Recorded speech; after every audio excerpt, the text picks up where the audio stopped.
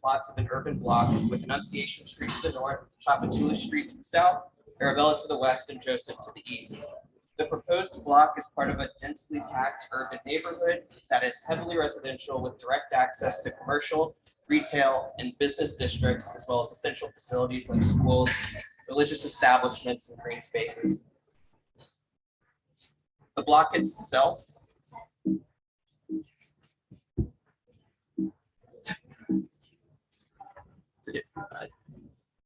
there we go. Okay.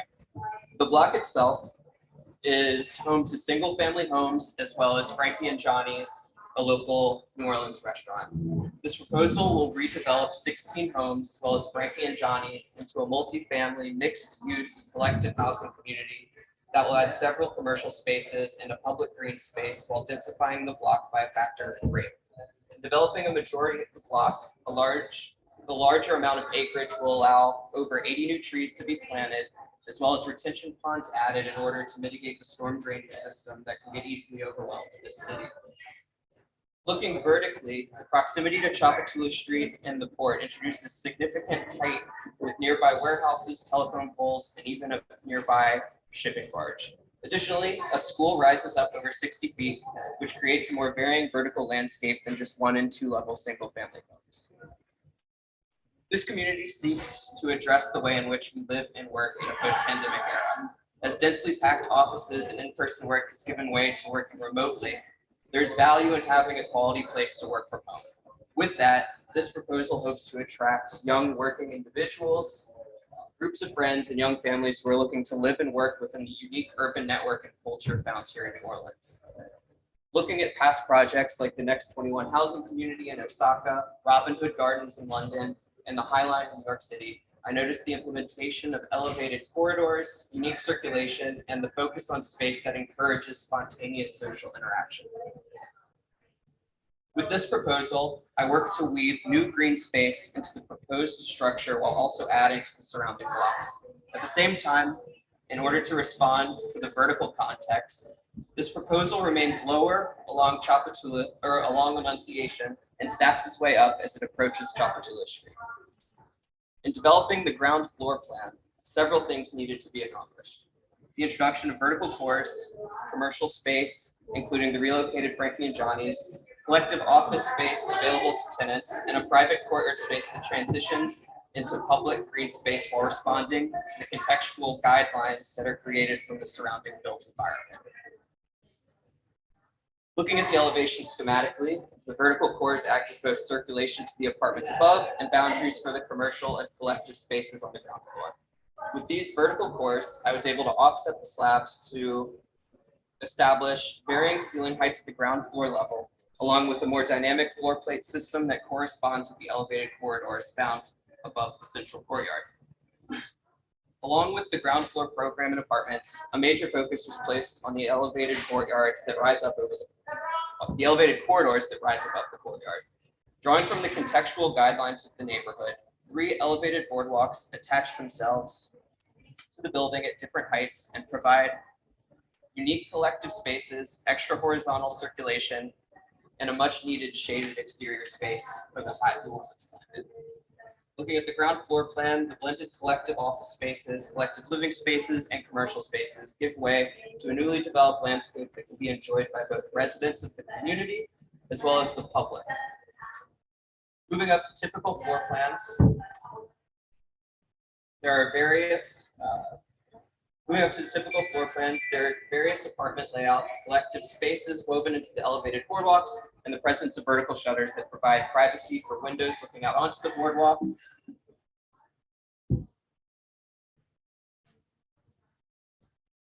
And aid in adding shade during the day. With the elevations, I sought to represent the many private terraces that are provided to each apartment type, the demarcation of the vertical cores with full height vertical slats, and the height of the proposal as it approaches Chapatulas. To understand how the elevated corridors and corresponding collective spaces communicate with the interior residential space, the section displays the multiple layers that exist both vertically and horizontally. Additionally, with the main structure being constructed with mostly concrete and glass, I sought to add some warmth to the proposal by ensuring the boardwalks and vertical louvers were constructed from wood. Continuing into the perspectives, I tried to display different views within the courtyard that show how the elevated corridors interact with the ground floor courtyard, the surrounding building, and the multiple layers of the boardwalks themselves. As they overlap with each other, they create implied and closed spaces that can be viewed as collective living rooms to be shared by the members of the community. Finally, the apartment perspective shows how the vertical floors in apartments connect to the boardwalks while also showing the interior of a one-bedroom apartment. Zooming into the individual apartment floor plans, I sought to provide private exterior space with terraces and balconies, use as few hallways as possible, and maximize natural light in the living spaces by placing wet zones and storage space in the center of the plans. To conclude, this proposal adds over 7,000 square feet of commercial space, 66 residential units, almost 50,000 square feet of collective space, which includes several workspaces and multiple community spaces, and finally, a landscape that introduces both private and public green spaces to the community. Thank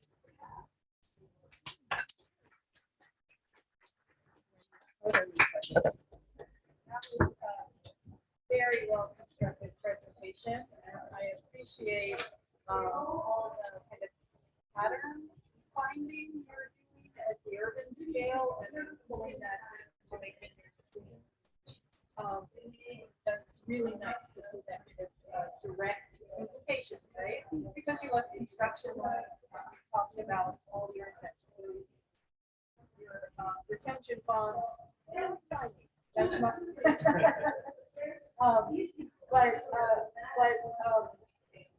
The idea of layering options so you can have private outdoor space and participating in outdoor space seems kind of well conceptualized. Another layer that is perhaps like working spaces that open up to the outdoors, like this idea of blending indoor outdoor space a little, which work very well. You've set it up with a lot of the overhangs and the decks already. Yes. But that seems like a kind of a zone that has yet to be found. Absolutely. That's it. Yeah, I have to say, I was also No, you will get with your presentation, greatness, but also precision.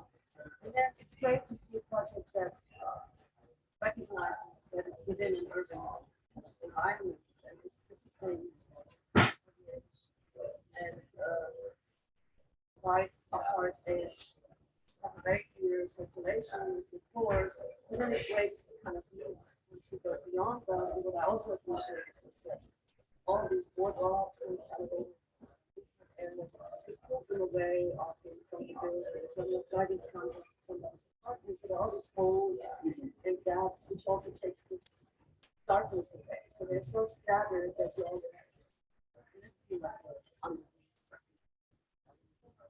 I thought it was really very well done. Also, it wasn't over-programmed, so that you still, I think if I would live there, I still feel like I am chosen. And I'm not told, oh, here's that's what you do here, and that's what you do here. So it was open enough to give suggestions, but just to see it.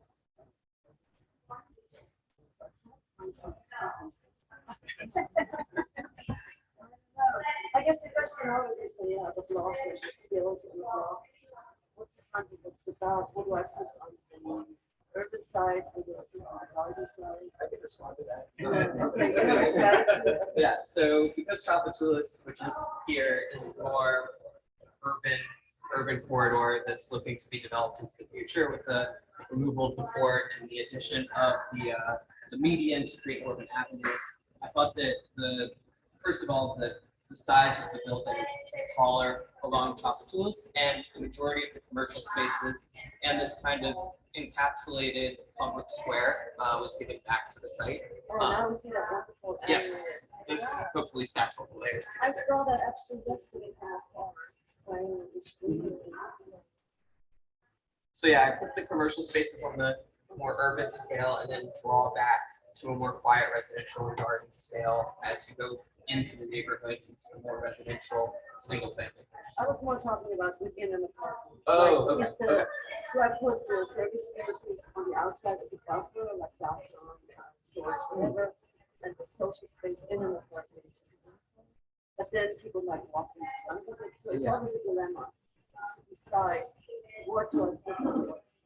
I tried to put the more, not public, but open living spaces like the living room and the kitchen on the street and the louder side, and then a buffer of the kind of interior wet zones in the middle, furthest away from the natural light, and then the bedrooms facing the interior courtyard and the more quiet spaces.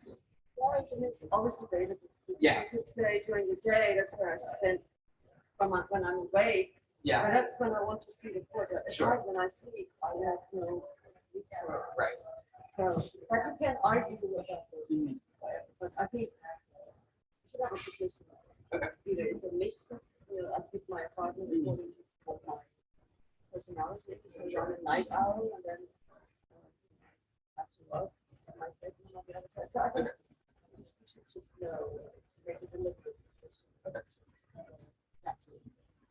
I echo both what Irene and Marianne are saying, and it's very logical here to separate. What I'm fascinated about it is that housing units are very orthogonal layout, right? And then the boardwalk for me is like a great gesture that really makes them. It's very dynamic, like, that then creates just a great kind of contrast to the. So then speaking of the boardwalk, so then what I'm curious is that then because you're so much learning, what happens on the upper level? Is it completely exposed? Is there a cover? The top courtyard. The top boardwalk. Oh, sorry, the top boardwalk. Yeah, those are just open boardwalks. There's no coverage on the top. But as you get lower and lower, those are more shaded for the ones above. So something to think about maybe is that maybe there's some more coverage, especially after it's raining. Right. How do people sort of cross? Sure. You can't assume that it's always something, right? Right. Well, so the vertical course, you can get to your apartment from the street without interacting with the corridors that are elevated. So I kind of took that into consideration. And then also I wanted to, I didn't think about it too much, but putting a big shade over it, it would be a delicate balance between kind of just putting a giant dome over the space And and it doesn't, shading not what I it. mean. Also, maybe there are elements that then people get so go out. Gotcha. Maybe it's not the entirety. Okay. Because of the idea that just going back to your notion of living and working, something that goes back years. Also, when they're working at home, maybe there are moments that even during the rain, they can still go out. Okay. Part of the boardwalk. I thought that was such a great move, and be able to have it also the boardwalk. It's a way to create. So sure, I thought that was great.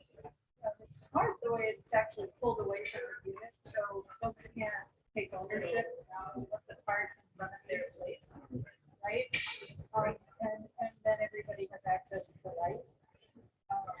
I imagine it would be wonderful to have a kitchen on the interior courtyard, because that's when, maybe in isolation, it would be nice to feel like you're having your meals not alone. Yeah.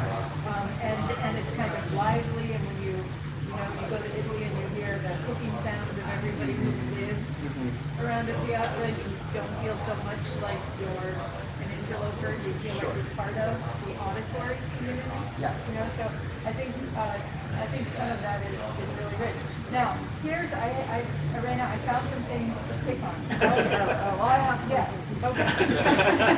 okay. It's so good. Very hard to Yeah. Well, the attention and the care to shifting the floor plates that you mentioned, and all of the differentiation in the platform system, right? Sure. But then on the street, your facade is really just kind of, I see it here, it doesn't change from this block, which is very commercial, to this block, which is a lot more porous, right? So it's still kind of marches along this solid wall. So I wonder how you might adjust the massing a bit relative to what is engaging. And then I would say also might have more opportunity to find light at upper levels or have more of these trees that happen. Yeah, the ground line is actually not really thinking about catching water and interacting. So Okay. Those are the places where I'd like you to bring that same kind of care of differentiation. To continue to think about how it might be active at all levels. Okay.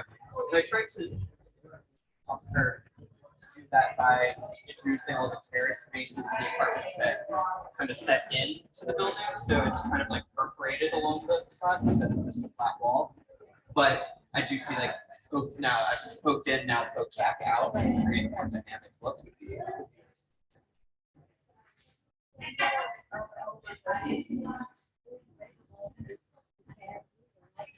Because the geometry of these platforms convey to the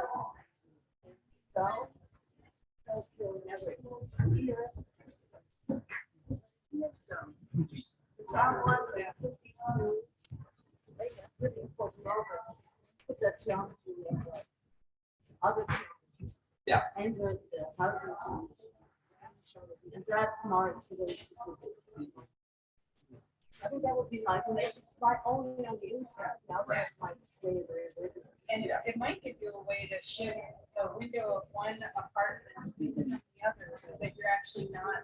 Yeah. And then that strategy is super productive for continuing to think about privacy.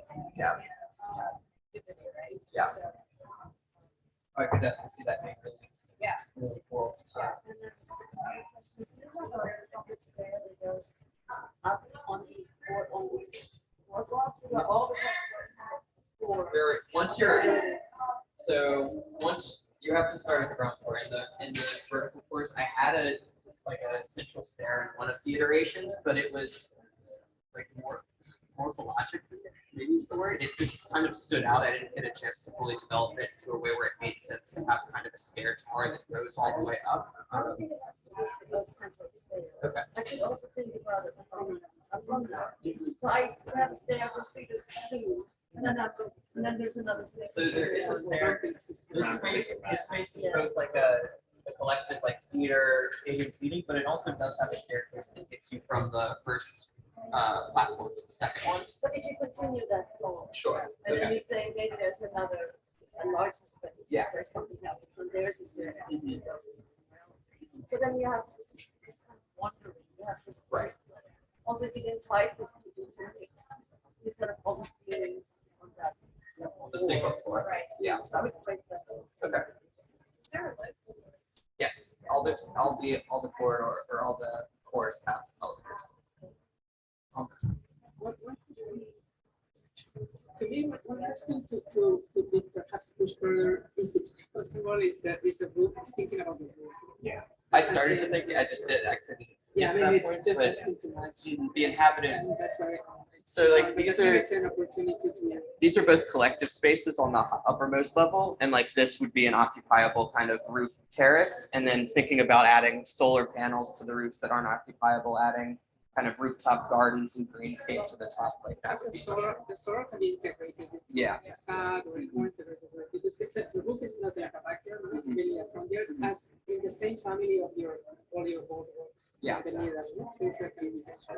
Continue with Yeah. And the river view, I mean, and that's where everyone rented for their 50th birthday party, right? And that should definitely be common. Yeah, okay, sure. But also the roof can also be broken up from the inside. Yeah, and then some units might Some have, units have some are big units. If I have 3 children, I want some outdoor space that's just ours. Absolutely. You know, so, yeah, and not just penthouse, they could just be the larger, the units for more families, where you need outdoor space or you kill each other, right? Like, I'm trying not to glamorize it, penthouse sounds so exclusive. But I think that this is how you then decide Sure. which roof one should live which way, and then just make it happen. Okay. And it's totally worth doing that this week Mhm. for your portfolio, but also to grab those thoughts. Mhm. Right? Thank you. Thanks so much.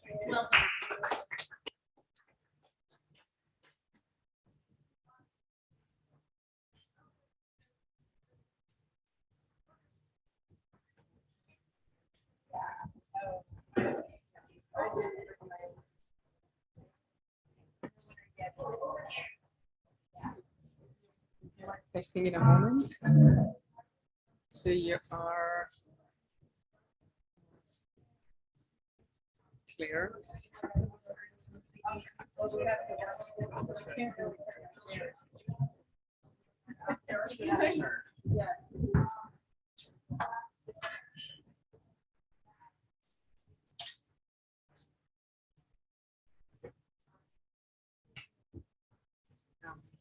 Can you test it?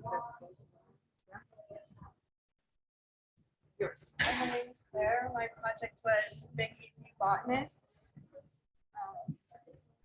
So I started out my proposal being influenced by my horizontal film in terms of the courtyard typology as an individual living space into a collective living space.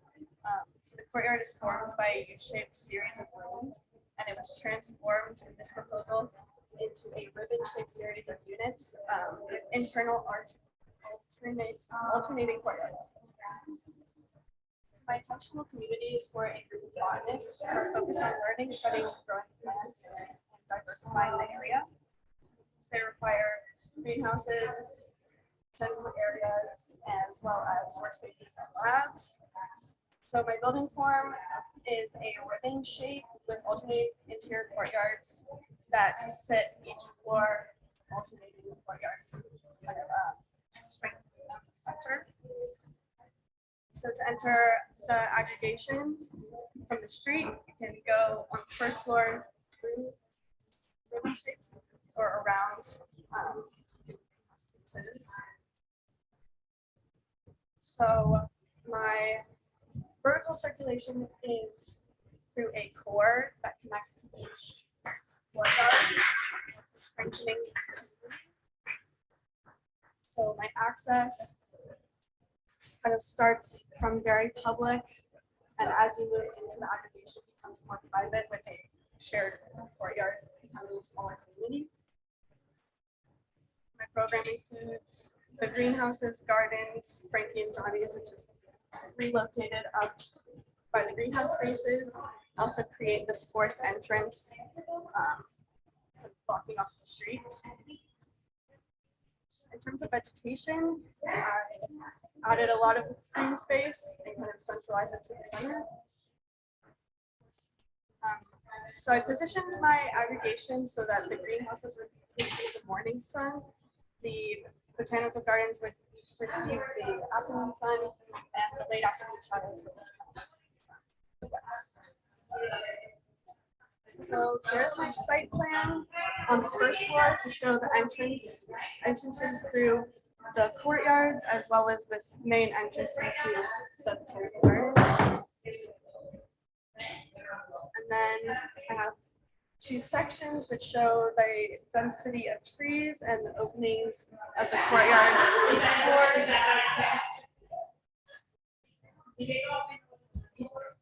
There's another perspective kind of showing that internal courtyard as well as the buildings. Each unit is connected to a U shape. So each floor has a series of units that repeat. So here's the first floor with 3 courtyards, and the units connect to the core for each other. And then the second floor, as you can see, connects to the core with a light well opening from above or below.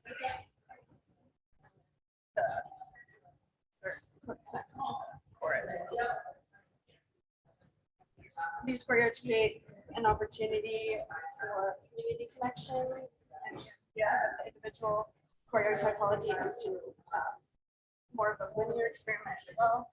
And then my final axle, I'm showing it a little bit more populated.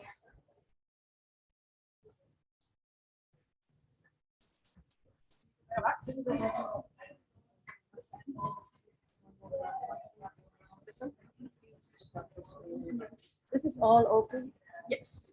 so there should be a line here, right? And that staircase, should there be a line?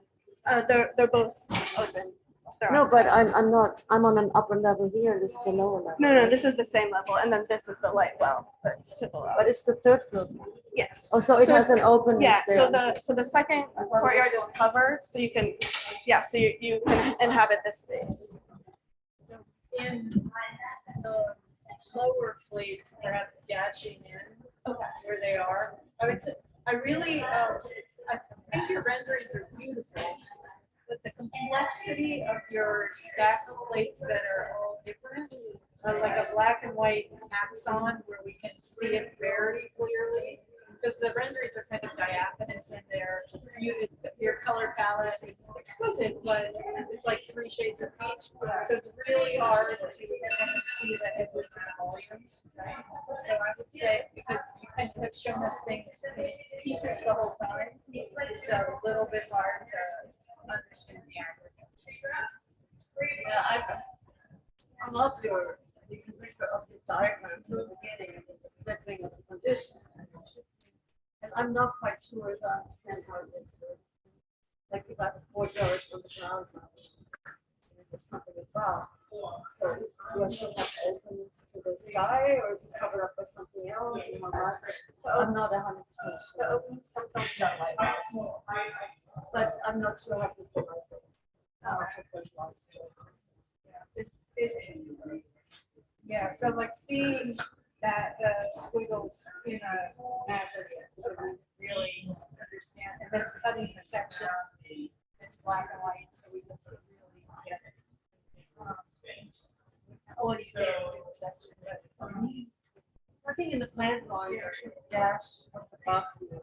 So if there's an element from the level above that overhangs that courtyard below, that would be dashed in, so you get the sense. And for the complex geometry, the two, how you were able to get the two all together in the stacking. I thought that was such a fascinating group to be able to stack them and still have some openings and then shifting also. I'm curious, like so there's a grid following the speed. Then where is the angle of the circulation for based from? Because you shifted all of them following. This wasn't following the same.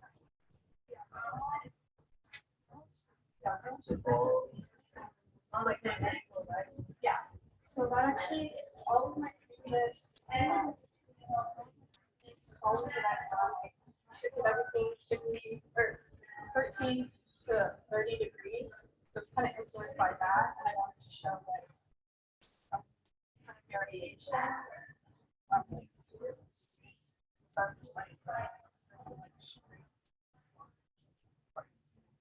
Is there magic about that? Sorry? Is there a magic about the 13? You know, there is an architect, Richard Meyer. He used to have, I think it was 7.5 degree angle. Projects, there's always just slightly over, it's often the circulation. I think it was this, I don't know, I'm sure you have an explanation. But it was this magic angle. So what is it? It's just by side. Yeah, by seeing how like the Well, I was just that's by your sun diagram that you put over your plan and arguing for the green spaces, for the morning sun, the afternoon sun, the shade. So you vary. Other influences. So I would think that that should be a circulation as a deeper reason. Yeah. And I actually, I want to poke a little hole in that, because I also appreciate the diagram, but I think you should have rotated the greenhouses, because they're arrayed perpendicular to each other. It's completely random, given what you showed us, right? So the fact that you know, this and this, I'm like, well, why? Or do you have orchids in this one and they don't want that much stuff? Like, do you know what I mean? It was mostly just to create the new force entrance. Yeah. Which is what I was about, but not very. And I quite, I mean, on some level, I think that you're kind of accommodating these, and even by kind of sharing the gable, the simple geometry of a greenhouse and a gable shotgun, right? But it seems like those can start to also, you know, if they wanted to be like this, then a whole nother position of going away from that. It seems like those shifts should also play out, and maybe the greenhouses are the driver for that angle, so that everything is a little more knit together, right? Curious also about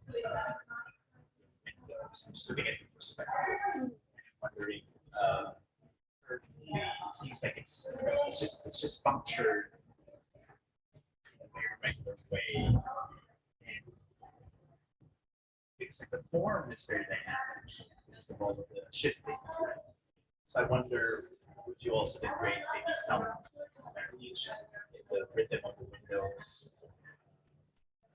Then maybe correspond somehow to also the rhythm of the way that you're shifting.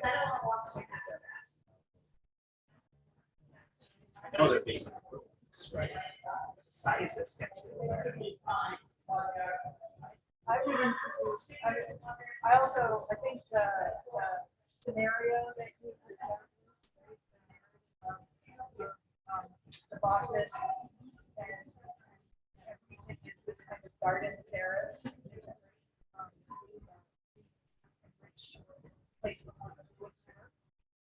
So strategically, you should borrow some more of the lexicon from the botanist, right? So I would love to see some cross-pollination and also some grafting, right? Like I think that those could be really productive strategies for you, where the content of your concept kind of moves your pen, right?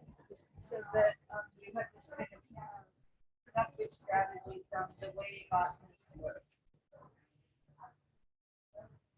What are you also thinking in terms of the, I can see on your section, the different plants there. I'm wondering like how do you make the connection because the botanical garden in the middle is very strong, very dominant, right? And then how do you maybe connect it because names, they're plants I can see, but I wonder are there ways for the botanical garden? Do you up to that level also as another part of the botanical garden, or are those just solely for the residents? Yeah, I was thinking more. That's all. So it's only accessed by the residents. Yeah. Right now. The cores are. So the rest are fine, right?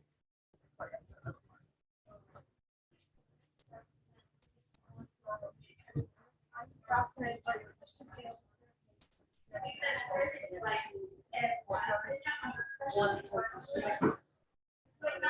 I'm not quite understanding that. What difference is it? Like what's one, what's the street? And it's all over. And then this one is one that's in the center. But that's also the street. It's not really much. I don't know what the role is.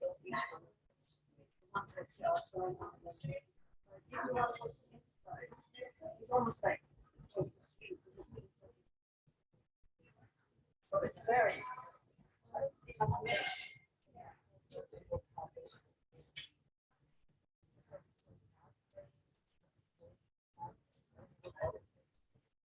Like a park or forest. So I'm the housing itself, the building is very strong. But then the linkage where it's open, almost the same. So I don't know. Looks great in the drive, the river and the open, most of the work on the other side. And then once it gets in. Does that make sense? It's a, yeah. Drive. Connect. really great and exciting. I think everyone, I mean, we haven't really talked about some of the easements and bolts right now. If you assume an elevator costs at least 45, 50 grand a pop, you guys all have way too many elevators, right? And so deciding that certain units, a certain percentage of units absolutely needed, right? We call them ADA units. And then others should be more shared. If you have to figure out a connected floor plate to do it, and yank out every other one. Right? And also, Blair, I think we could consider pushing this whole thing here and seeded all that space and you just lost it. But if this push there, you could actually, if you want it, and then this for 3 bars, right? And that could link up. I would encourage you to push that way, and then if it allows you to erase a couple units and then more shared space, fine, or solve some other things, but that kind of 30 feet of front yard that everybody.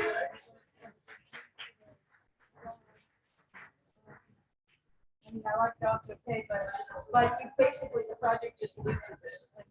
And I think actually the houses across the street are right up to the city edge, so you do should kind of join the kind of New Orleans street edge and then see what you can do with that space.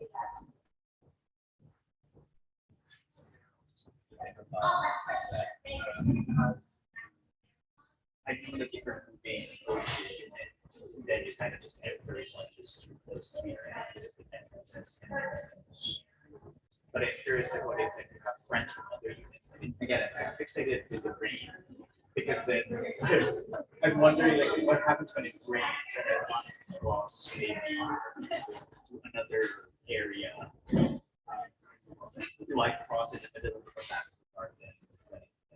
So there's, you might think of like, are there maybe some parts covered or just maybe at a lower level, is there a clear covered pathway that's maybe the edge, so that then I don't have to cross in the middle of the back garden. That's right, because it's, I mean, it sounds very practical because we do have a here. So I would say the park, right? not I'm all, gonna get but- you an umbrella. Right, right. Because like when I go into my house, I get rained on. I think some amount of it is okay, but I do think Some you could parts, also, yeah. some edges are very easy to extend. And it does give you a place to kind of go as far as you can undercover. For example, like this, it's only this part of it. Yeah, right, It's not, yeah, I'm not saying that you have to cover it, right. but there's some moments where you just connect them in a more connected way. And some that extend so that I'd love to sit outside when it's raining. And so that, I think that would be fabulous. Different, you should be able to occupy the exterior in your project at all times, right? Maybe not in all spots, but you can design pieces that work best along across the diagonal cycle, right? That you've already started to work with. Project. It's missing a lot of this, just putting greenhouses there and say they all have the same interest. And it could be anywhere, the greenhouse could be. So it's very internalized, it's very.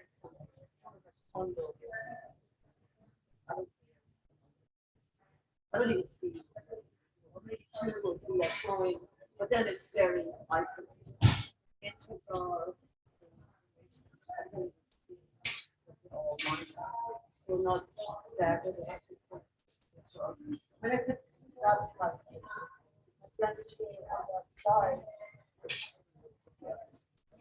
So it's a little bit a missed opportunity to also think about this is something. Where is it? And you could also think more broadly, collectively in this whole neighborhood, right?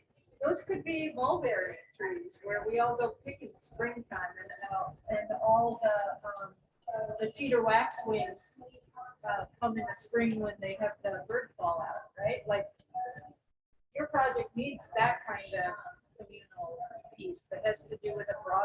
ecosystem and maybe it's windows that people can come and pick. I would go there. Yeah, right. No, I think it's a great suggestion. Good job. Thank you. Yeah, I feel like.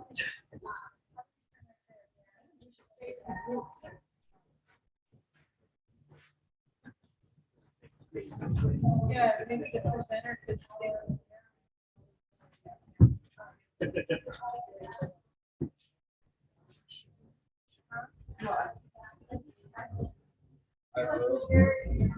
Number, more of a conversation. A little more, it's gonna be a lot of, yeah, I have been quite a diagrams.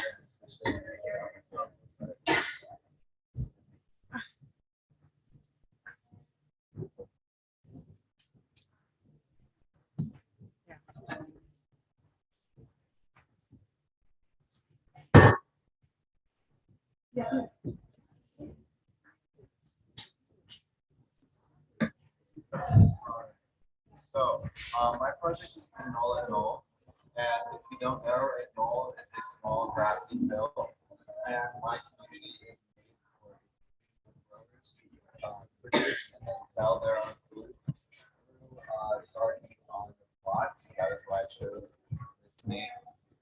And here you can see the axiometric and focusing on showing the abundance of green space and also housing as opposed to for the normal New Orleans block.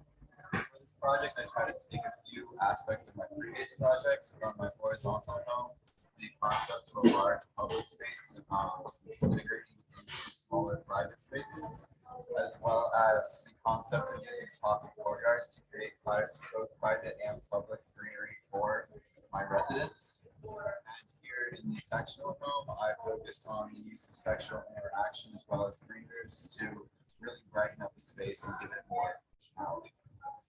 And for the site, I took the brightly colored Chapatoulas area, focusing on the abundance of these floating vegetation and plants, as well as an incoming project for a mile-long mural wall to really brighten up the space and bringing in economic stimulation and the communities around. Here are the horizontal and vertical garden that come together as the main components for my growing production in this project.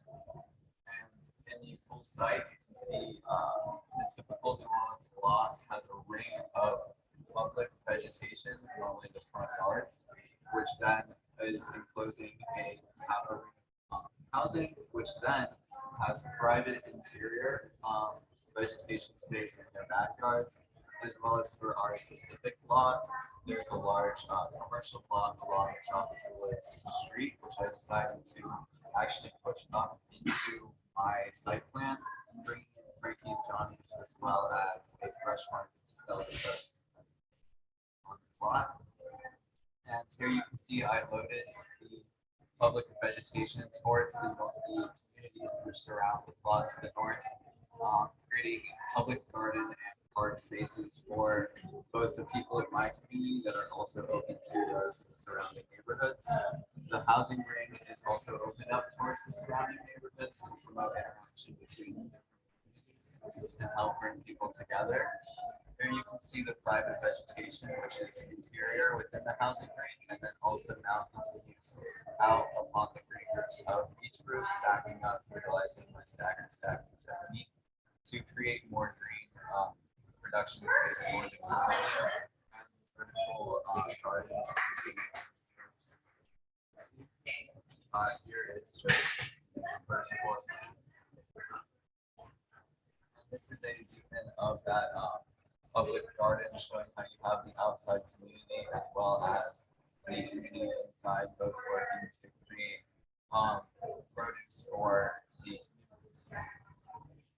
This is a sun study for the winter solstice, so this is the least amount of sun that the project is going to be getting on the average year. And as you can see, the majority of the project is still getting a large amount of sunlight. I decided to load the project more towards the left of the sun rising in the east to get that morning sun for my orchard. Is it north and up? Yes, north is like to the left. But yes, sorry, Chavatulas is along the bottom and north is upwards. So I'm worried that this is backwards because the sun goes east, crosses on the south, and ends in the west. So the north end is usually the least amount of sun. I know I did a model this with Grasshopper, and I have north arrow in there, so I don't know if there was a disconnect somewhere along the process, but I know when I modeled it in Grasshopper, I have it. For the summer solstice, you can see there's a lot more sunlight going on. This is just a show my project really is open to. So, and for my different modular sizes, I had the 3 main large sizes of small, medium, large, and then I also had a few extra large units to create much nicer experiences for the people who show up for that. But as you can see, the small units have the pink is the public unit, the public portion of the unit, which is a large open space here, as well as private units, which are used for the private portions of the units which hold the residents. As you can see here, the units have small interior courtyards as well, which create a very nice experience because most of the grass is used for production. I wanted to also give them a more private vegetative experience. Exploded axle showing a stagger technique just to create more green area. This is a section in the courtyards showing that sectional interaction, how you have you're able to talk and interact with your neighbors not only directly next to you, but above and below you. Really creating a community where you can have the opportunity to meet more people. Here is the view from that courtyard inside. Here we have the horizontal, the vertical garden again, brought together and then onto the building. In this sectional perspective, you can really see the way that they both work together to create a lot of green vegetation for this place, as well as increasing the density of housing. And here is a nice picture of that close up. It's a nice area. And finally, perspective view from the main interior courtyard and my axle.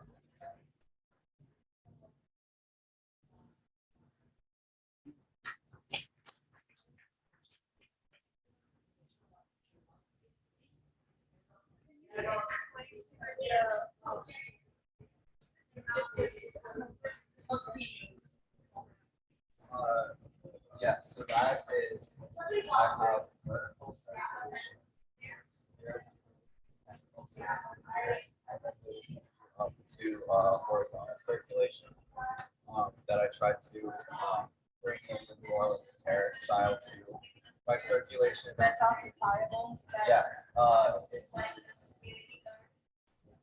won't isolate wide with a terrace that has lots of planters on it, so it can actually be used to create produce and brighten up the space as well.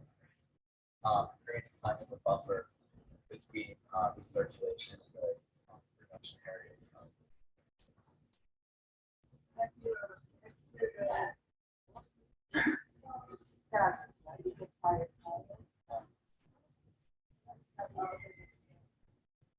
So,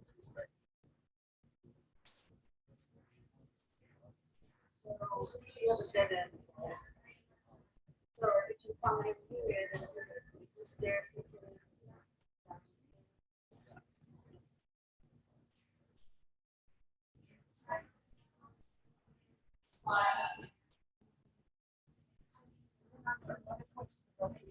And so, yes. So this is coming from shotgun style, where you have the thin spaces between.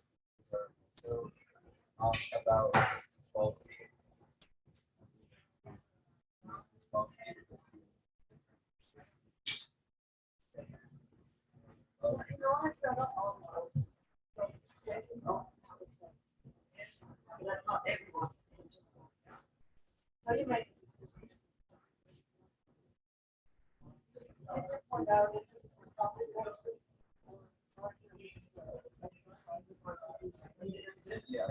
But that openness, shared, because anyone can share. I was still part of like some sort of since then just coming up and just make sure that people who are getting into the project are who we want to be in there. Ground level. Yeah, the ground level I do want to be. Yes. So.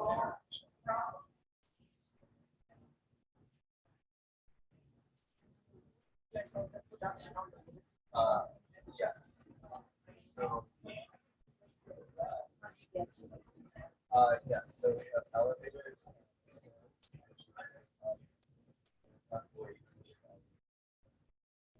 I guess, I don't know if behind your question or anything, I need to go up there with my soil and my wheels, the wheelbarrow. I think that, diagrammatically, it's fun to think that every horizontal surface. I think just in terms of operationally and logistically. Yeah, I actually did a lot of research into the types of plants that you can have. So for In Louisiana or on a roof? in Louisiana on a roof and the amount of sunlight that they're going to get. I appreciate the research that you did. I'm still convinced that this would be the worst place to garden because it's on the north side. And I only know this because my house faces that way, and my garden in the front is not very good, and I salivate over what my neighbor has across the street. Hers gets the southern light, yeah. But I still appreciate very much that you did all this, right? Some things like this just can't be planted all the way in there under cover, right? The first few feet will be great, but then the rest of it's gonna be paved because it's below the building, right? So just some editing, but that's okay. I have looked into like plants such as mushrooms, sprouts, white springboard, bark, etc. And I would go with that, and the spaces are still like about an hour away away, so that would work to create those plants. Maybe, yes. I don't think, like, rhubarb doesn't grow in our garden. So, again, I really appreciate that you looked into all this. There are just more levers that or relative to climate As you said, it's a diagram, the diagram becomes the building.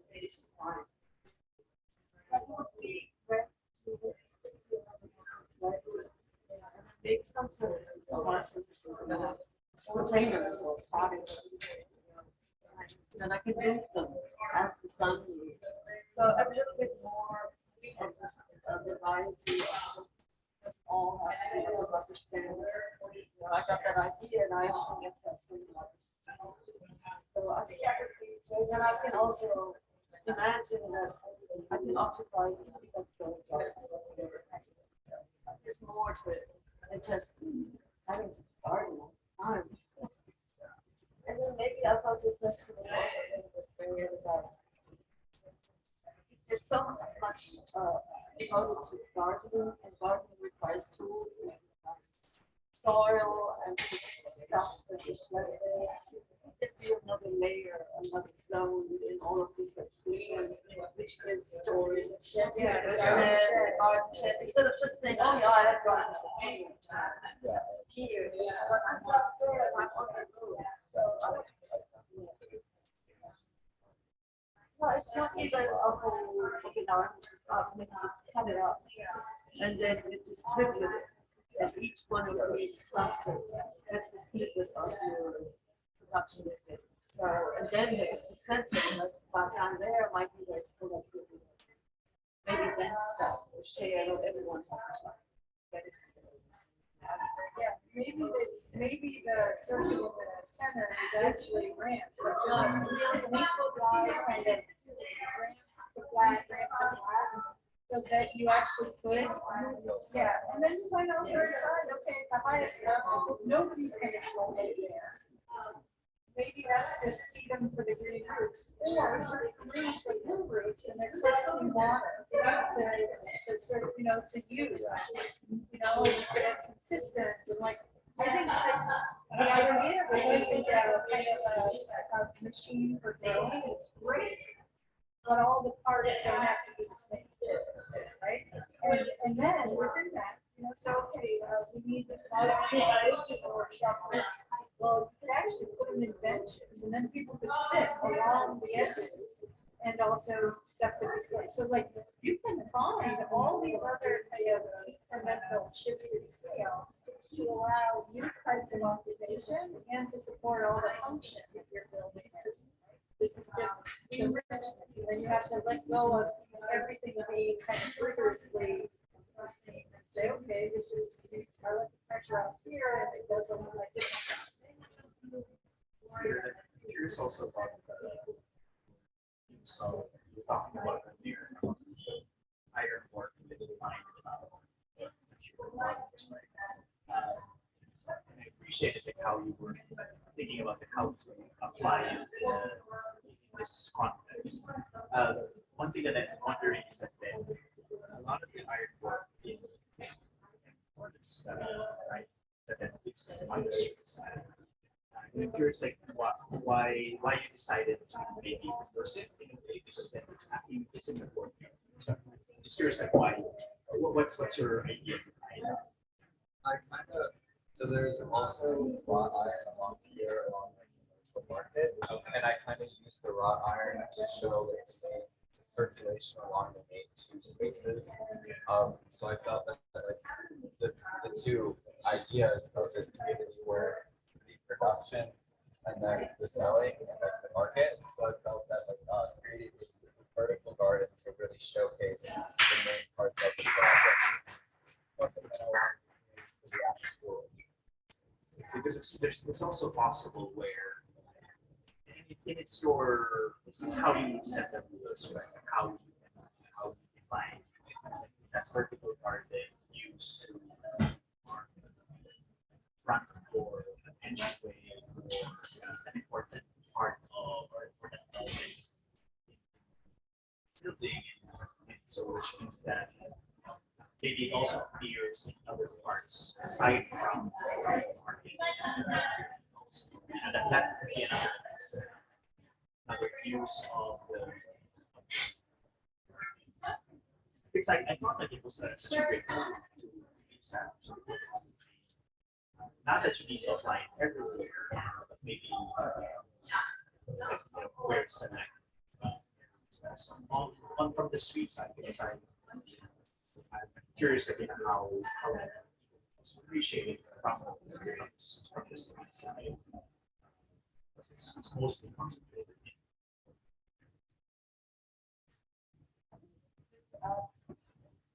Right, exactly.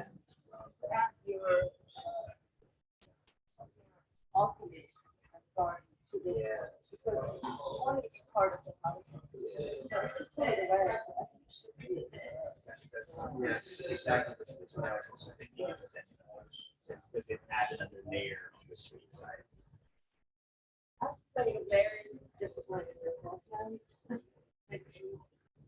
So bathrooms are back to back, and the restaurants are back to back. It's unreal.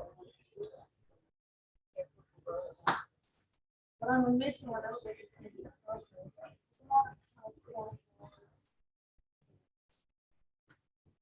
So the flow, the community, the families, community. The cell, and then there's this space with the table.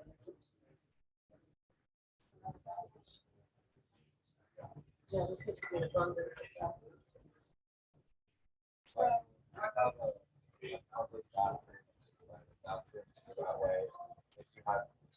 fence over, et cetera, they wouldn't want to leave the maintenance going.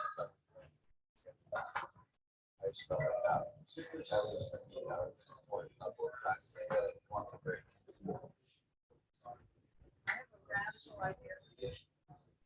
So just a plan, just think about it. And it is, take this, rotate it around so that behind the really public market, series of low gardens that everybody can like eat their breakfast in and stuff. And then the building massing ramps up so that there's also this kind of bookending and dialogue across the middle of the project. And then you get you get more southern sun into all of the roads. So don't think it's radical, just something to think about later. It's a proposition to think about rather than, I'm not telling you to do it. I just think that it's kind of interesting. Because I used to go, have you ever been to well, I think Hollywood's Market has stopped in recent, but there's part of town called Hollygrove, which is out farther than we are here of Carrollton, from the other side of Carrollton.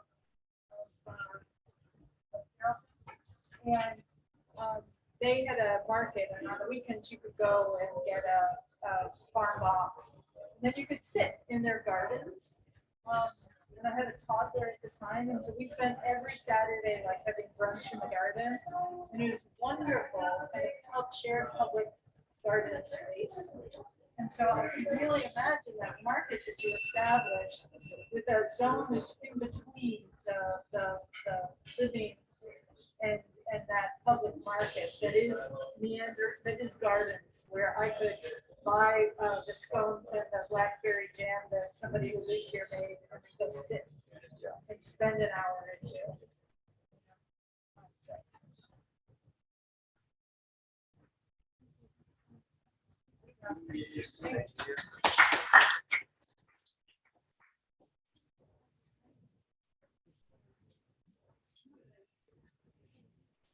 Yes.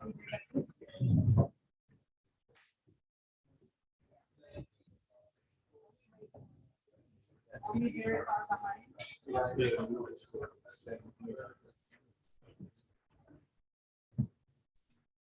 I was wondering if we can move the TV card.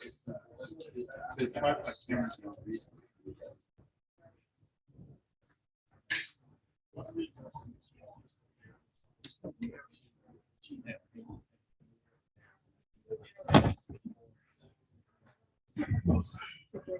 I'm just trying to find the right presentation.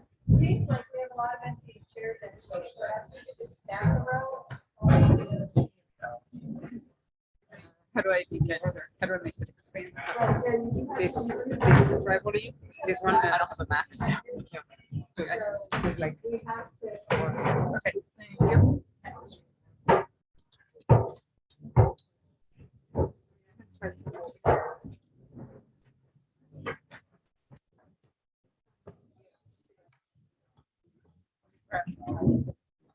If you can, okay, yeah.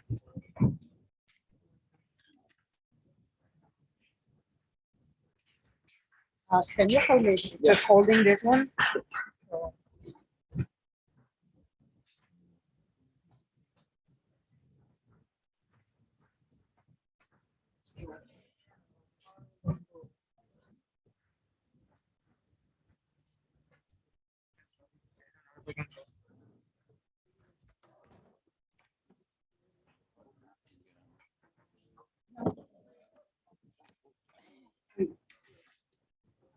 Is that too much?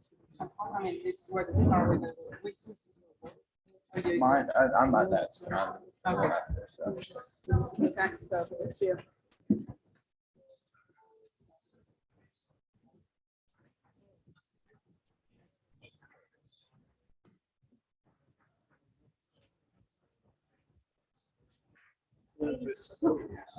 Zoom is so comfortable, huh?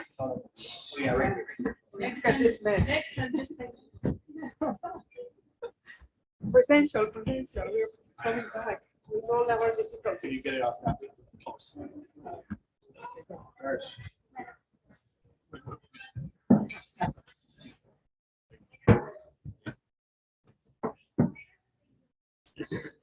Enough? Yeah. Okay, who is now?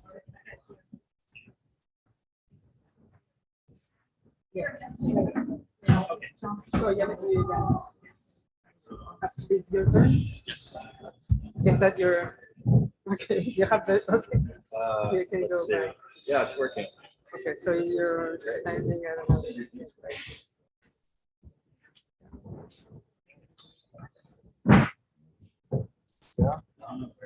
Morning. My name is Ben Breimer, and it's kind of funny that I'm going after Sigurd because Sig and I are in different studio sections, but I realized from his presentation that some of our ideas are fundamentally a little bit similar. But nonetheless, this is, I call it the vegetable village. And so the idea is to transform the block into an urban farm, which can generate a weekly output of crops that can also be sold in market pavilion spaces, which are integrated into the architecture. And so, so the architecture not only supports the living of the occupants, but also provides these green facades and rooftop gardens to help with the cultivation of crops that are floated 11 feet above ground for these pavilion spaces.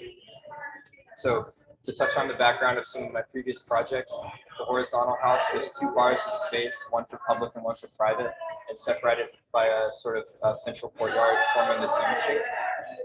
And then in the vertical house, there's a central staircase with platforms off of the landings for dining nooks, which kind of created this L shape that wrapped around the central living units. Sectional house was 2 sectional C shapes, which faced each other and interacted. And then the inhabited stair was these sort of elevated plinths for soil with greenhouses streeted off of them. And so from visiting the site before design, the main takeaway was the slope of scale from the warehouse side of Tchoupitoulas to the residential side running from south to north. So I kind of tried to address that in the housing units here, which are these floated units being large, the tallest towards Tchoupitoulas and the smallest towards Arabella. And so trying to kind of create this connection between the industrial core side and the residential side. And so these are sort of getting into the units themselves, where in red, you see the sectional unit was maintained. And this is kind of a variation on the vertical house where these semi-private spaces wrap around the main living space. And then a variation on the sectional house where the 2 C shapes are kept with a central courtyard, and they can kind of interact with each other and create these pockets of space that are elevated and roofed. And so here we can kind of see the conglomeration of those different units into their different housing buildings. So the largest building for the horizontal house, where the units were pushed and pulled to create these courtyard spaces and pockets for greenery. And then similarly with the vertical house variation, the pushing and pulling of units created shared balconies similar to some of what's in downtown New Orleans for these occupants. And then the sectional house, which has these C shapes with their elevated platforms. And so the upper level plans show how these units are organized from south to north. So sort of varying in complexity as they go from south to north. And so mirrored off the back of these south-facing facades are a different unit composed for the purposes of this project. And the goal was to have a very kind of quiet facade facing the north, which is all on one plane and all glazed, so that maximum indirect sunlight could be available to those spaces. And then the kind of fragmented facades facing south and southern facing unit windows were minimized to avoid solar gains. And also so that from the busy street, there's sort of a view of a busier facade. And then from the view of the neighborhood, kind of a quieter facade. And then the ground level floor plan shows this kind of order of market pavilions that correspond to its adjacent garden underneath each housing unit. And then kind of this main divide of the block separates this kind of living, gardening, selling space from the kind of central utilities that plug into the block and help it work. So this is a kind of mixed use hub building, which shows on the ground level a place for children to play, a kind of daycare center with a children's garden adjacent to it. And then on the upper levels showing some office spaces and the vertical cores which branch out to connect all of these housing units. So these are some solar studies done showing the winter solstice and then spring, summer, and fall, showing some of the most extreme shadow conditions. And as a consequence, I noticed that during the winter, not a lot of these ground level garden spaces are going to be able to get a lot of sunlight. So the idea was to have sort of a crop rotation cycle throughout the year, where in the winter, some more shade loving plants could be planted here, and then the summertime or the daylight loving plants that were there could be transferred to some of these vertical gardens on the facades, where these kind of fragments allow for planters and things, and likewise the rooftop gardens. Sorry. Yes. And so then this is looking from the north, and you can see those opposite facades which face the neighborhood and which are a bit quieter. So there's this kind of dichotomy of these two facade typologies. And then you can see again this hub building, which is sort of on the sidelines and plugs into these balconies which connect the housing units. And then this is an exploded view of that hub with showing the mixed use areas. So like a street cafe, the children's area down here, and then a shared kind of dining and kitchen space for the occupants, workspaces, and a rooftop habitable space, and then the vertical cores with elevators and stairs. This is a section showing the hub plugging into the housing buildings and the Frankie and Johnny's restaurant with a little pergola outdoor eating area. And finally, kind of this idea of the pavilion space corresponding to the house, which holds the occupants which tend to this garden, and the kind of L-shaped thing that provides this whole unit that makes the block work. These children playing back here, and the dichotomy of the two facades, and the hub building in between.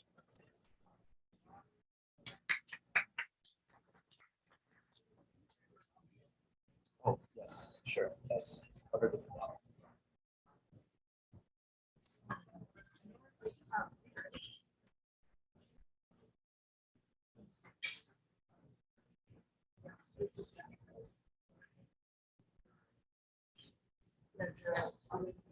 Notice that these ones face here.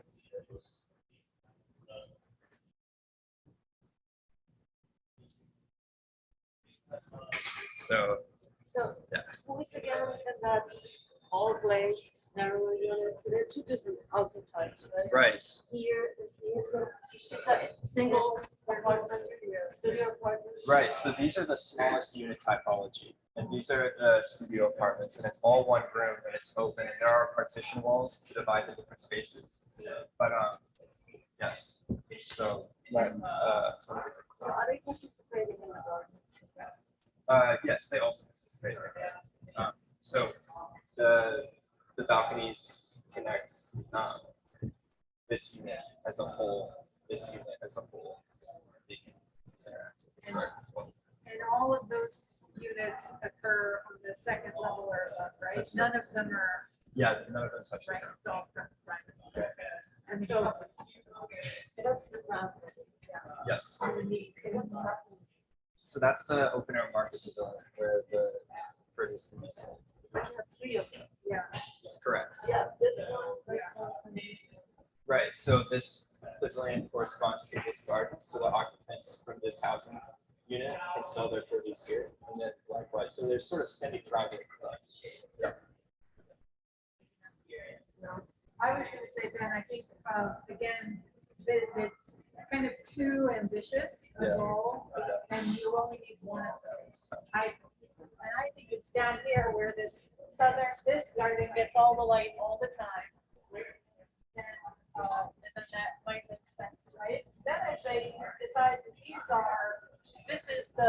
gravel one with terrace seating and the bocce pit. So that we can all play bocce there and live in it, kind of like apartments in Paris. And then the other end, that one has a different identity. You come up with a new scenario because like you said, for half the year, there won't be enough sun in there. Nobody's gonna move. Like, you can't devise a machine like that. People are gonna, you know. So then I think the scenario loosens up. Right. And it has a different, you know, and we all go in there for different reasons. Right? Different versions of gardens, perhaps. And I wanted also to say, I do really appreciate the care with which you figured out how to lay out all the different housing typologies within this and kind of really kind of crisp way that you came up with deploying all of those units in these massive blocks, right? And which way they fit. Like I think all of that is. And I also think that the public building is the most awkward piece. And it needs to perhaps rotate and really big. Yeah, and I think Frankie and Johnny's has never been so elegant. And so I do think that that all of that probably needs to still be tuned and might not be so thorough capped to the end of the garden like that. But I trust you to get there, but thinking about it a little bit. So you mentioned maybe a different kind of garden in between these units, which don't get a lot of sunlight in the wintertime. I just mean, not everybody wants to kind of garden for their supper. And you have a lot of that happening, more space than probably, if you look at community gardens around New Orleans, right? If they don't have adequate sun, and they won't with a 3-story building to the south, then it should be another component of what everybody who lives in this community needs. To me, it would be, I'd love to play bocce all year round. The old Italian man that lives in me, like, I would be there all the time, waiting. You know, but so I think you could just imagine different ways for folks to use those outdoor spaces. I think it's way too looks rigorous and then you know, oh, that's way it's rigorous.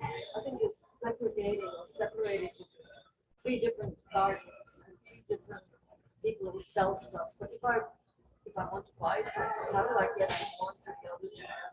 Seems crazy. Yeah, I get the onions, I get the potatoes, I don't need to go. So I think links are missing, connections. And I just think it's way too dark under these buildings. It's massive. And when I look at them, I was just rendering that's what I get under that building. I just think that it's super oppressive and dark. And so then I wonder, and also the connector between these single apartments and these larger units. Does it have to be an indoor space? Could I pull this apart a little bit more? Could they get light in there? Should that be more generous? And then maybe that's also light that goes down onto the ground. So I really don't think that chases this. You don't get it. You don't allow the single unit occupants to somehow meet the ones on the other side of the corridor. It's all sort of so segregated. It's very rigorous, but then I think you need to be more sympathetic to the people occupied. Even your rendering, it looks like, oh, it's fun over here. They garden, they don't have interest. So these ones. These are the ones that travel all year. They come for one night to come to their little condo. It seems already in the bedroom. Yeah. And I would say, we haven't talked about this part really, the idea that it's privatized living, it's not communal living, but it also is intentional community, right? And so, on the theme of growing, why, since you have a little too much space under every building and in those gardens, like make make this, that's where the daycare goes. And there could be little kids there all day long from the surrounding blocks and this one. And then that activates, you just put the glass here and make it a space, you can invent. You can sometimes decide, I have more square footage than I need. It's very important to lift the units up so that nobody can look in anybody's windows. And you just split the difference, either, I know you guys also aren't dealing with parking, but you could also say like, under one of these is everybody's parking and I get all of it off the street. Like, you're not there yet, but this is how you could start to think about if you end up with too much space. Yeah. Or you say, well, this building, it's only raised 4 feet. And that's just mechanical space under there, but nobody can see in their windows because the windows start at 8 feet, right? So that in section, then you could fine tune, if you find things are too big, right? One of the things that also looking at is the connection. I think Irene has mentioned was the connector, but one area you might consider is maybe expanding this because it seems like it's very narrow. The walkway, you have so much block, but then the walkway seems too skinny. Also, like, okay, are we just passing there? I think it might be an opportunity where it could be used as a communal space, maybe moments that it pops out or something. But then it can actually happen rather than just simply a circulation walkway. I'm just looking at it proportionally also, right? Yes. Then internal walkways goes to something much narrower, and then so there might be even with a stronger connection between the things. Because I really appreciated the kind of you were very sensitive in terms of not making the buildings look blockish here on this side because you're breaking it apart. Yeah. And then, but then how do you kind of connect them all together so that they also feel like they're more cohesive, right? Right. Rather than being maybe isolated. You have a wall along the street, Right. so you don't like the neighbors. Well, yeah, so this is something that I had to explain to you. But yeah, so the idea was that coming out of the neighborhood, I imagined that it would be a bit of a jump from kind of this residential thing to all of a sudden there are these multi-story things which are getting bigger and bigger, and there's gardens and market spaces happening, and you can look through and see these balconies and the restaurant and everything. And so the idea was to kind of have this thing that kept it a little bit quiet, and you can see the treetops, and you can see the tops of these kind of quieter facades, and then the market, and then the wall kind of opens at these points. You can go into and see the thing kind of unfold. And it has a little bit of a smell of a baby primitive. Yeah, It's very, for me, very negative. So I would not put a wall there, but if we talked about the gardens or the areas that they sell, the flavors, why couldn't that be a series of raised beds, raised post doors? That's for so-called pavilions or kiosks. And so that's because then it's also offering to the surrounding community that they go there. So that's the connectors, right? And it could pick up on the scale. You can also flip it, right? Because then the garden is facing the street, and if you're concerned about the security, then the perimeter wall is actually inside, so that then you have trees more green in the streets. And then again, then maybe fence some of those stores. Or they could be vertical growing trellises that are somewhere in between a fence and a planter, right? Like, yeah, I mean, I also, I recognize that, I mean, it's kind of a placeholder, we all think, right? It's a placeholder for figuring out how to work along that seam between one typology that exists and this new thing, right? But you cannot just throw up a blank wall, right? So, but there are lots of, I think raised beds would be a great idea. As a front yard gardener, and again, I say again, I'm okay with dogs. I just don't like all the dog walking that, I'm like, hey, I put my hands in there. So like raised beds are a great way to kind of maintain, I'm going to say maintain, not control, maintain the edge. but also, kind of, meet your neighbors. Yeah. Right? Absolutely. Thank you. He's Thank you trying guys to so be much. obnoxious about the times. that we ignore it. I appreciate that. Thanks.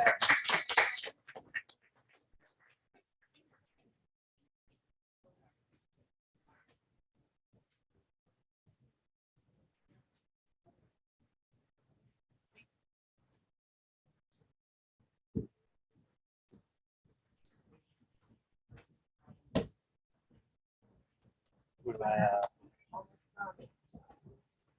some trip for doing is I think, but, who's taking care of it? Who's taking care of the PS opening? No one? Oh, I think it's right there. Is this one, right? Yeah.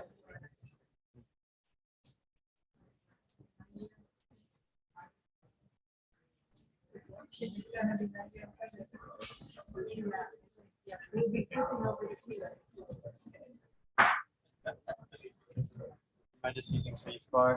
Or is the clicker not working? Clicker not working? I don't know if Ben was. Somebody else. Clicking or- It is working. Okay. Cool. Well, I'm Matt. The name of my project is Distill New Orleans, but I'm going to touch on that name a little bit into my presentation. So here's some of my prior work. My horizontal home was for a family, a Mediterranean family that essentially focuses on eating, and to cater to that, I kind of added an outdoor eating space as well as an indoor, and then a strip of gardening that they can immediately access from the kitchen. In my vertical home, I kind of focus on a spectrum of socialization from social to work. And this is kind of a topic that I focused on in my project is the separation of socialization and private areas. And then my inhabitants there was a kind of a plant shop and library format is what I like to call it. So you kind of circumnavigate it and can spectate all the different things. So getting to my project a little bit, the reason that my project was called is still important. I was making this plot of rectangle resemblance to and my idea was kind of aligned with it well, and that get Montreal distracted as a perception of society living together in harmony. And that's kind of my project, because what my project is for is it's for graduate students and adjunct professors to live together harmoniously and like each other and become more knowledgeable. So here's the typology diagram in Distill format, and then my access diagram, and then adding that together to create more Distill forms. And then here's floors. And then this is my courtyard diagram showing the different courtyards. And something else that's a huge aspect of my project is the fact that there's colonizing the whole block and inserting these courtyards into the back of there. And these courtyards have distinct purposes for each field of study. So like, for example, while this is a general lecture space and this courtyard, it's hard to see, is a general study space. This one here is outdoor parallel boards, and this one here is for outdoor easels for fine arts, and this is for political talks. So yeah, getting into some of my drawings. Here's the main axonometric of what it looks like. What I mean by this colonization of the whole block, like uniformly 3 levels high, not to be towering over the rest of the neighborhood. And then here's a ground floor plan of my organization again. And then a second floor plan. And so what I tried to kind of focus on in my units is creating porches and natural light throughout the entire, throughout each of my modular units. So the way that I do that is through double heights in my units, which you can see in section right here. And that's this space. And then I have a porch on each first floor of every unit. Porch, double height, porch, double height. And then another idea of my project is adding access throughout the entire project on the first and second floor. So the second floor becomes this huge network of horizontal streets that people are mainly using to get to each unit into other units as well. But then, yeah, and here's a short section. And in these, I'm kind of showing this relationship between interior and exterior space and what's happening in between there. Short section,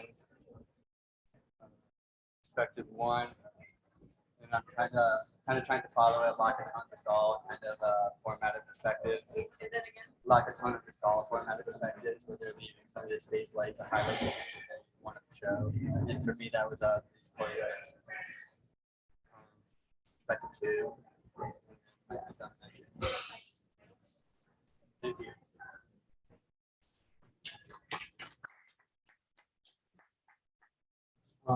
Also, something else I wanted to draw on is another lineage I found was kind of from the very beginning was Thomas Jefferson, the idea of UVA.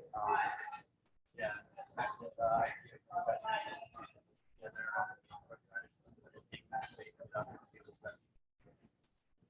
They actually have that here in the Ball Residential Hall. yeah.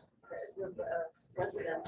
That's the resident apartment there. And has this, to create this community of students. I knew it was honored. I didn't know the There- person lived there too. There are, I think there are 4. I remember when they started. Yeah.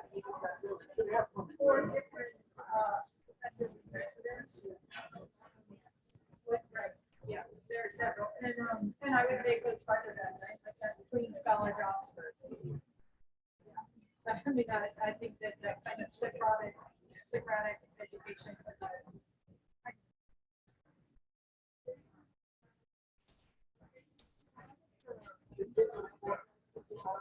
Describe the difference after these, this is somehow in. So do they have some personality that is bigger, just, you know, I write what they do, and then everything else I used to say, no matter what. Well, I guess the. I think it's this cross influence.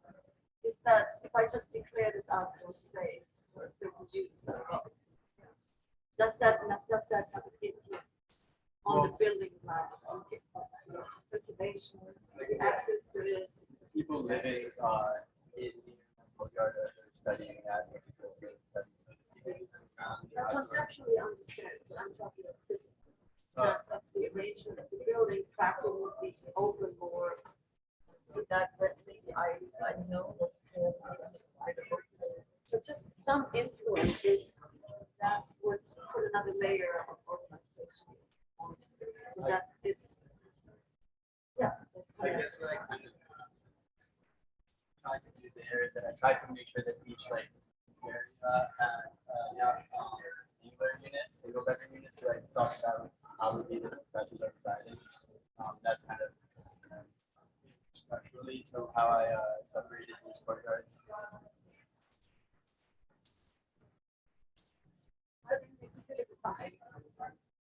That's true. Why It is. even naming it? That's true. It could become a purpose for many different kinds of places. I guess a lot of times focusing on this utopia.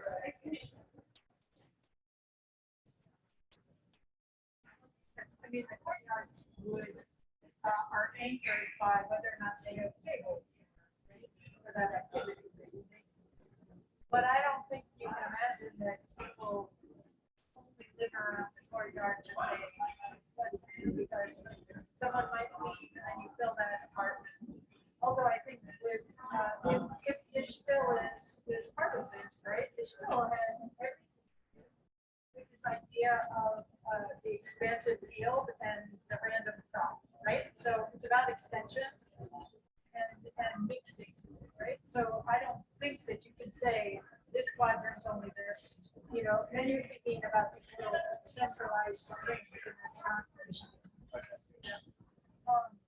So I think there has to be some slides, right? And then you kind of sprinkle a number of units relative to their size around each courtyard, and things ebb and flow depending on who is. Yeah, I guess I hadn't really considered people moving out and then need to fill that space.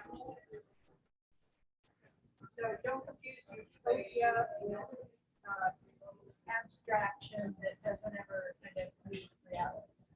That makes sense. You got to think about the people Yeah. that are in there. I appreciated the discussing also the idea of the professor and the student together, following longer traditions, right? That one thing that struck me was that I thought that, oh, this is like a great reinterpretation of that in a contemporary setting. So because then you're UPA with a very 4-month you're doing away with that, you're reinterpreting it. Yeah. So I thought that was a good move. What I also appreciated is that then the scale of it, so you decided to keep it like all maximum floors. And I thought like, okay, so it kind of like lives well with its neighbors.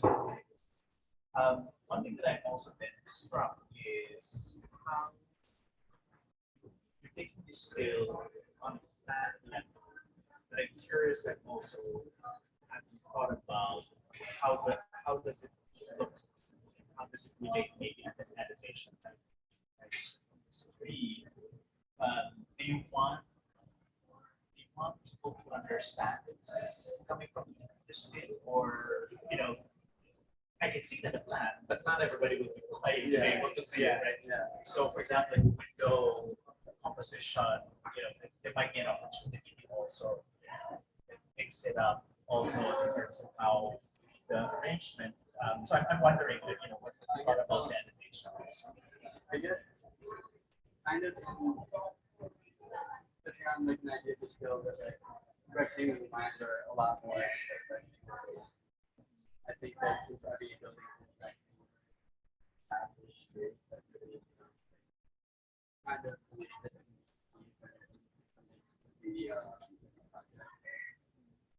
And from the outside, though, because the outside of the street, that if you are, if I'm not, let's say, a resident. yeah. So I'm just walking by. Like that's from the outside, it is a little bit hard to What you can think around it, like with openings, right, with the composition. With rhetorical structures, or we see some walls as planes rather than everything just being a volume, right? So you can extend that idea, three-dimensional also. Yeah. Right. And you might start to pull, you didn't mention kind of the level of density you were trying to achieve. Was it like 3 times or 5 times? It's the relation to What was there before, right? Isn't that part of the premise of this? Right now, it's there, increasing the. Yeah. yeah.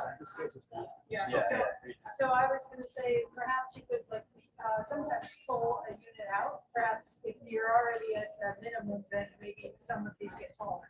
You stack it, and then there's an outdoor room for communal dining, right? Like, maybe you, maybe something happened in a courtyard that you wanna talk about over dinner, and you could have this outdoor meal in some of these spaces that could then be above the ground, right? Yeah. So ways to kind of, if you're building this, or if it's an intentional learning community, right? You could build in the dialogue to be continuous, right? And I think there's a second floor, third floor, the rooftop, that's your those experiences. So today, I'm not sure if I'm saying, but all your houses, all the units are 2 stories at the town. So it's really like kind of.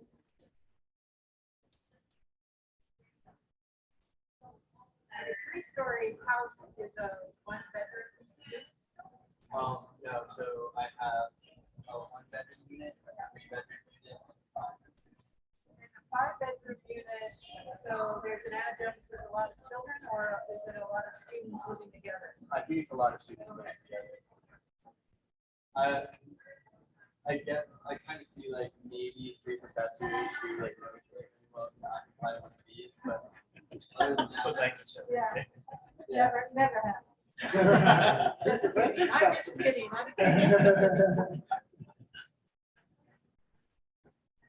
there's also Thank you all very much. about the sense of community also aside from the courtyards. Are there indoor opportunities for people to come together? Like, because you're mentioning, Marianne, about like a large area where they can dine together, right? Sort of a large place where they can maybe sit around. There's not besides breaking Johnny. I kind of put this forward for a general lecture space. So these are like furniture that can be removed and used in the track space and all for this for this community. Because like, again, not being fixated for rain, right? But then what happens when it rains? So and night when maybe like you want to have also maybe like a nice dinner with a lot of students. Because I'm looking also for that those moments where the class people just go to their home. Maybe there are moments where they actually sit down together. Yes. So I guess some instances of spaces would be like, so what this is so this is like a space for fine arts and studying areas. There's teachers that meet together at these tables. And this one is like a general courtyard where it's just mentioned table. This one is more useful courtyard space for architecture.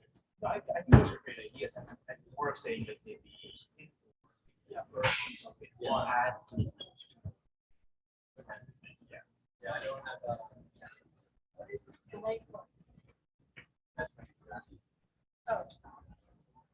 Oh, now it's 3:12. yeah, so That's for the restaurant. yeah, we're usually my expectations wasn't very fast in designing the calculation of the design stuff with that that it's that's not at the bottom. They make all the money at the restaurant, so the restaurant has to have enough tables, so that's a good thing. That's it's Oh, it was very.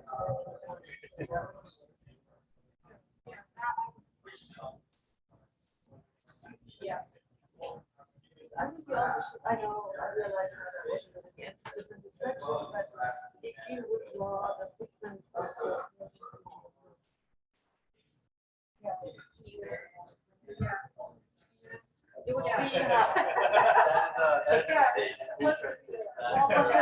I mean, my point is, you would see how incredibly tight it is, and I wouldn't want to.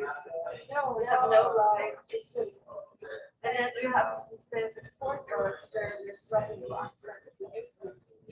So it would make more sense for it to respect there, and if some of these shared areas are. Yeah, I agree, because also, I think of it as pressure, right? And so now you can raise 37 windows all the way out onto that little house. If I lived in that house. Yeah,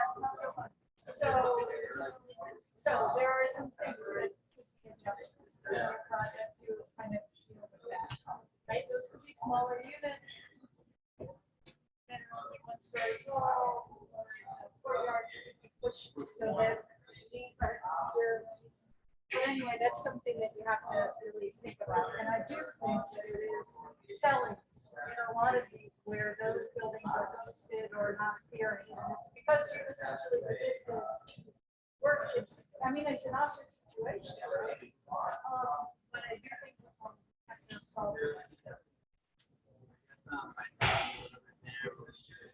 Well, just thinking it's fun, but if I put public safety in there, Yeah, no, I think you're right. That's also different. But you might need some measures. And windows also at that point might be much higher, it's not, it's so that you're not actually looking out, you're looking down to the Or house. that's where you know, you pivoted all your plans so that double height space that's more interior facing, right? That's what goes there so that, yeah, so that you really be careful about what you orient, stuff like that.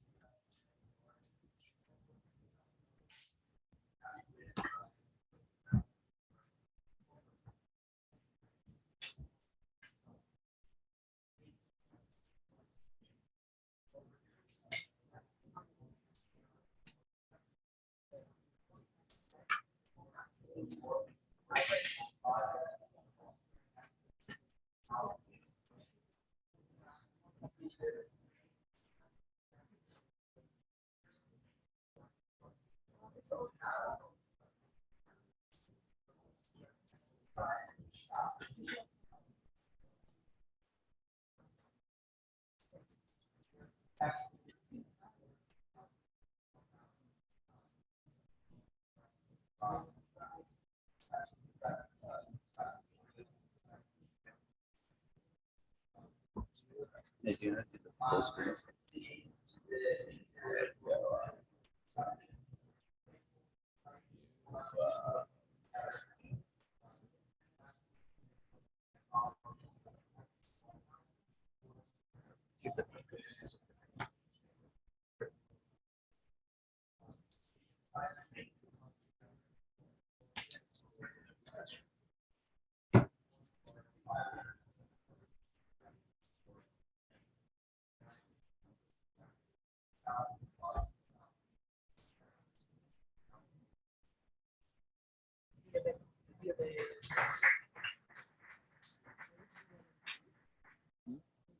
I don't know. That's what I was like.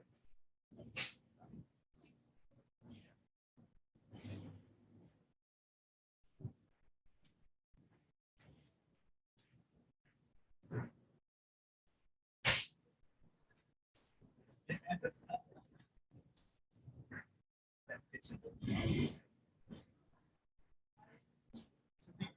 section. Yeah.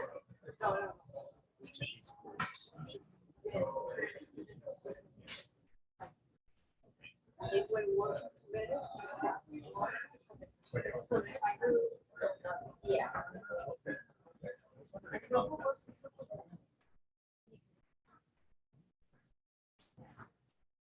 So wonderful.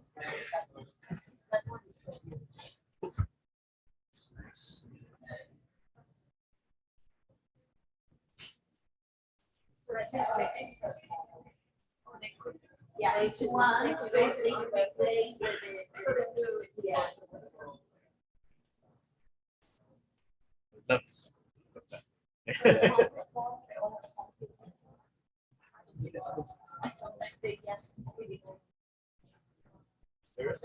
There is one concrete site model. Yeah. You saw that.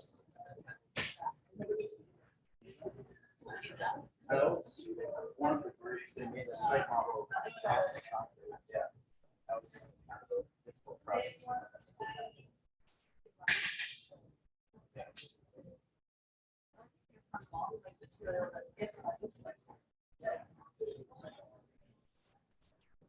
I think I was talking to you about how they had a little bit more time.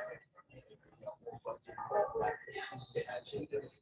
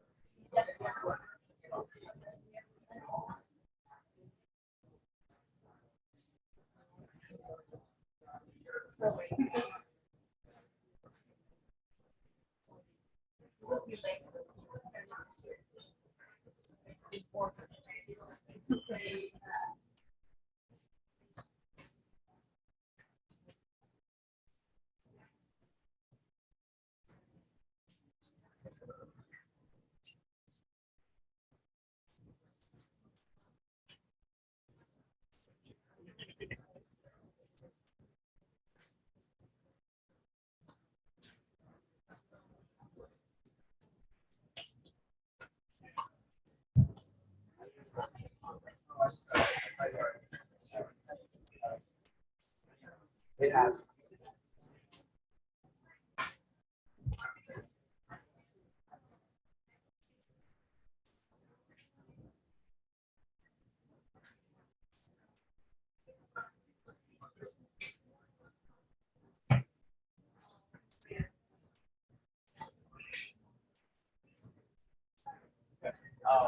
Hello, I'm Eric. Our project is artists interfaces. Just the initial axon here. We had concept of the shape size. I took inspiration mostly from my horizontal house. This included separate living and public spaces divided by a corridor, so that the residents had individual privacy, and as well as group space both outdoor and what are artisans? For the purpose of this project, I define this as people who make anything. Metal workers, wood workers, sculptors, and anybody who would make something to share. And I think that a lot of the time this can be very difficult. The city to get started and to have a place for this to happen. So this building serves to help them. How it works. So you see the concept is that it is laid out on the city block. It forms the city block itself. The massing came from the idea of the city block, which has individual homes that are standardized and extruded or maintained side of homes, as well as the small gardens that are created in front of them. And the benefit of this building being that it electrifies those front porches, front gardens that would normally go underutilized in this area.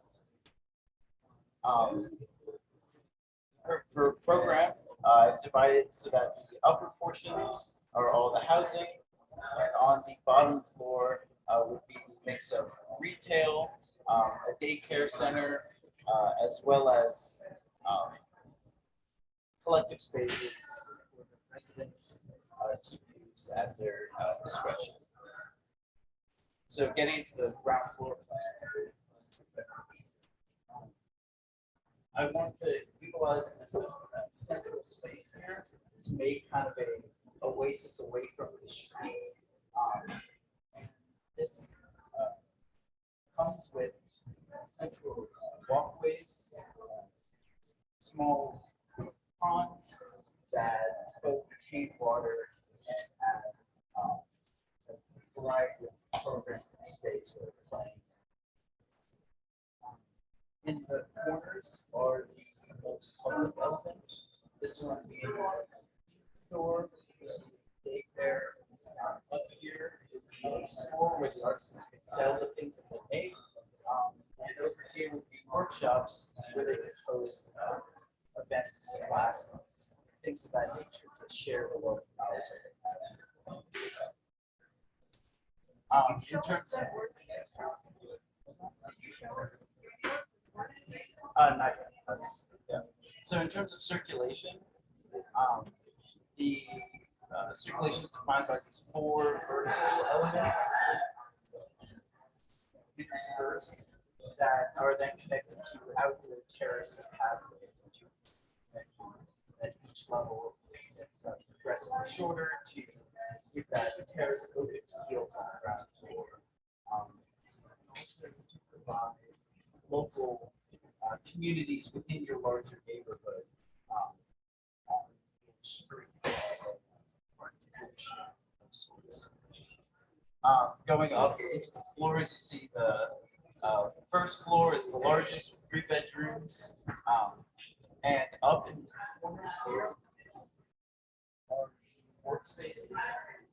There are 2 on every floor, so that all of the people in the community have access to spaces that have specific equipment and things to help themselves demonstrate.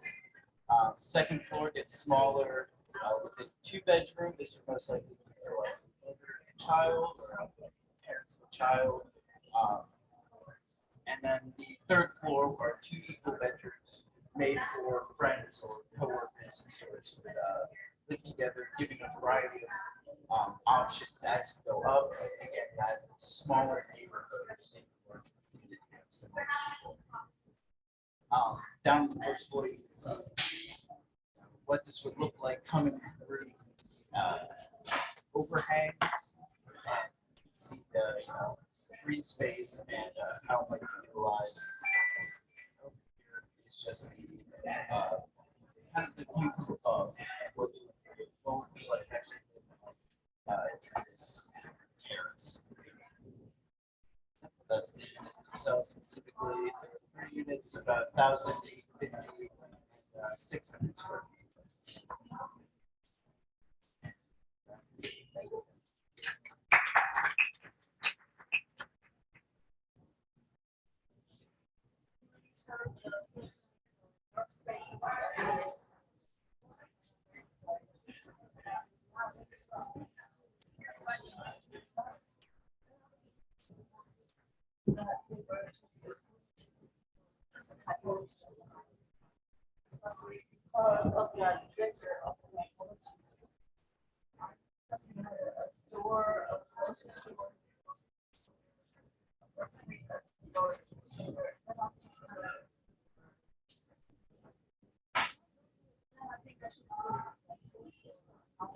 I think for the workspace, I saw that you could have many people working on projects. I think it would actually be beneficial to have a space for one.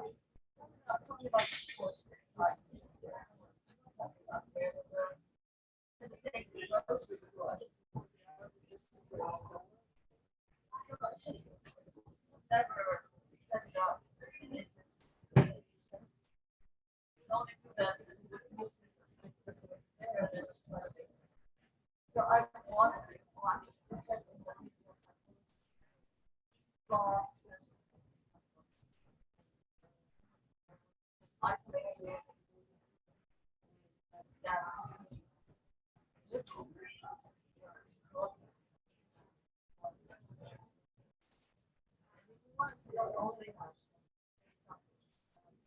Thanks, Shane.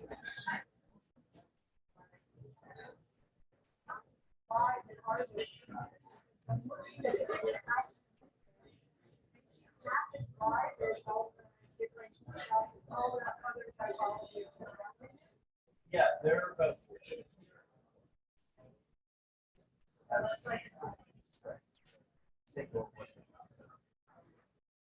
So minutes.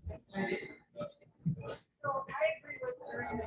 Some pieces of the program that aren't the living units, I think they actually, it could be the whole plate, so that I could imagine this one goes all the way across, and the wood shop studio space is this beautiful light-filled transparent thing that bridges between, you know what I mean? So you could, there are moments where you have to just break the initial rule, and that's for the larger increments of communal programming, right?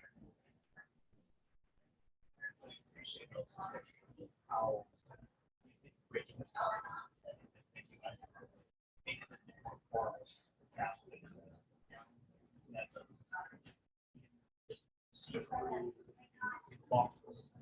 so I'm glad that you did not just make it a one solid.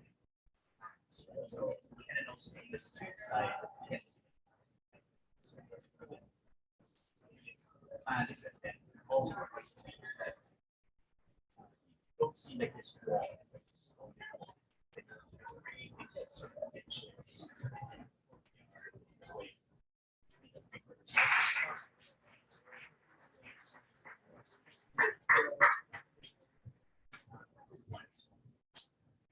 But it would be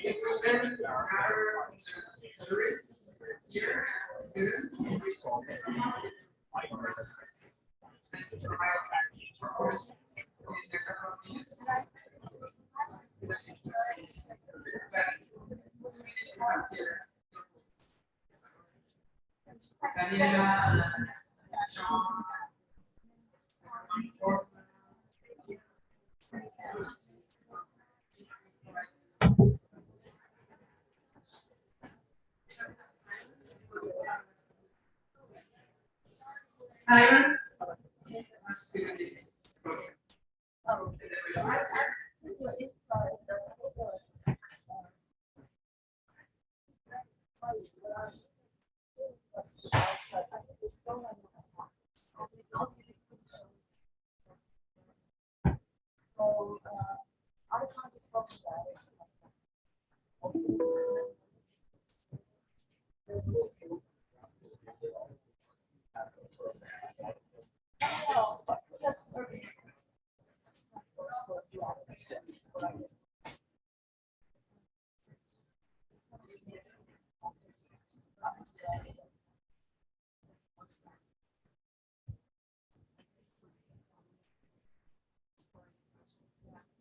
Thank you.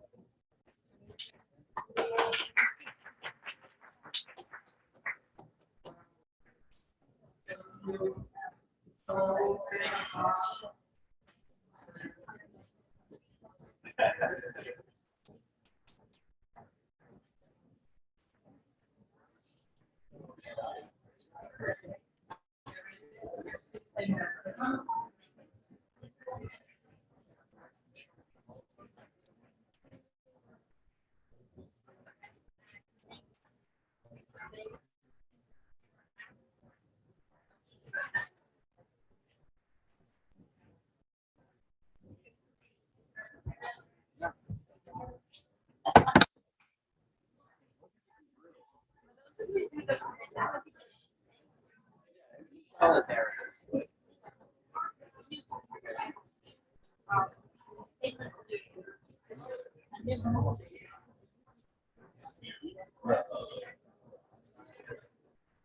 See that way?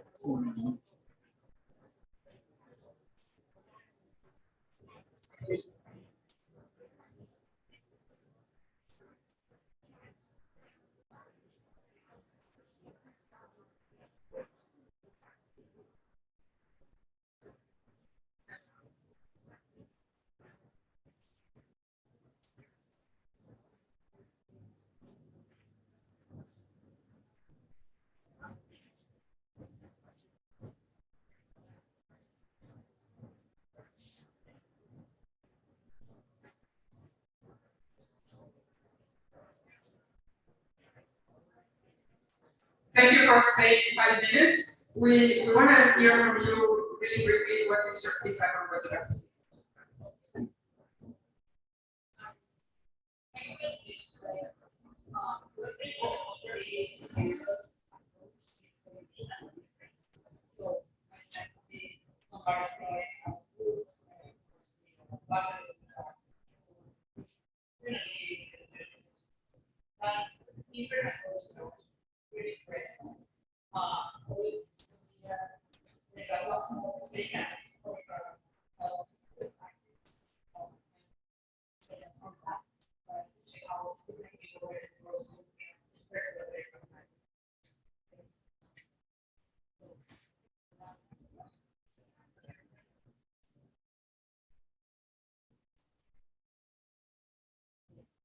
So I mean, I've seen several versions of that studio over the years, and I think it's great that it's studio and different focus on it.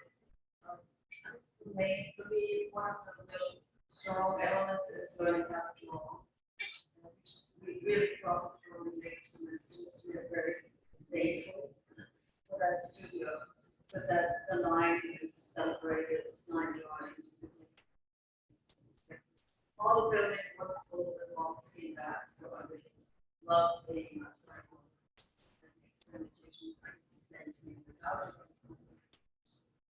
Very daring, right at the end. Some things go wrong. And then, of course, nothing's perfect, although you see there are problems, there are impossible solutions, there are crazy things, and that's just part of it. And it's great to mix it up the way we do it in these different studio sections, which really is refreshing. Just approaches different personalities and structures coming through. So I love these reviews. I don't agree with everything I see, but it's great, and I love the energy that comes out of it. And I have to say, presenting it, because I teach third year, and it's narrative, explaining the project, showing it in a that's very abbreviated 1 minute presentations.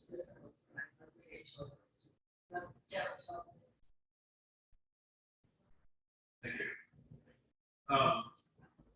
In my time, at Atlanta, I probably stayed up at level studios and second year on vacation, but I will say that I know that this semester is the first project that is of a fairly large scale. And so just organizing a project that is that, I thought the work of every student that we saw was accomplished. So going from the scale of the unit and the design of the unit to the design of something that is almost city block is a really big jump. So I would say that it's pretty impressive the way that they did it. I agree with what Randy just said. That I think the level of energy schools seems to be very small. It's making and finally, I would say that it's an interest in these projects that everybody, each student has a theme for his or her project. Sometimes it's an architectural, sometimes it's a social media or philosophical. But the notion that you have a theme that you think of people, that kind of puts in lots of things about a thematic, overarching idea for a project, and it's really important. Well, thank you so much.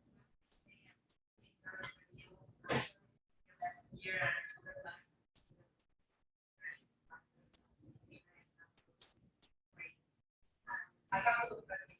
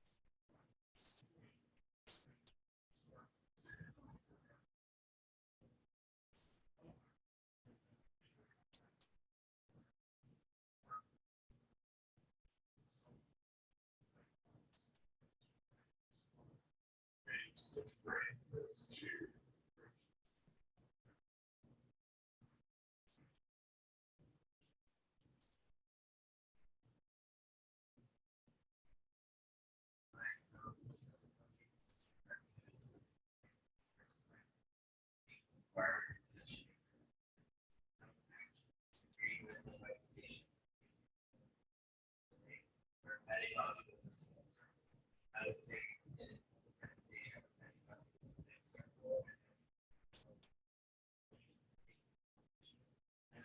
biggest accomplishment I can see is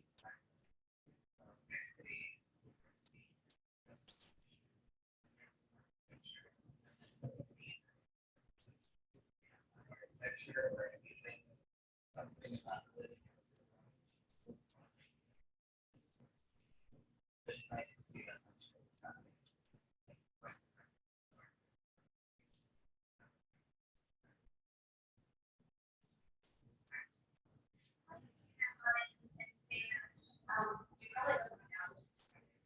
But housing studios, like which is the architecture given, is asked you to both check in with yourself, like be self-aware of rental or kitchen. All your biases. What the house is happening. But it's self-awareness, but also I don't think together it's comfort, right? city that has to accept these that involves. And so, biggest side job. Thank you for having me.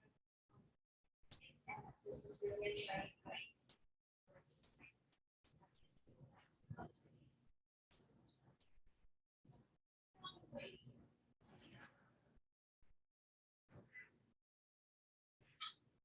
I also would echo others have said. I'm just impressed overall with the level of work and also the variety of ideas. I think it just goes to show the creativity that all of you have. And I think one thing that I'm also impressed is the level of conviction that I think is very apparent in all of your projects. So I would just continue to encourage you to stand by your thoughts, your creativity, and be confident in your own kind of work and stand by your conviction. So because it's already there and just start pushing that. Thank you for having me. This is my first review, and I'm very excited to be here. I'm not an architect, so I see things with different eyes. I was very impressed with you, and part of why I like to teach is it gives me a lot of hope for the future to see the projects and hearing how can we live as a collective. I think the topic is also excellent and relevant. And I was very impressed with the diversity of ideas and different uses and just approaches that everybody had. So my biggest suggestion would just be as a person finishing a piece for myself, it's brutal to be criticized after you've done all the work. But this is a good part of the feedback. But don't think that, oh, this is garbage because people have comments. Just keep building on this and also look at your friends' work, because ask yourself how many you learn, what you talk about this work, because there's so many great ideas here.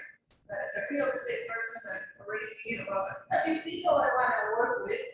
So yeah, it's a great job. Congratulations.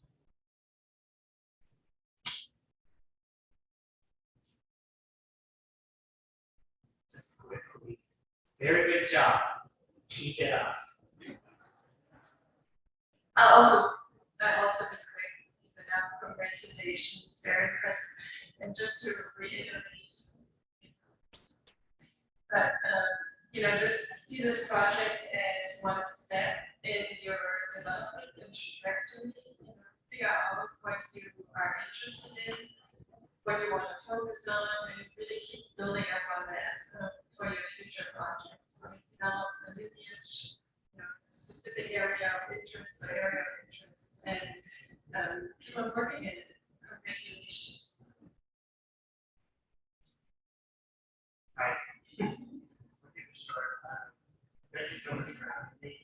I really feel like Margarita looked into my soul because it's so relevant to what I'm interested in, and I think it's taking on a really important issue that housing is like a fundamental thing. They're doing really important work, but just being a student. So you should really take that seriously. And like Margarita, I'm really excited to have this group next semester. Hopefully, I can share here.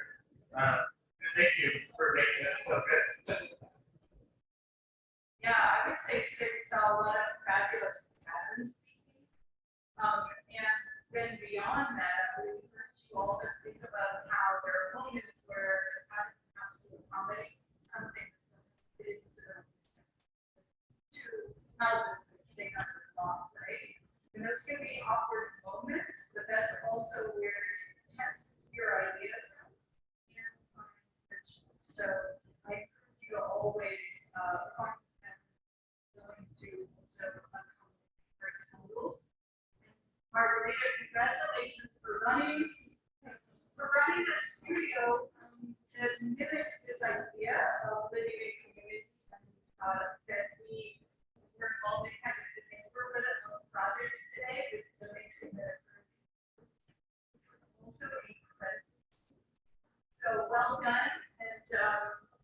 last words.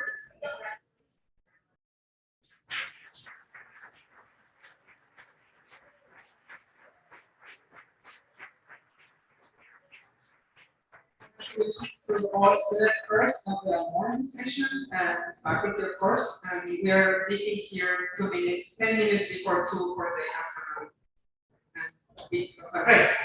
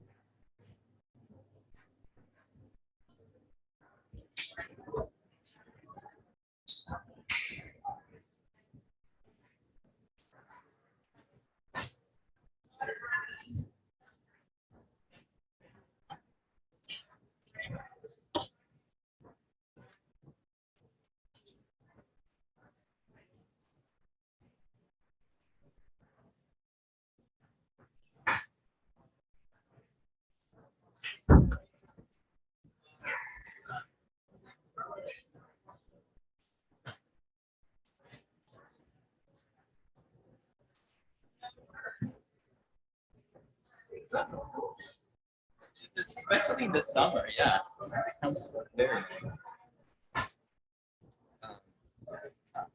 You want to mute and pause the Watch out, there's a bunch of tacks on this chair. Don't sit there.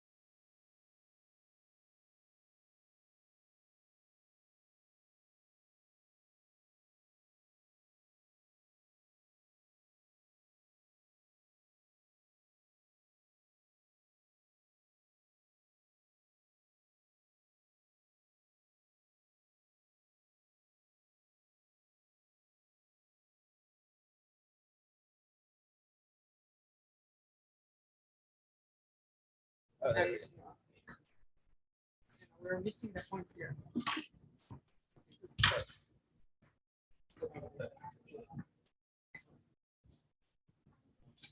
Which for practice and my project is called Researchers.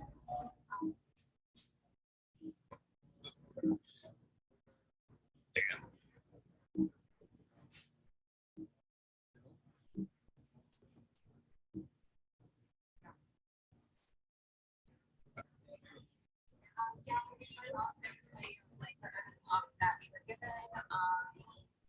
This first was the facades of all the buses that we went and saw. My group was the materials and textures and facades were. So we also got to go see a lot of the different materials that were existing.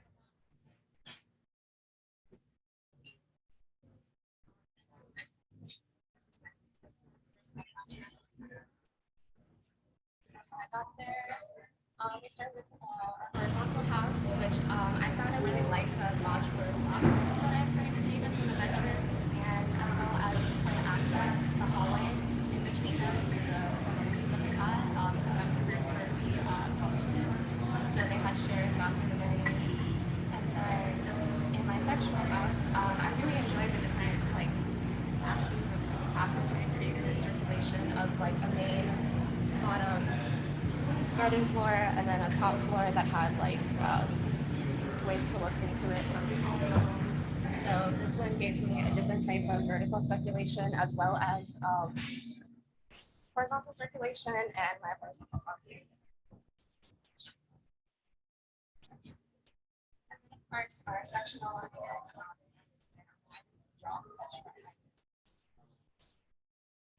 these were some of the first iterations I made of the building, and I just kind of wanted to show these because it's kind of how I treated some of the blocks that I had. Like it's kind of all about these modular blocks and piecing them together with like flexibility for the program and the site and everything. So I originally kind of started going with this one because I really liked that this was working together in my section. My community is rural researchers, people who enjoy just kind of personal wildlife. So a majority of the project goes towards that. I also took into consideration different other residents that might have in the states, especially when we're so close to the river. So I made sure that they had their footprint as well.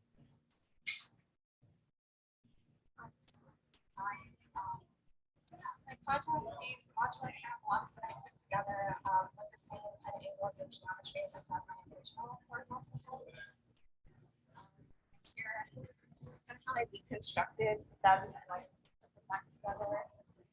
So I took these modules from my horizontal home and I kind of stuck two of them together for like kind of smaller, but still like households, maybe roommates, doubles, just people who have more than just themselves, I guess, but I mostly kind of considered that it would be like students, student housing, student researchers, kind of more temporary part of their lives than more permanent family households. This is kind of just example layouts of the units that I have.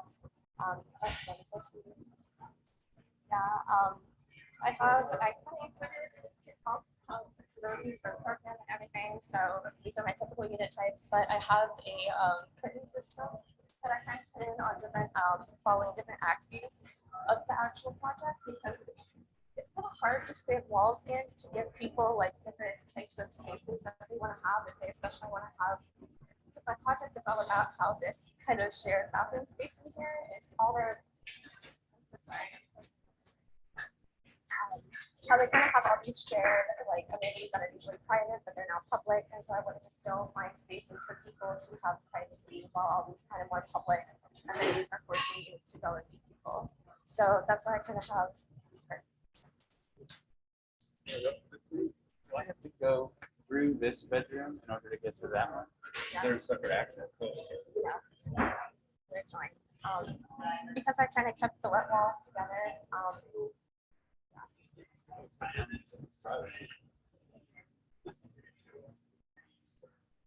Yeah, this is also for me. My horizontal home. I found that you kind of stacked it and like flip them on top of each other. You could get rooms on either side with the zipper, and then of course the zipper in the middle is my circulation, and then the wet wall.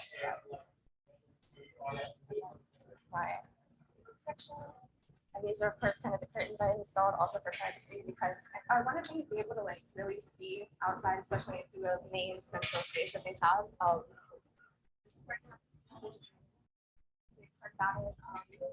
So also curtains for privacy.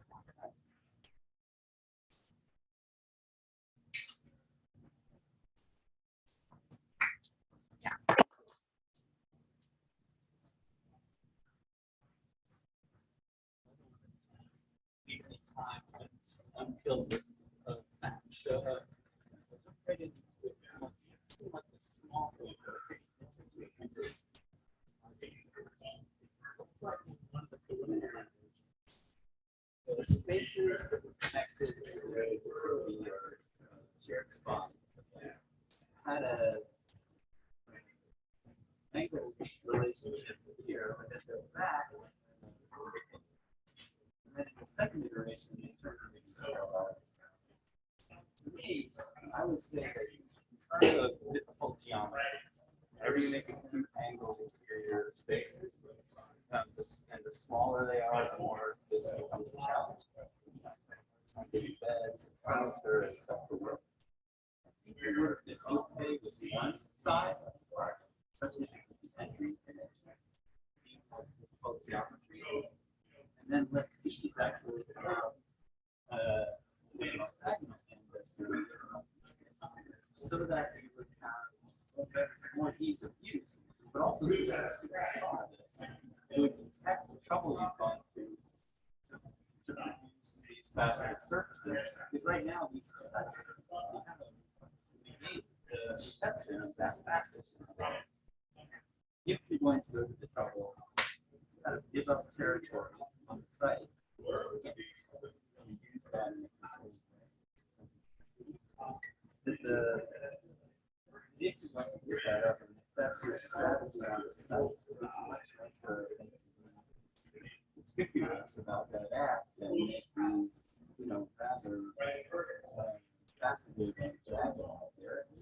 Whatever time you had to devote to the development spaces outside, put a little table and chairs and stuff out there, it makes it much more believable to me.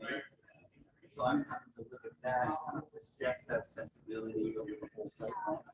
But that improves greatly the geometric problem. These tricky outdoor spaces with units that fold on. Something like weird front porches on buildings, then back up to logical floors and amenities. To me, that's almost a strategy. So this would actually make it more legible. The other thing too, if you want more on the ends of those, like the angular, so subconsciously, it happens sometimes. Esplanade Avenue at one point or another, because going down at the Jazz Fest this weekend, and there's houses that were built on a street that's no longer there. They went off in an angle direction, and when they straightened out Esplanade, they didn't move those houses. They present themselves in these slightly curious geometric orientations. As I described, it introduces an anomaly to the street wall edge that's usually a garden or a bigger porch or some way of acknowledging and exploiting that extra material. Again, that seems like one of the potentials of this image.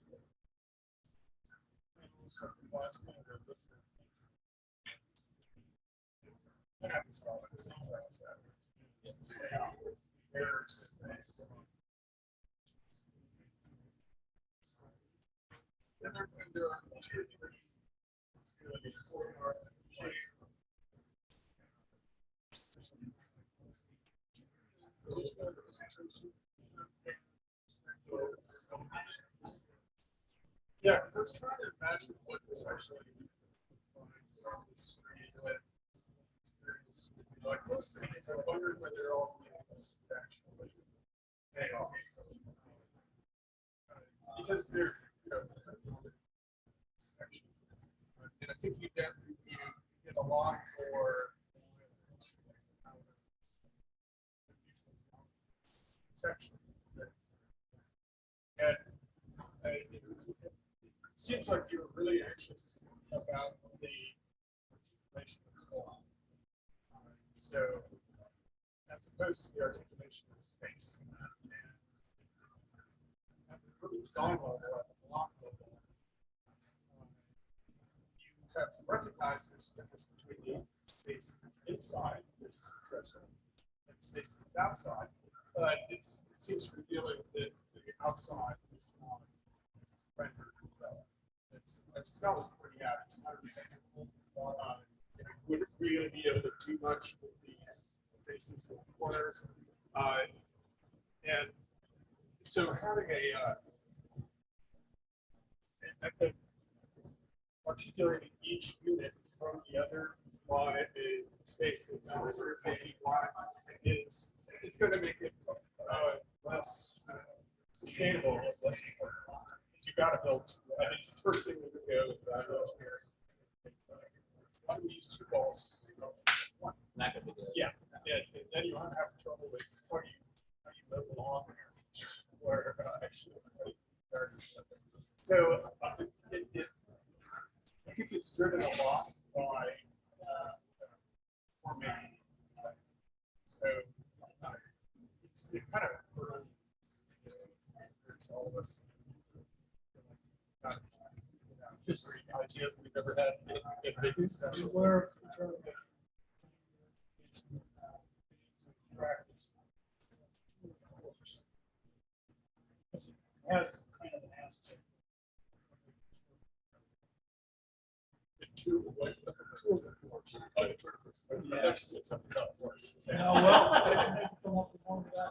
Yeah. How many units and what was the breakdown? I ended up with 24 singles and 64. I really only have like the single types and the second floor, but we just missed the ship. It's one unit type, geometrically manipulated.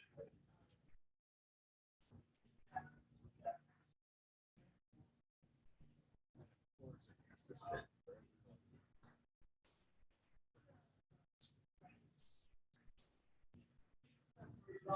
Yeah, there's like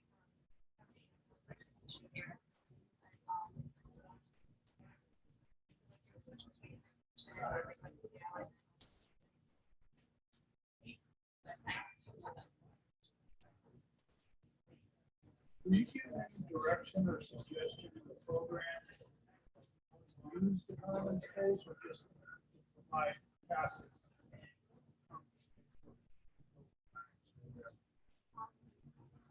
Like all the courtyards. There's no requirement for a pool or a patio.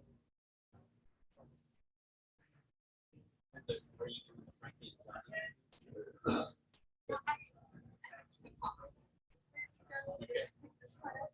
Okay. Okay. I guess I kind of tried to turn off with the rest of the air, but it still has that here. So the same form of vocabulary used to create that space next to the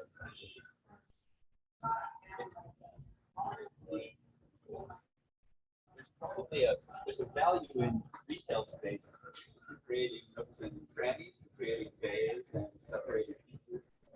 They tend to be scaled relative to the number of users you have and would like to be forward.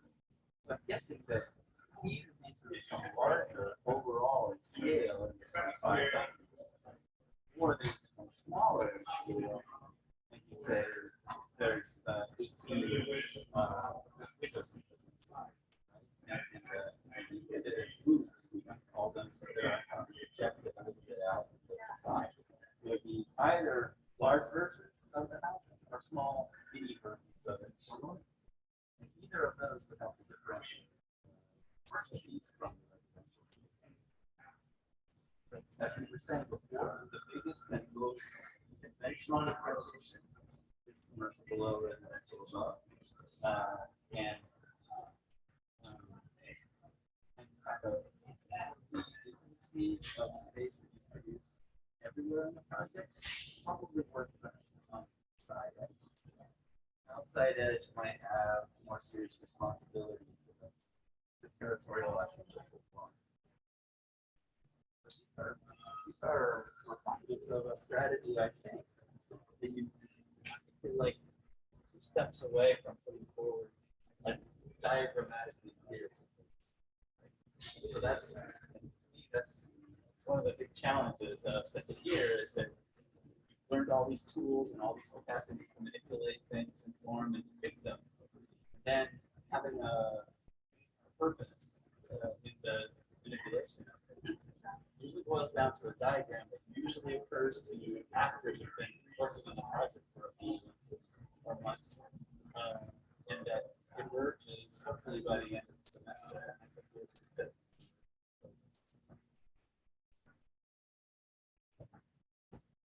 I also love ground lines on a section, so the one below is infinitely more legible than the one up above, which is pretty different. So that ground line makes a big difference. I think you're probably right.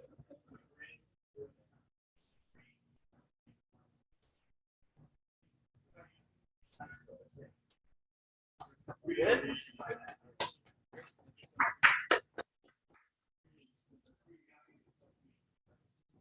It's slab now. Oh,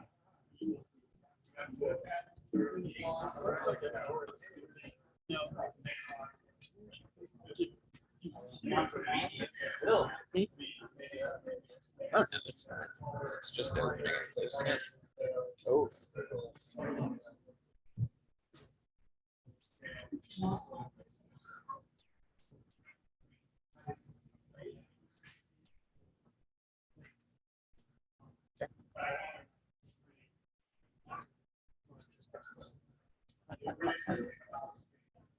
Yeah, it's great for the 3D printer there.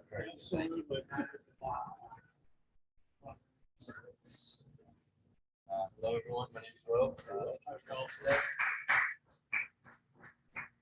So this is the block project that's really questions and reimagines the typical ribbon block that we're all used to. This is kind of an overview of my project. This is the axon.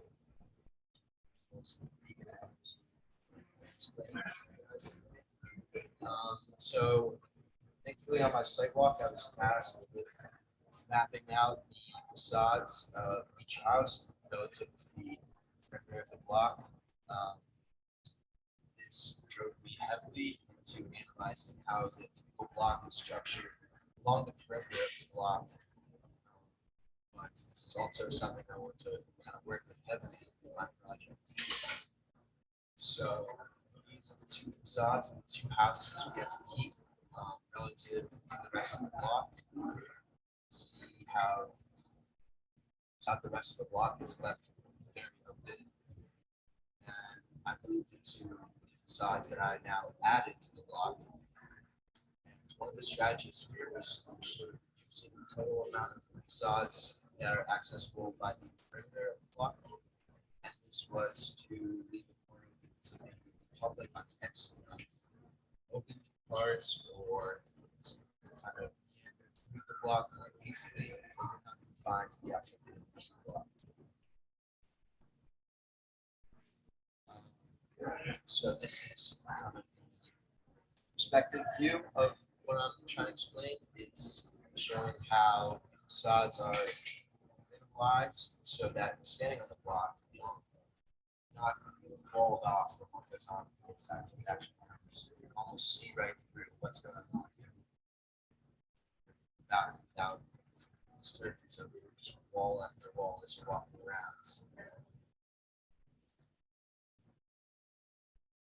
So another aspect of the urban block that I questioned was the circulation around the block.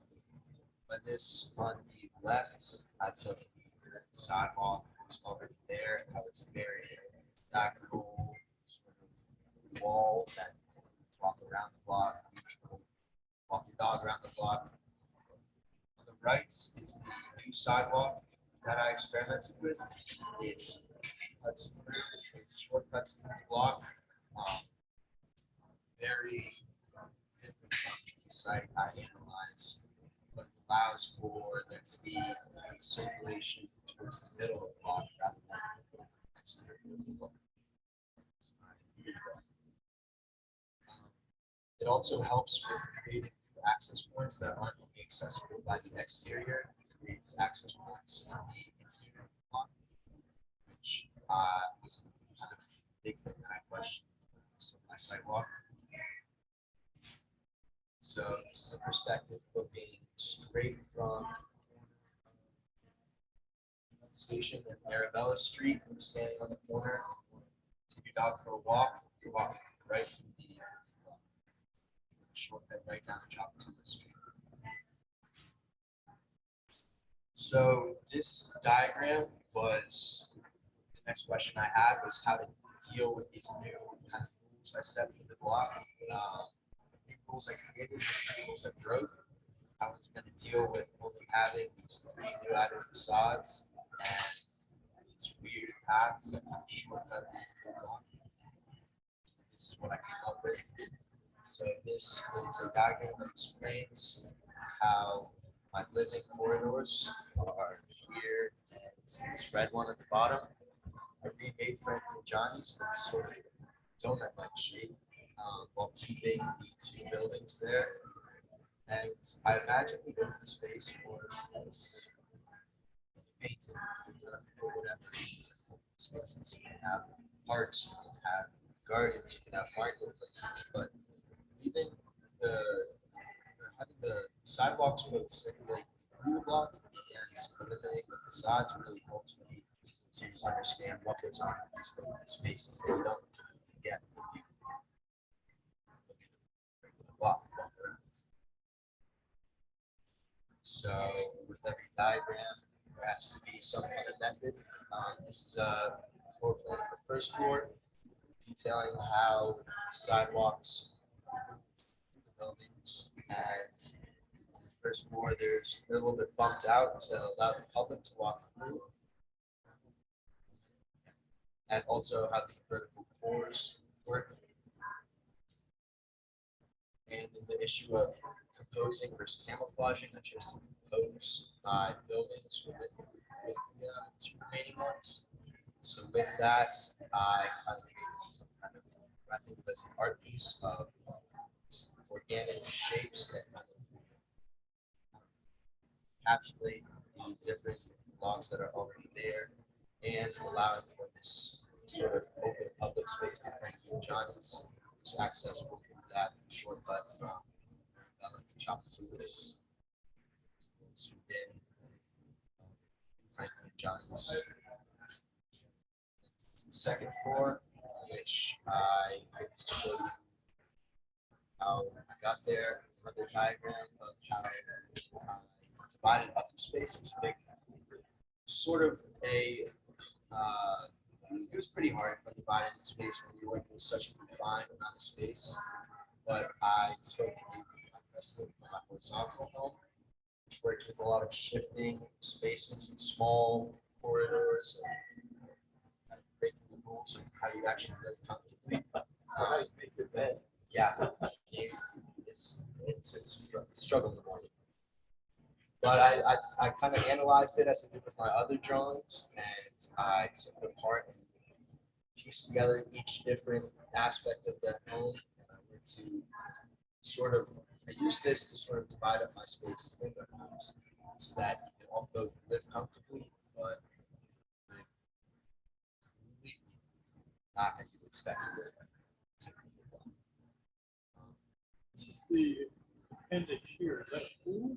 So right here, this long part, that is all private housing. Right. And then in this piece right here, I have public amenities. So I have a gym, I have library, but I wanted something in the buildings to not be housing. I need to give back to the people who actually live there, and that their block is overrun by strangers. But it's the second floor plan of my second housing. It's smaller, but still allows for this kind of change in a typical block. I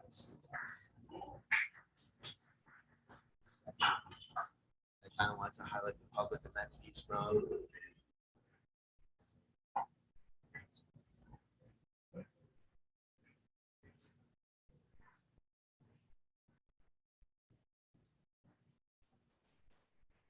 several of the words that you've used to describe,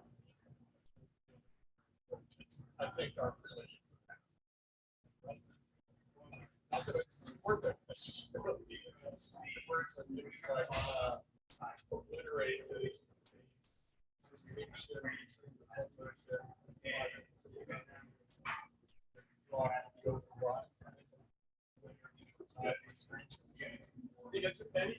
It seems walk, which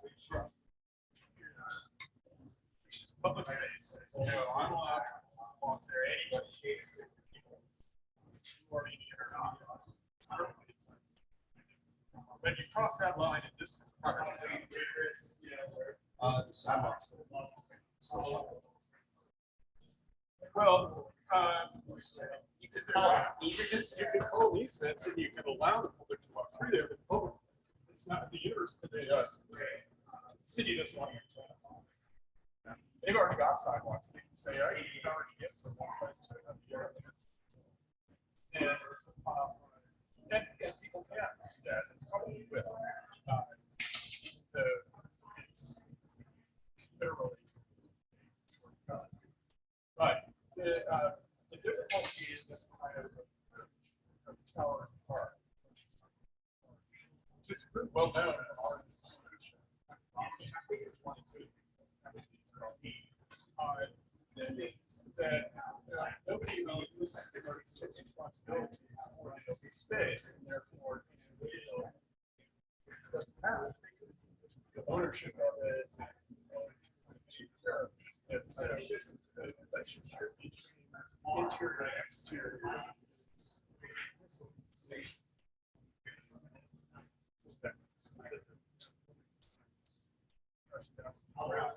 so there aren't any indoor outdoor spaces here. There's no private outdoor space. There's a balconies or yards or terraces.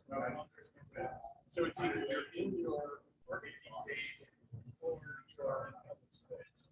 So solar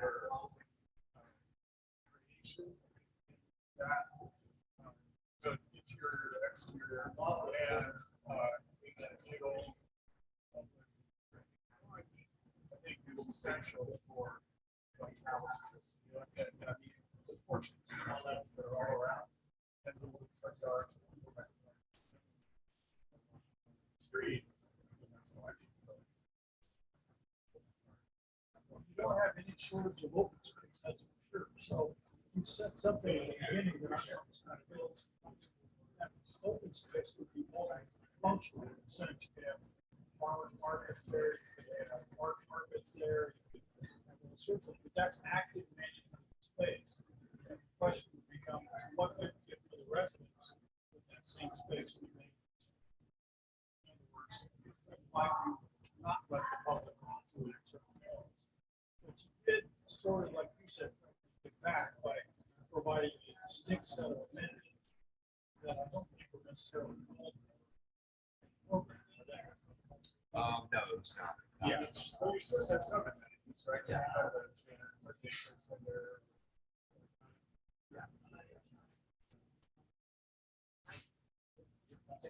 Reminds me of it's indicated there are a lot of experiments, very similar formal and strategic models throughout the 40s, 50s, 60s, 70s.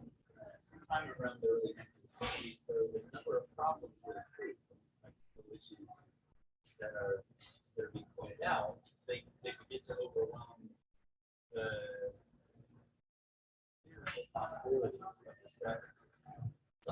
works best in the world of all the instances where it's in Brasilia, the capital of Brazil.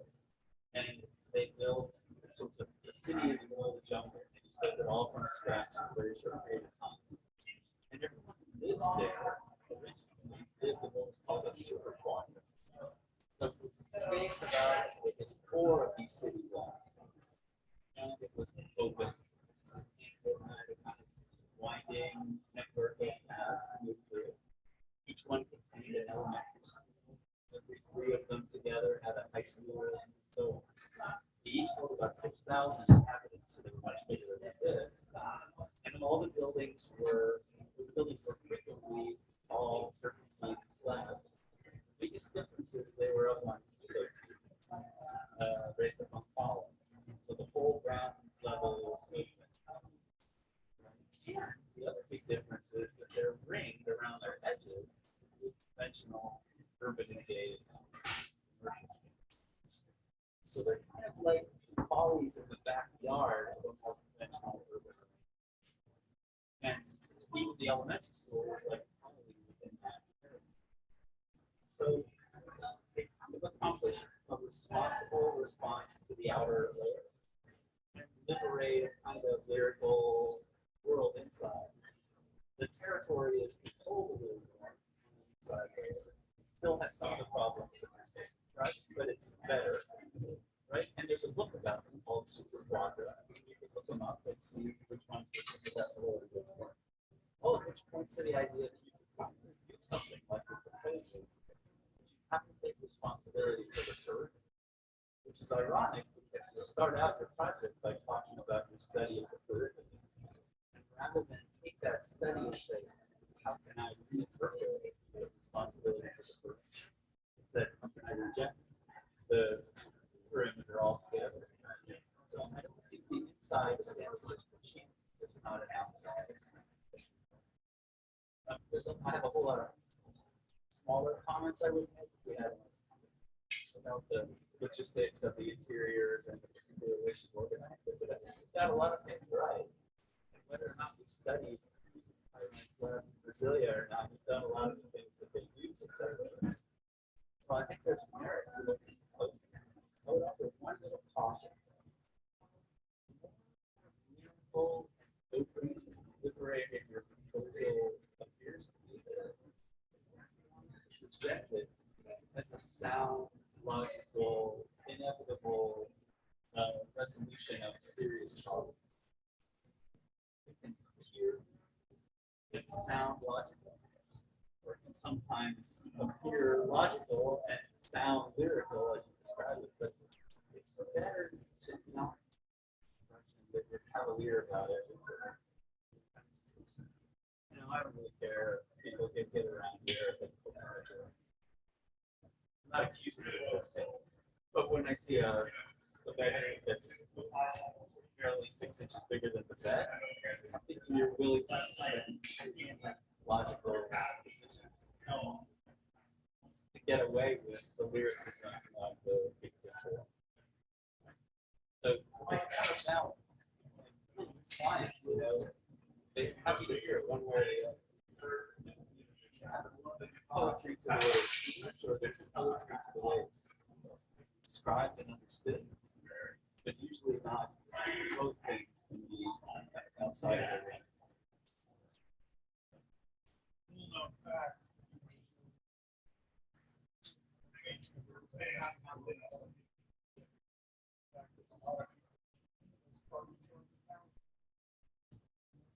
Yeah. Yeah, the green space was thought of as a commons, and for some people that meant it was like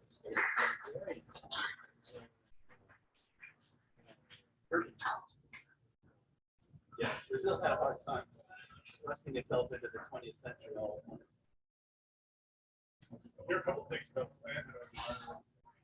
One is that it's very narrow, so it's inflation and light on both sides. Even if the windows are smaller than the windows are kind of small, yeah. And that's, yeah, because you have this opportunity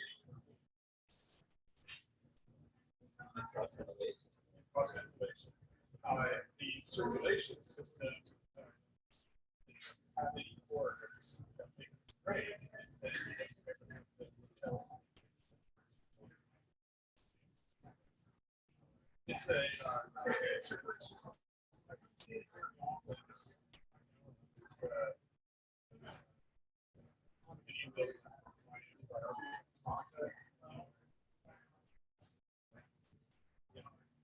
It has the same multiple floors and everything, so all the units. So I think that really has a lot. Yeah, but as I say, it does seem like that this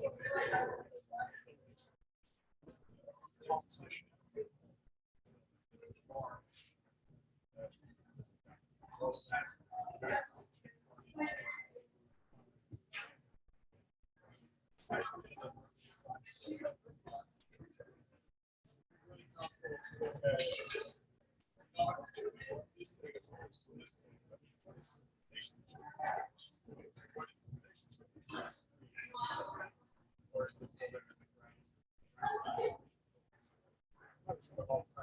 Spatially, as a series of much more subtle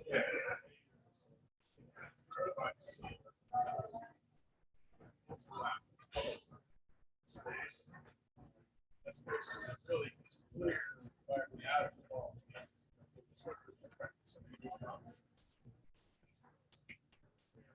For everything to be and to really have all the decisions made in the plan. Part of it is with the buildings above the ground. You're on the ground, it's a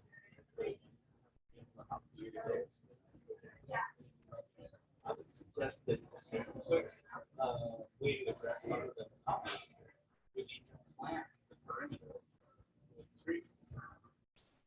Trees, a few fences, a few openings to allow access to the giants and front of the apartments. So you have, a strategy that at least some acknowledgement of the elements of the perimeter without undermining. It's, and you might feel like, oh, that's really exclusionary, this thing that color but that's our society. And we have a private property society, it's my whole home. They're not capable to be that generous, they don't want any person to be camping out. Did you see any of the videos of the women in the 7th floor? Cars blocked up the street under the block. She decided she can have her own block party. She didn't tell any of her neighbors on the street. She blocked up women with their SUVs and started having a party. And as you can imagine, some of the neighbors were frustrated.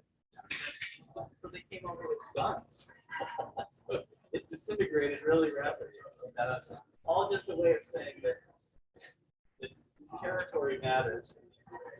Yeah, especially when they're there. Yeah. Okay. Thank you. Oh, it's really terrible. Everyone looks bad, not just the neighbors look bad, the homeowner looks bad, everyone looks bad. But We're gonna rotate to that wall. that's okay. That's where we're next. Yes. So try to move the screen.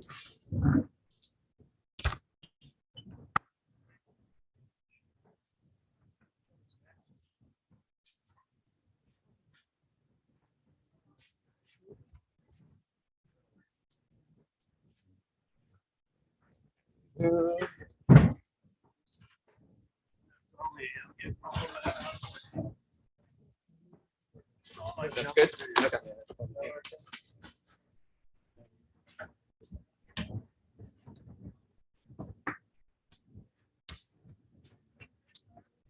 Okay. Were you okay there, Al? Got it.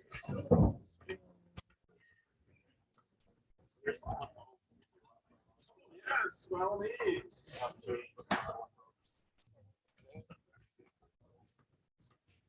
Guys, we waited a million years to get access to these modeling equipment, and then too much to do to. Hello, I'm Eric Draper, and I'm going to be talking about the inhabited grid. So this project is I'm going to start explain a little bit about how the quality emerges.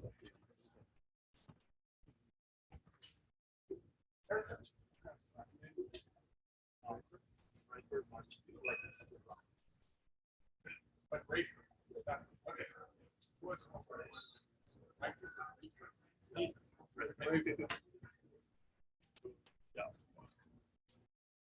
The site plan after removing all the houses that are being replaced. One of the main takes from my site visit is this big cluster of trees on the side. So that we was like elemental for my design since the beginning. So the starting idea was to protect this small forest and create like a small park that encompassed by the building. So here you start to see the buildable area left, and you start to picture the shape of the buildings. Then to give back some land to the city and to create like a threshold between an urban plaza and the forest. It's further reduced on that side, and then this side to sort of integrate the main street. That's how the shape of plan emerges.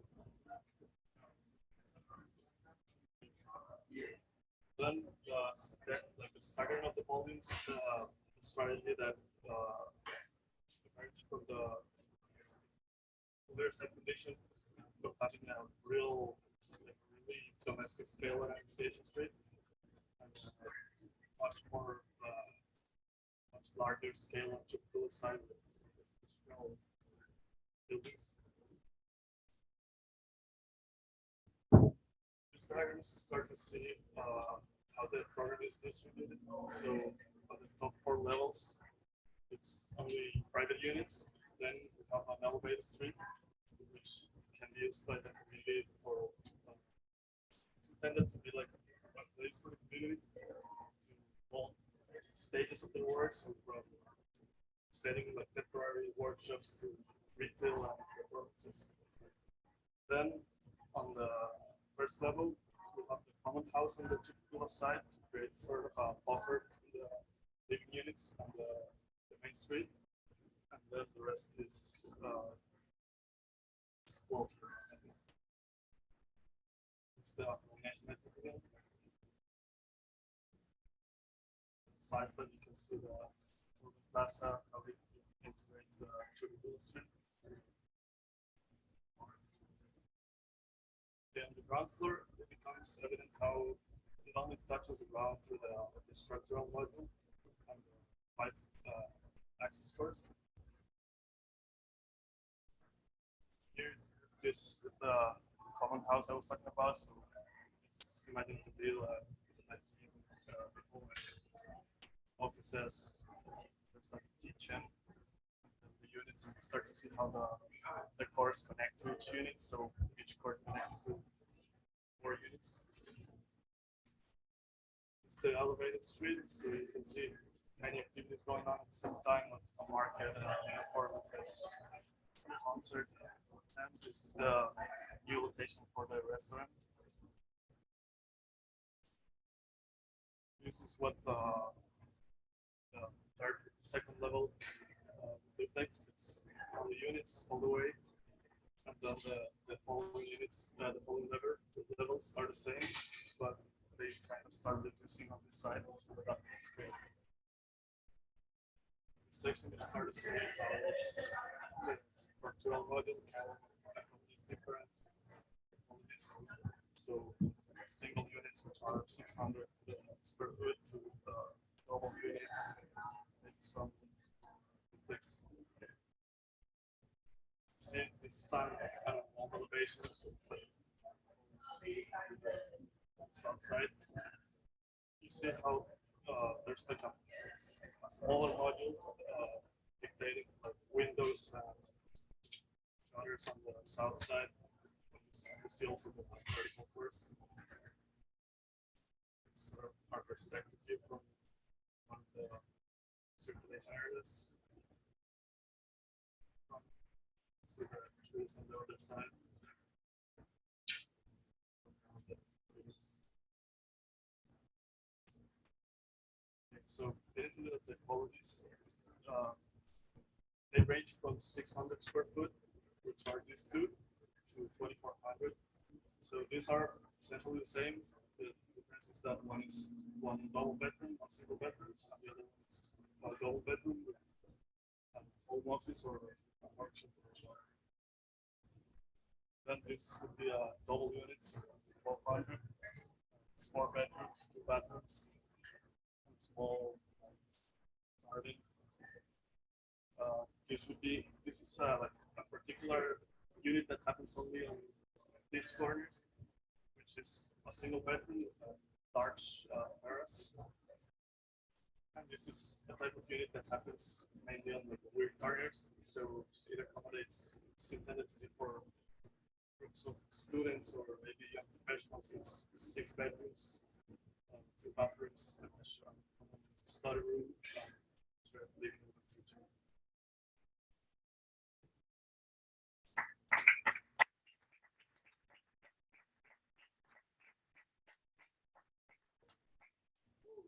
As a model of the context, that's I've been talking about precedents a fair amount today, and just what buildings, y'all's buildings are reminding me of. I hope that's. Oh, we did. You mentioned this one. Yeah, yeah. So you did look at it. Yeah, it was. I think there's a big difference between what you're doing in that project, Reedy's project. Is it Sao? The big difference is that it's on a sloping hillside, and the public deck level, the open deck, is actually at the same level as the top of the hill where people come to the building. So there's a great section drawing of that building where you walk from the street on a sidewalk that you hardly notice is floating in the air after a while. And then you're on a deck that has qualities associated with the street because that's what it's connected to. And it also has this kind of view of sublime kind of look at the urban environment. I think it would be better if it gradually pulled people up from the real street. And if your project had a way of engaging and celebrating that real street at ground level a little bit more intentionally. So I guess this is a question of degrees and some subtleties. But I think right now, detaching the street in the air, it's a sort of unnecessary gesture when there's an actual street on the ground already that functions perfectly well. And you're a little bit abandoning that one that exists already and spending a good deal of time capital creating a new one. And what I think, what I'm excited about this new one here, I think it has some interesting qualities, and it would be different than the street on the ground, potentially valuable to the occupants. But what my kind of thought is that you want to connect it. It might be a relatively simple thing. You could mount up the earth in one location and find yourself inexplicably on this upper level. You could ramp the entire length of that elevated street so the portions of it touch the ground. Or you could even make kind of celebrated monumental collective stair from the street to that raised level. You have plenty of perimeter in which to do any of those kinds of things. I think it makes that raised level believable and legitimate and more useful to the occupants.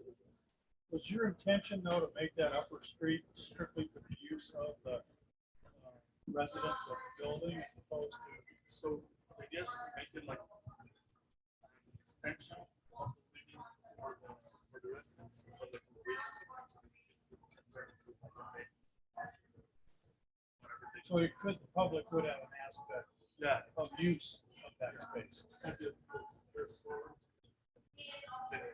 This one like that. Yeah, that would be open to.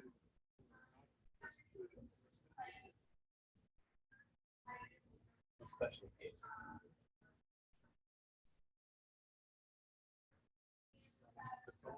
units, that is,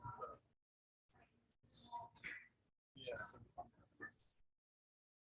Series of relatively simple and direct manipulations of the facade and the form that are really working well.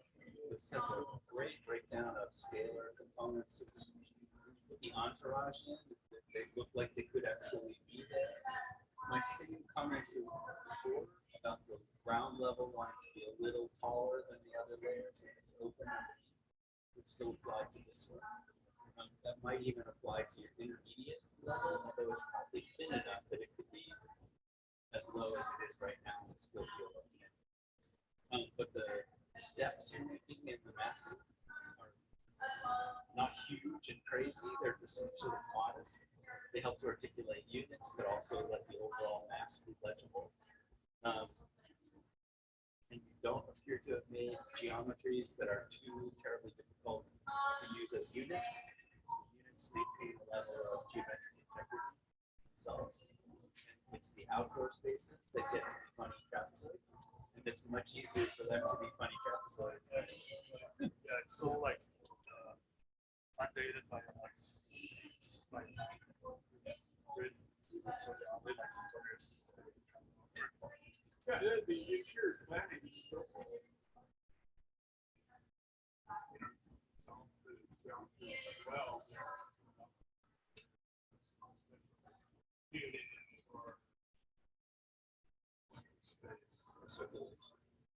Well, and the logic of your explanation at the beginning of the evolution of the form made very good sense.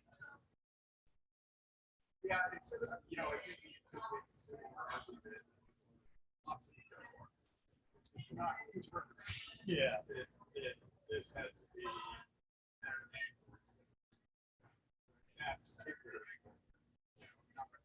it's an explanation rather than a justification. Yeah, it doesn't. Aesthetic decision. Yeah. Yeah. Did you also study the biker housing project by Ralph Erskine in Castle? So that's another one. It's got some differences here, but it has upper level areas and stairs back down to the ground, upper level outdoor spaces. Most of the projects that this is most similar to are deck access. Rather than yeah, this decks are like so yeah, the biker wall.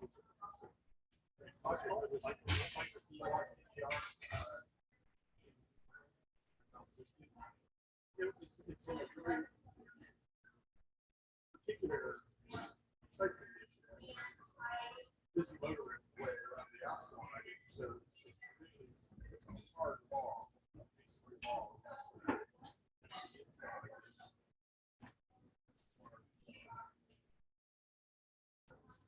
It's really a one-sided building. It's twisted guard to the back.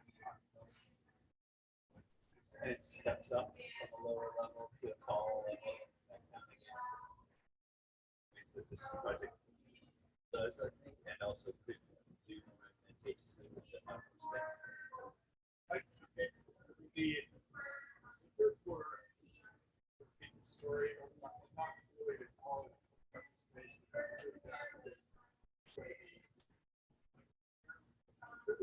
you don't normally just go to a special floor outside. Like, most used outdoor spaces are the ones that are adjoining it. So people get right outside.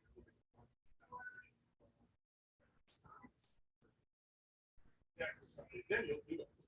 But if you have to like keep everything you need,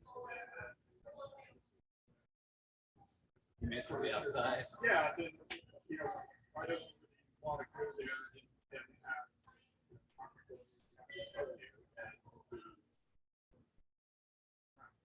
Imagine it would be a haven for dog walkers on a rainy day. That people would be taking their pets out there, but they're mall walkers, yeah. It's particularly redundant in the case of the piloti layer that already exists in the ground level. yeah. It's guess it's really hard to make space like that work when there's no commercial or residential trees or anything that's In the- connected to it. In the Reedy building, no one can occupy that level because it's a steeply sloping hill. So they need this to have that space. And here, that's kind of the same as this. So I want this to work. I want this to have a reason to exist because I think it's wicked cool. That's why I'm trying to get people up to it in some way that they're hardly noticing. It happens again at Park Hill, which is another housing project in Britain, and it's they build all kinds of slabs, all like this, all up on T, and one of them they build on a hillside. And the hillside one has streets in the air, and all the streets connect to the ground because of the slope. Suddenly, so they've torn down all of them except that one. That one's still, everyone still likes it because you can walk out on your front deck access, see out over the world with birds flying around. You turn and you walk this way, and you're on the street without ever having gotten the elevator. The milkman drives a little milk delivery truck right onto the deck and drops off the farm. So that's cool. You can live on the fourth floor and ride that bike on that. Exactly. You can live on the 6th floor and ride your bike right out onto the street. It's called Park Hill. There's a lot written about it because people think it's a useful way of diagnosing the good parts and the bad parts. What was your thought for the space under here being used? So I find it as a part of the lesson. There's the natural space. Okay, like a transition. And from a material standpoint, some of the other presenters have talked about concept materials. What are you using on your vertical line? Shapes. Yeah. Shapes. Yeah. It's nice. It's dexterous, and it's the representation is really nice. Consider a career in architecture. You should love to look up with it's not a big word. It's a it's famous for it. That's a sort of I mean, I guess now It's a famous and celebrated building, which was also failed ultimately to accomplish its purpose. But the redeeming value of it is that it's full of architects now. Yeah. They kind of are living out the fantasy world that the architect originally imagined it could have. they could just determine the tattoo while they're there. And all the shops in the air, on the street in the air, they also sell souvenirs to architects now. The building, and they managed to stay in business. Yeah, because Because they couldn't stay in business for the fishermen. Thank you. Thank you.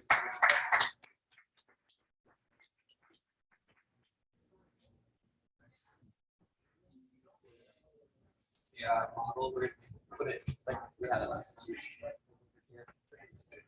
How are we doing this? Spin this to the corner. Like that, it's good. Too far. Too far? Yeah.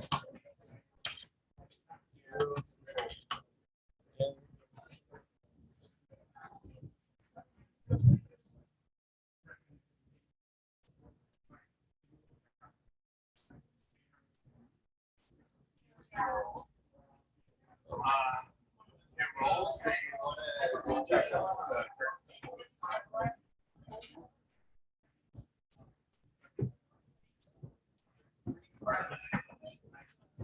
cloth likes to get caught on the wheels. So you're gonna want That's great.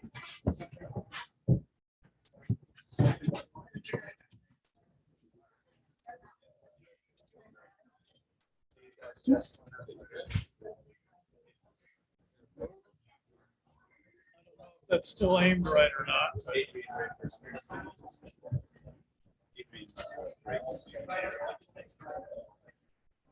That's how I got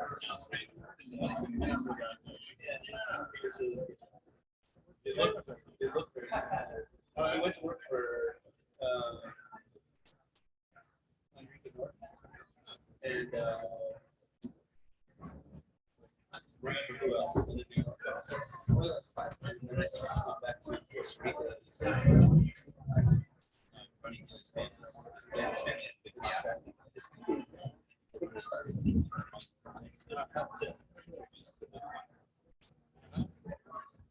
Generates work. Yeah, it does. Yeah. At good rates too. Yeah, I'll bet. Speaking of, congrats.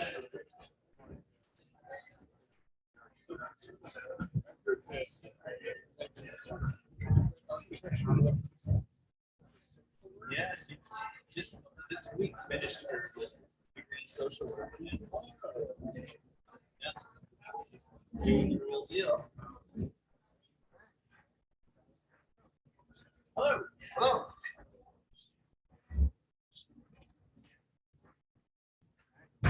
Good afternoon. My name is Brendan Cook, and welcome to the Human Scale City.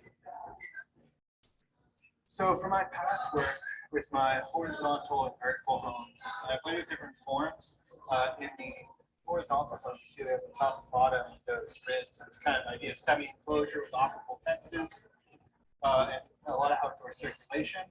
And the vertical home is a much more clean form that uses these pop-out windows. And with that outdoor circulation and pop-out windows, both of those are ideas that I know I wanted to carry over, but I realized that for all the reasons they were great in those projects, they're very bad in this project. So they do get converted. You'll see more about that later.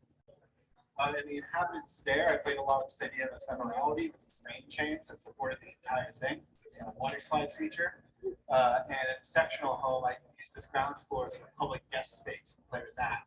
It's both use this idea of suspension and cantilever, but also allows you to study kind of the way light goes into those spaces and what can be put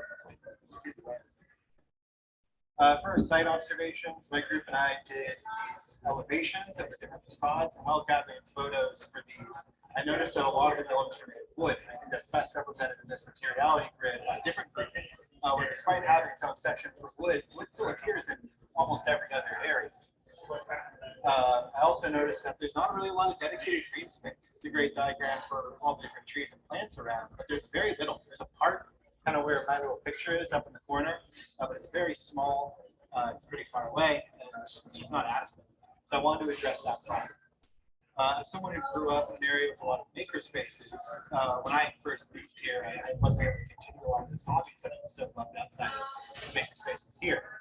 So I wanted to address that as well by designing for makers that includes all these different examples of maker spaces. That middle one should be very familiar. So wood shop, metal shop, tailor, computer lab, print lab, pottery studio, music studio, drawing and painting, and dance studio. So combining all of these with display spaces and storefronts for the residents to use, as well as an open ground floor plan to unify it all together, that's how we get here. So with the towers being dispersed throughout the site, opening it all up, the ground floor becomes all communal spaces that are very try to maintain a lot of openness, and you can see outdoor circulation with the wraparound decks has voids in front of the windows, so you can't go knocking on someone's window. Here in this diagram, you can see the old versus new, the ground floor. You can see that scattering of the towers, and for every 4 towers, one of them is a lobby, and each tower also has its own elevator port for that kind of key card cabinet access for a little bit better what's on for vertical circulation. And here's a grayscale, it's kind of a privacy idea. There, you have around the outside edge of it are these kind of L shapes. Those are the most private in terms of the ground floor plan. Kind of inside, you have a bit more public spaces, display spaces, and storefronts, and theater, the dance studio, all that, and Frankie's and Johnny's there, on the right. And then moving into the ground floor plan, you can see all these different maker spaces and how different dining spaces like Frankie's and Johnny's, and the kitchens, as well as the theater and some of the wood shop and metal shop lead into the outside and create this very open ground floor plan that I was going for. Moving up into the 3rd floor, you see more of those balconies with tables and shelves potted plants for all the display space, and how those are linked together, 16 towers and 4 clusters. And then on the 6th floor, the ones on the outside, actually L shapes, come up an extra story with double height windows. This section shows that extra height a little bit better, as well as cutting through at L shapes. You can see the light wells and patios that creates. And here in the perspective, you can see a lot of those display spaces, as well as see this kind of structure holding up these glass outdoor walkways that become both display spaces and horizontal circulation. Here at the ground floor, you can see that nice extra tall ground level, as well as the lobby, and this kind of garage door that opens up into the dining room.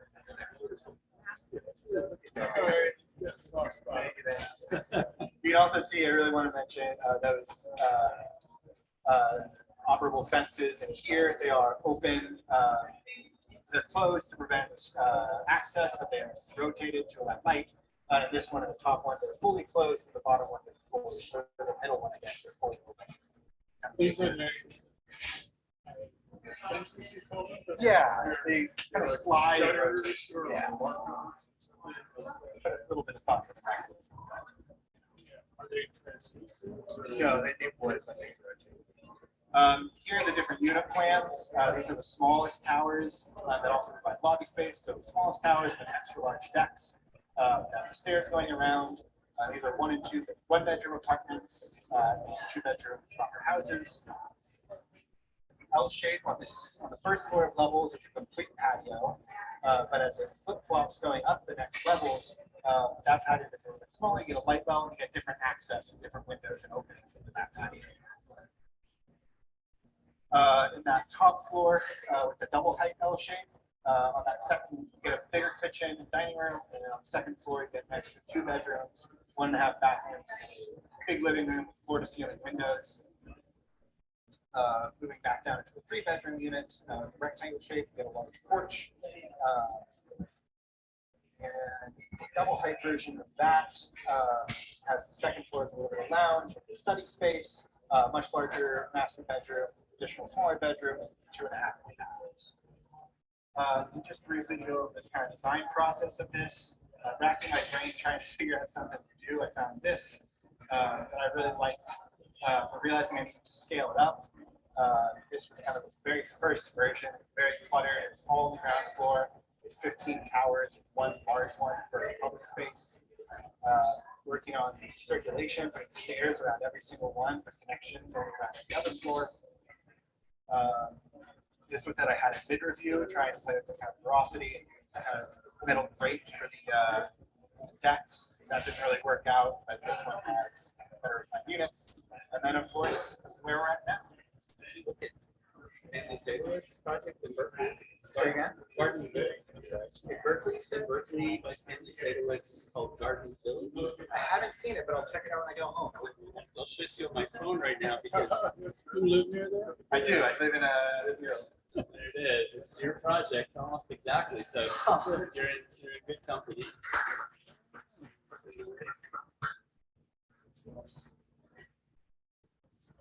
It's called Garden Village by Stanley Sadowitz in Berkeley. Just finished a couple years ago.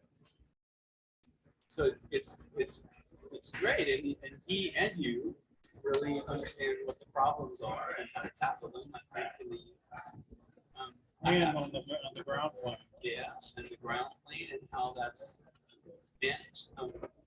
But I do want to say one kind of small thing before I forget to mention it, that I always have contended that it's just profound cheating if you don't put the railings on, because railings maybe a little railings can ruin the project, right? So it's incumbent upon you to solve how you're going to do them. They can also make the project. Yeah, they can also do some It's one of cool- those, yeah, that's what I'm watching actually. Like, it's one of those things we spend so much time on these sort of macro mass, like say, gestures that usually don't make it through to the finished product. But the one thing that really is prominent that they have to have, so you can't very much figure it out, it's the railing. And so you do a really good job of that. It's likely when you think of these, say, photographs of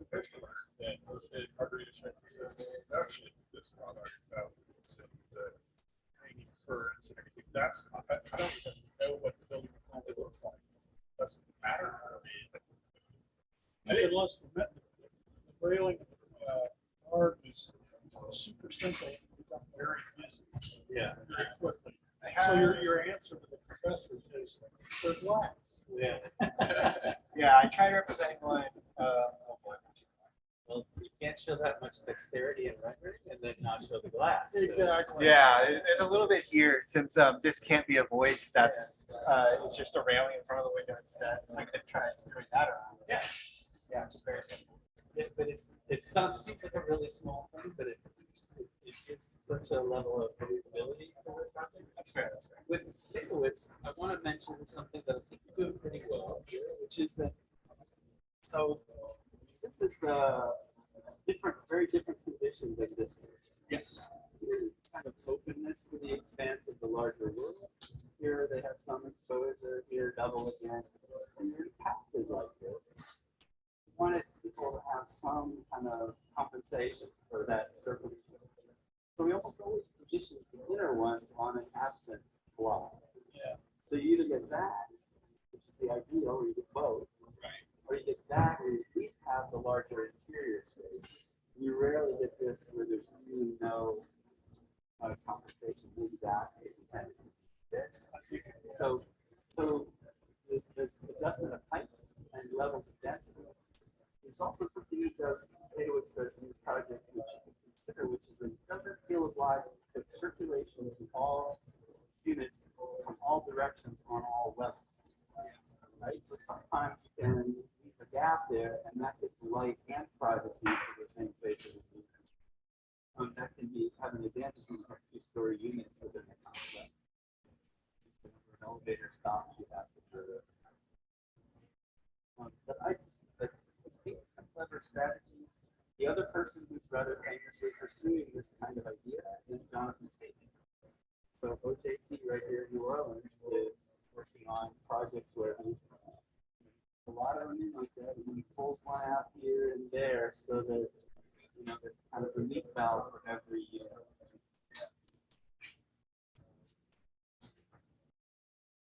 So on your ground floor, there is a interior occupied makerspace at one time in every one of the volumes. Not every single one. Some of them along the top left corner there is daycare. A lot of the lobby spaces, so that the ones adjoining lobby spaces are the non-maker spaces. There's a library, there's a gym, a couple of community. Yes. I was just thinking, would it be nice if there was more, not a lot more, just a little more outdoor amenity space for the residents at the ground floor. Yeah. Like what you've done here, but maybe distributed or focused or whatever other places. Most of it's circulation space on the ground in your project rather than space to occupy. It's possible that clump of trees right there would be pretty nice to hang. I'm actually happy it's the not very big, nice exterior spaces. They're room size, and so I think that they actually get a lot of views. And the fact that there's circulation through every one of them is important. It's crucial because there's going to be activity there all the time. So a bench that's off the sidewalk and the trees, kind of like quads, that they feel like you're really by yourself with this kind of poster. But at the same time, it's So where's Frankie? That one is this one right here. So the interior space is not a lot, but you get a lot of extra tables and that outdoor patio. the unit planning is, okay, really. Most of my time went into. Yeah, I can tell. Yeah, It's always nice. Yeah, you've done a really good job of that. And the basic idea of these repeated small footprint. Yeah. The repeated small footprint towers, I think, I'm glad that you didn't try to agglomerate that. The Sadowitz project uses a similar successful strategy. They're prefabricated units in the project. So the collective side that's open all the way across and the cellular side, they're actually the same units.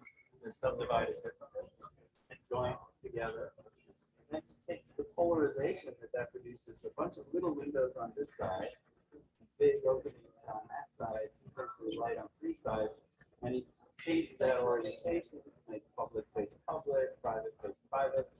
So bedrooms are always backing up to each other on small spaces, and big rooms are always fronting out onto the large. So you just try to fix this continuous grid of little blocks, and then it starts to polarize and switch, pull one out and turn these around until every unit has more or less an equal distribution of good and bad, spaces and qualities. I don't want to say bad spaces, but open relief valves and closed and simple spaces and so on. Again, I think that's the strength of your project is you appear to make several big decisions about nuancing and taking advantage of. So this guy probably finds this perfectly reasonable outdoor space to see. And the bedrooms don't mind looking into the backyard of the, this one, could look into the large courtyard of Frankie and Johnny's, and out onto the street and into the courtyard. So that's a good one to do large. It's just what you were earlier, it's great. Establishes great concepts. This is it.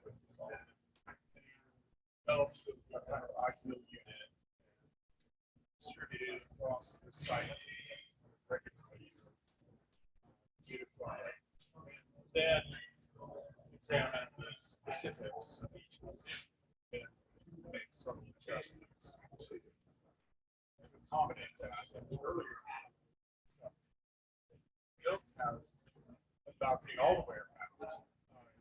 And then you generally don't use that for adopting off the bedroom. They do use that adopting off the right here. And then give another level of orientation that suggests that you would want that channel to be facing south, because then it also becomes the south. Lower floors, we're supposed to have on the north. And pretty soon you've got enough criteria built up for each one of these that they each have unique combination orientation. Yeah, there was a question that we asked once upon a time, but then we kind of realized that the balconies also serve, and it solved the problem that I was having, which is there wasn't a lot of actual display space for the makers to put the objects they were making. So one of the advantages of wraparound balconies all the way is that you're not necessarily walking on every single one, but every single one is shelves and tables to put stuff to make stuff on display. So it was more of a justification than really, but so when you say there are a lot of maker spaces where you come from, is that yes, it's kind of center for Bay Area maker spaces. Love the first one. Well, I say you get 10 points for the Mastiff and you lose 10 points for no railings. All right, well, I'm okay with that. How many units did you line up from all together? 66. Let's get this. Yeah. This it's about. It's 190,000 square feet. Yeah, it depends on whether or not you're doing the sidewalks or not. Yeah. Without sidewalks, it's like 1.7 something. Still, So winding up with 30 units, so units per acre, that's enough to support. That's what it's. not only mass transit, I mean, I don't know how the maker spaces contribute.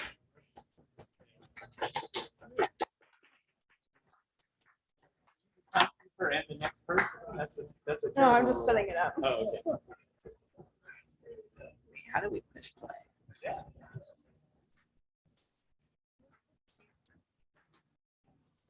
Do I just screen it? Go to view. Yeah. So, a number of these solutions are really Yeah.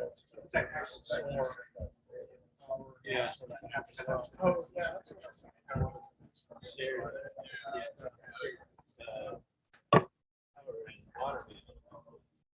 think that was implicit of the resources, but they haven't had time to develop theirs. Well, yeah. They were working on the stairs. EV array. Water slide. What is this? It Yeah, is, this is it is intermediate. the stair study that he did. Oh, yeah, you didn't show your stairs. Water slide. It's a water slide in there. Kick it down. Oh, I mean, it's got a little bit, chains that support the stairs. There's plumbers on there. One that I can slide down. There's plumbers on the ground floor. You can use those as fire escape. Don't tease us. What the damn Research. There's moms. I'm Jessica, and this is my project, The Spot. So here's my main axon, and see a little bit of what's going on. This is my first, stair project. I didn't actually utilize this in my project, but I used the idea of geometry a lot in my project. I'm really into that. And that's also what I did in my original horizontal, vertical, and sectional homes. You can see that I have these L-shaped stairs for the vertical home that creates a lot of symmetry, and as well as in my sectional home, it's divided into 3 different parts plus vertical core, and then in my horizontal, it's 5 equal bedrooms, 2 courtyards, and then in the front down here is like the day part. And then I kept all 3 in my project. So I took the horizontal home and I decided to stack them in a way so that there were holes for each of the courtyards to get light. I'll talk about the colors later. I used the sections to kind of look at materiality, because my group was materiality, and kind of see what each of the blocks looked like. So here's the materiality. I used wood, I used gravel, I used stucco, and then we mapped them.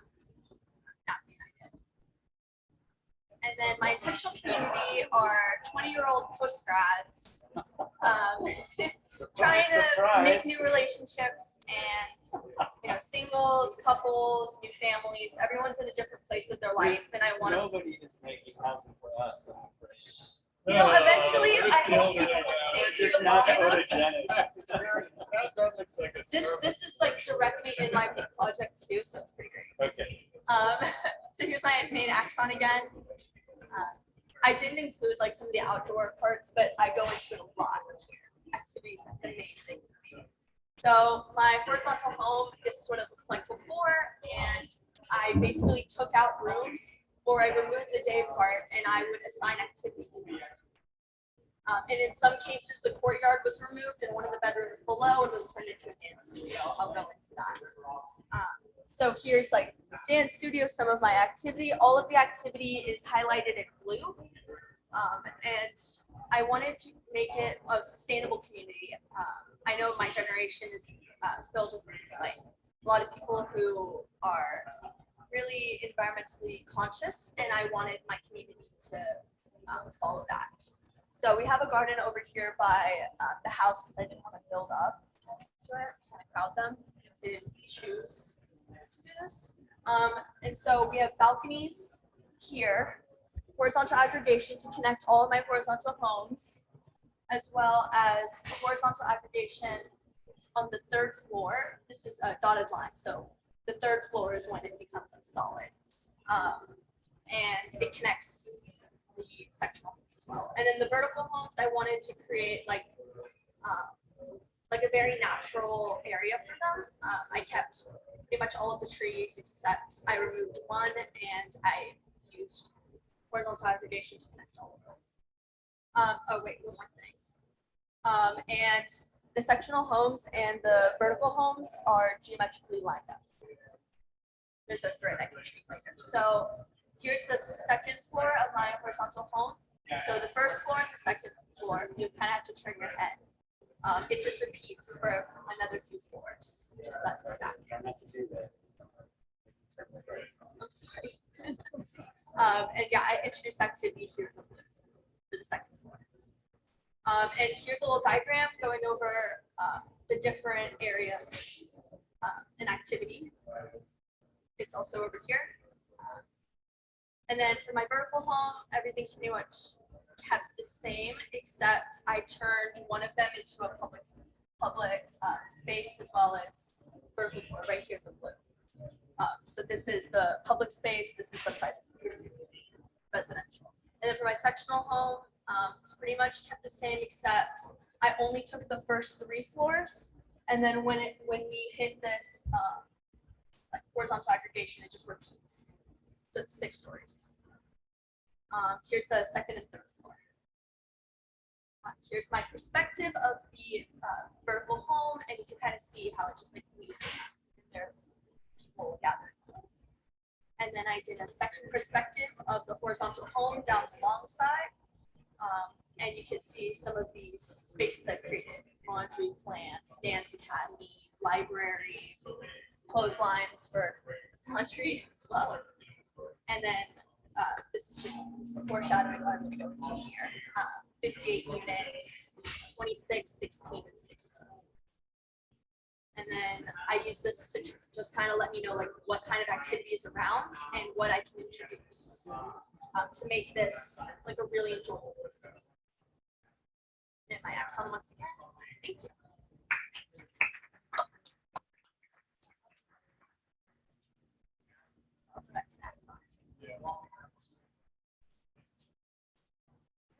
Suggestion for you that's nothing to do with your project, but it's a presentation technique that we try to teach all students at some point going through.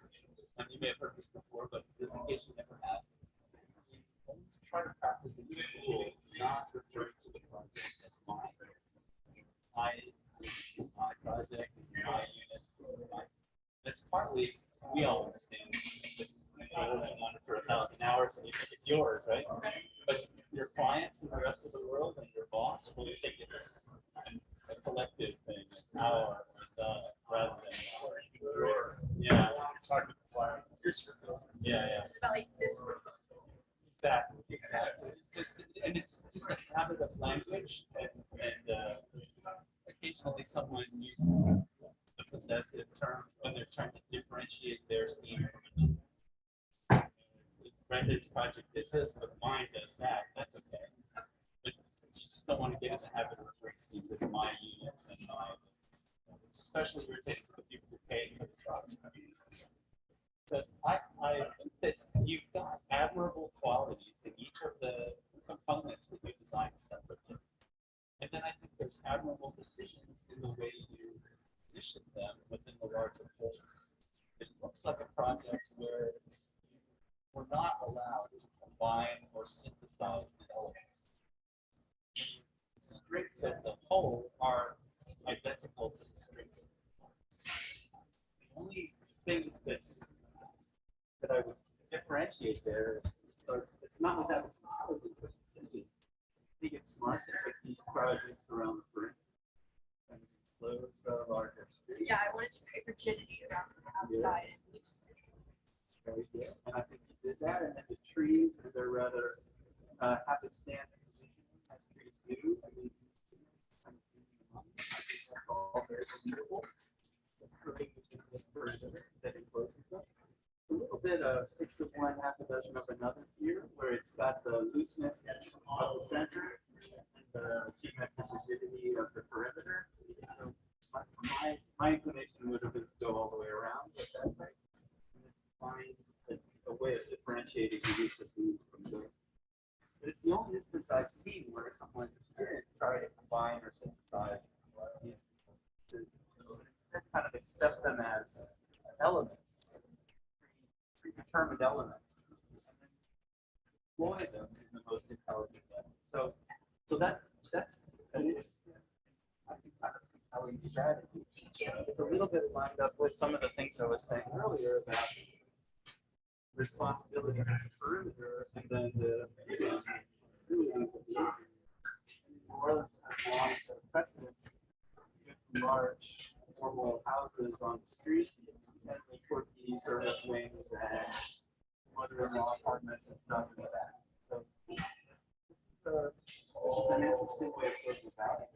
It does seem like you dodged the question of how to synthesize. But that's all right. That's I was following morphology specifically, like when I was deciding about Frankie and Johnny's and I was like, where do I put them? Do I keep them where they are and build around? And then I was thinking that putting them into the existing structures and taking out some of the rooms would be good use. I treated it like a puzzle, and I love puzzles. So I definitely had a lot of fun playing on It's this. a thing for architects to set up a set of constraints for themselves and then operate within those constraints. So you probably, I want to say erred in this way because it's not a mistake. But if you were moving further, nuancing that development of the project, I would allow yourself to break some of the rules when you make a radical change in progress, or break some of the rules when you need to produce some kind of gradation of conditions, as might be the case on the block, or jump to instead. I completely agree. Yeah, I think there's another possibility actually, is maybe happening to the same thing, which is rather than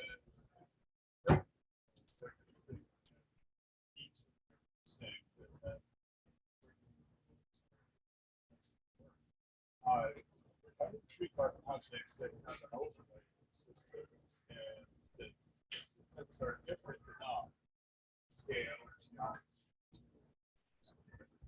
that they come together in different ways. So have these relationships. We talked about a couple of them earlier. I see the parking lot of that competition, which the two finalists both have an overlay systems. And the one that won, the Chewy, has a system of a grid with these red cubes and then it has a system of a big circle, triangle, square, and fields. And it has a sort of a system. The OMA project, which I think is more rigorous and systematic, that's only, there's no meandering path. It's just a systematic movements, but they're at different scales. And they brought it different landscapes. So anyway, what I'm thinking is you have three different systems, obviously. You have the courtyard and horizontal house system, the house system, the section house system. Each one of those had a different set of rules for how work they should be or what the relationship should be.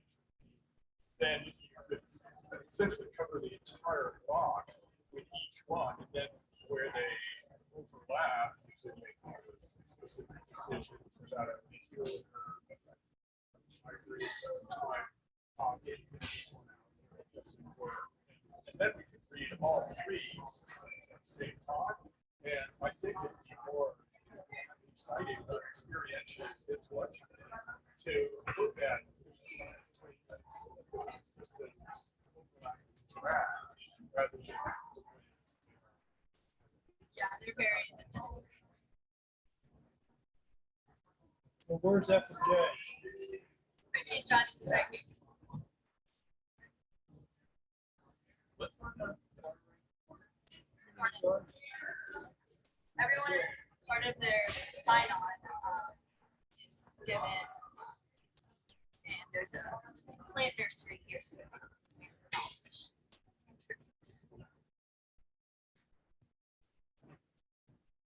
in here, these are actually pretty cool.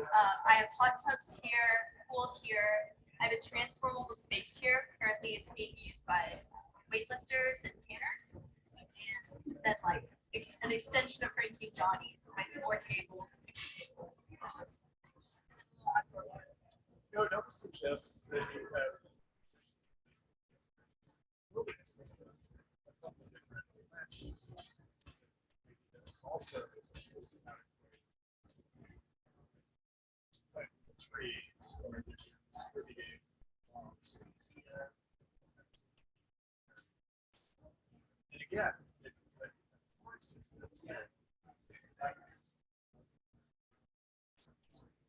it's not this diagram that you're talking about, but then continuing that all the way over. Continuing this all the way through, continuing that all the way over, and seeing what it yields as expected. Also take a look at Officer Jonathan Tate. Here, Sam. 2 or 3 projects. Tries to address money lots. I see little leftover lots that are hard to put a conventional houses. And he also tries to address large blocks that he can then fill with lots of little pieces.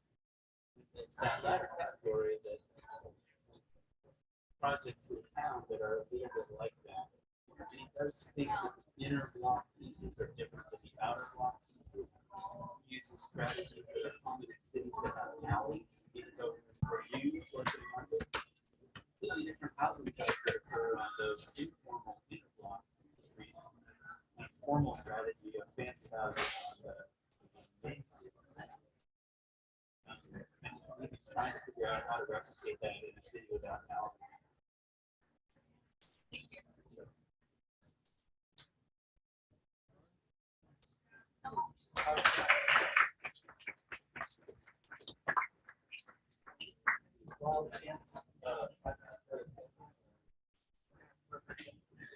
Yeah, of course. 5 minutes break. I was just thinking, yeah, I could sneak outside for 5 minutes. Yeah. Let's do 5 minutes. Alright. So meanwhile, if we Yeah, can, having a cigarette. can we set exactly with more distance or maybe move the Okay. So for the last 2, it's not as far. Is that good or more? Yeah, more. Yeah, you know.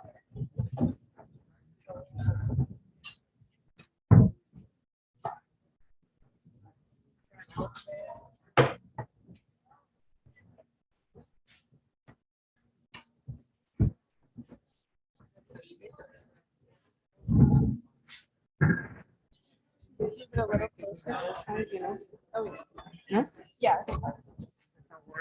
So we take this.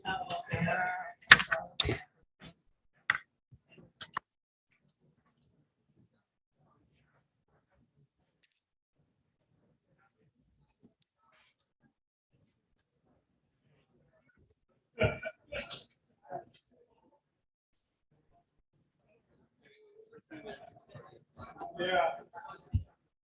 Not too long.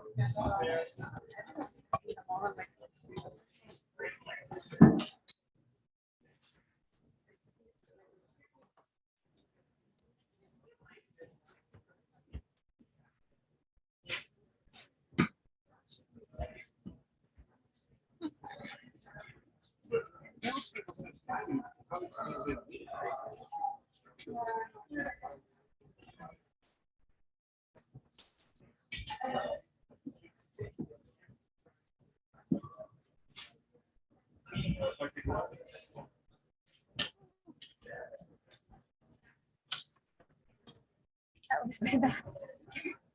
You want these? Why not? Wait, we're not having the video, really? So much bigger than the.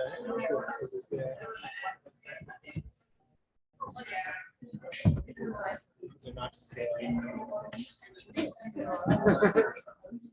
Whoops.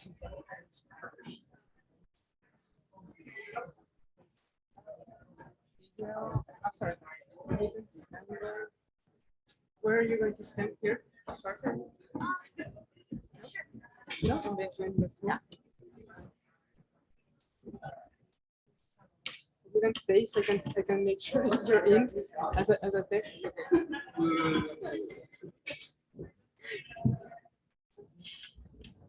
Ah, it's not the camera. What is happening? No, but it's this. It's this camera. Oh, it is. If you go here, I think you can change it.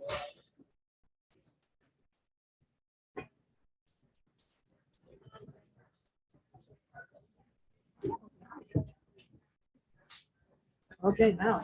Yeah.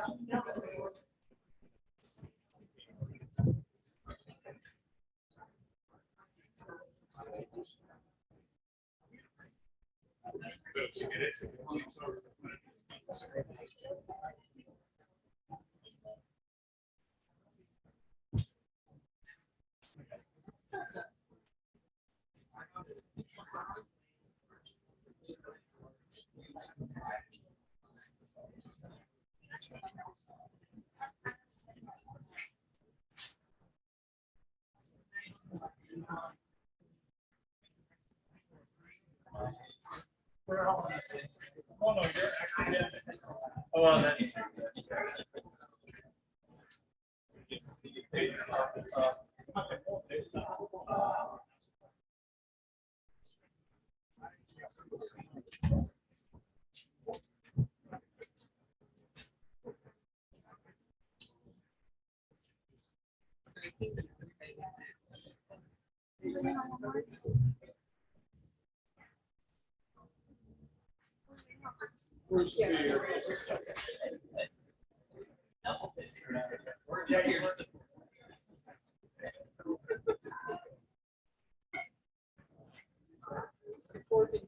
I know they're guys.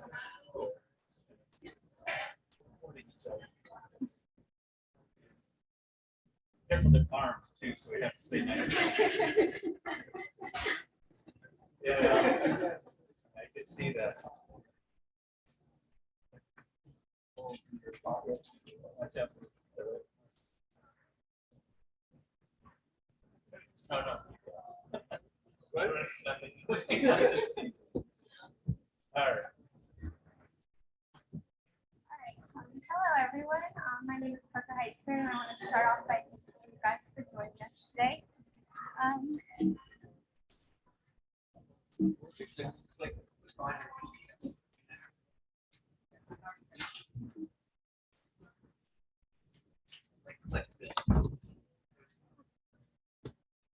Oh, but now it should work. So this project built on 3 core skills, including visualization principles such as program, circulation, and scale, and critical thinking in terms of the context around the site. Before this project, we worked on 3 homes: the horizontal home, vertical home, sectional home, and then the collective stair. The horizontal and sectional home were implemented into this proposal.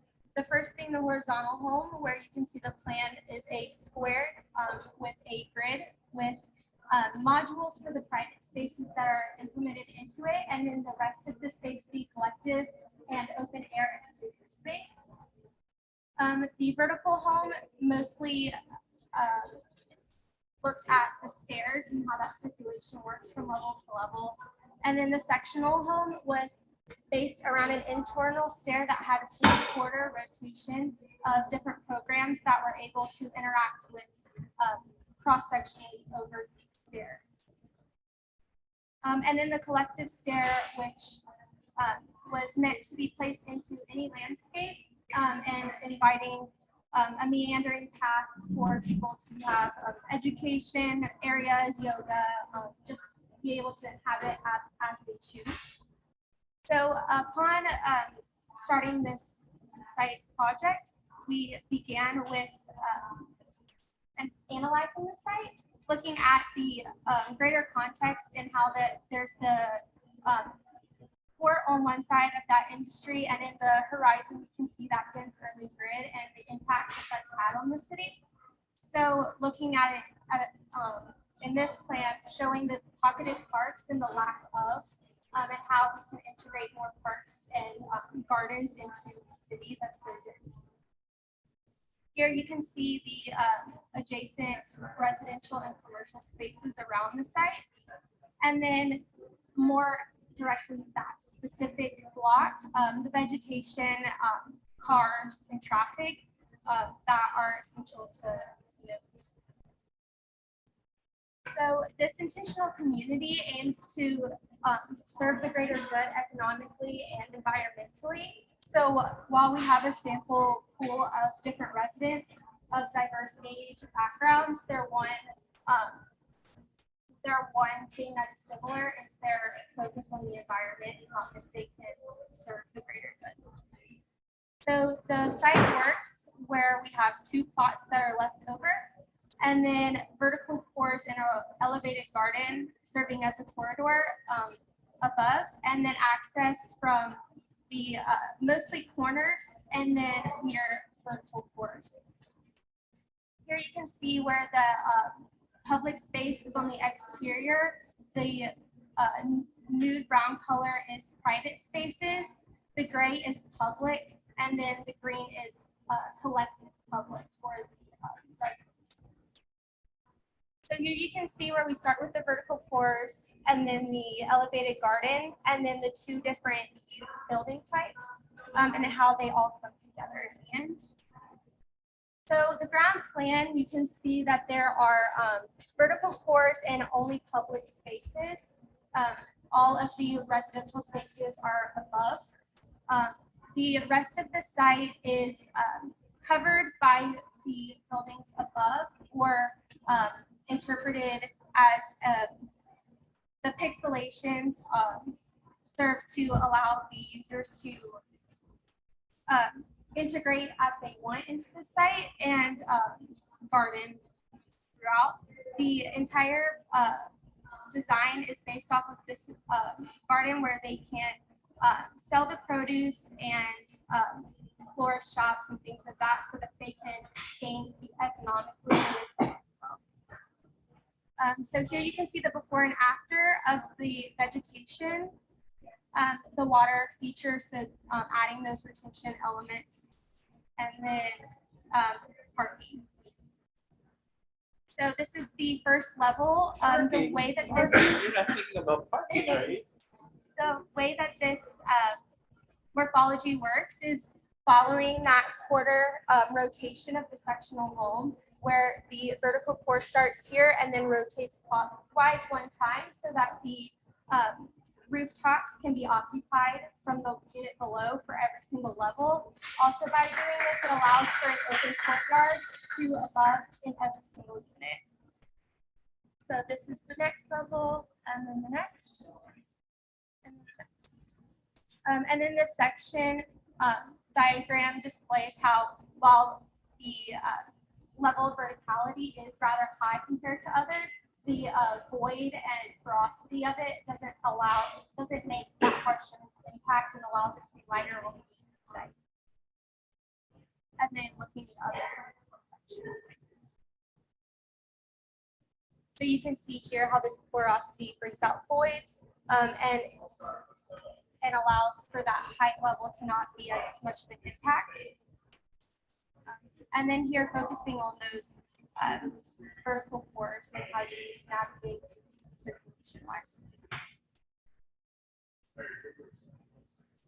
So the key goals of this site were to be environmentally conscious and really welcoming the community engagement by selling their goods to the community and neighborhood around. Here you can see that those elements of being able to occupy this under here in any way they want. For example, having an outdoor gym or a playground, or just tables to hang out for the residents. And then here you get a better look at how the rotation of the units works. So, and the unit types. So these unit types here are 4-bedroom, 2-bedroom, and 1-bedroom units that rotate around and are able to access that elevated garden for just those residents. And then the external ones that are larger but are mimicking that morphology of rotation, you can see where they have those greenscapes or waterscapes as their private access instead of the garden, which is collective. So how it rotates clockwise. And so then looking at each unit type, we have a 4-bedroom, 2-bedroom, and 1-bedroom unit in the first morphology. And then in the second, having a 3-bedroom, 5-bedroom double height, and then a studio and 2-bedroom unit by splitting that square. And so looking at the project chart, one of the most notable things was that only 8% of the footprint is relative to the ground. So allowing that being a very open space for gatherings in the garden itself. And then here's the site axon showing how all of that comes together. And then the site where you can see that garden is taken from things surrounding like Jefferson and bringing that in and bringing one more popular park into the context. And then lastly, seeing a visual interpretation of what these internal gardens would look like.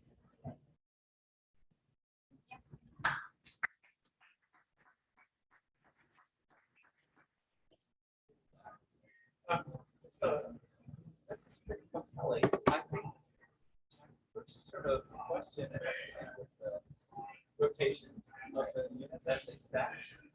I sort of feel like in each configuration there are advantageous orientations, and you sort of establish them once. It actually leads to each combo.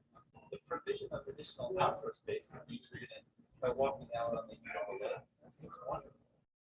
But it could also be a outdoor space in an idealized location relative to each cluster that will repeat money of the money to stack the plumbing, the structure, and all of those components. I think that the actual experience of dwelling for a level remain largely the same, and you would do away with the structural and technical complexities of the rotation. I like the rotation. It adds a lot of complexity and richness to the building. It breaks down the scale of the whole. But I actually think it doesn't break down more than it needs to. The shotguns across the street appear to be bulky and moving compared to the highly articulated pieces across the board. The main reason for rotating is not only for the was having that open to the air courtyards as well. That was right. So and balconies that are stacked are not open to the sky. But I have balconies on my house, and when you walk out on them, even though there's a roof up above, they're still outside, and you still get wet on a rainy day, and the plants we plant out there are still watered by the sun, or illuminated by the sun and watered by the rain. So I guess what I'm trying to say is that if we were in a colder, darker climate, the premium on access to the real sky would be higher than it is in this context, where we're just as often seeking shade as we are access to the sky. So again, it's not a criticism of the project. So like what's accomplished by that rotation.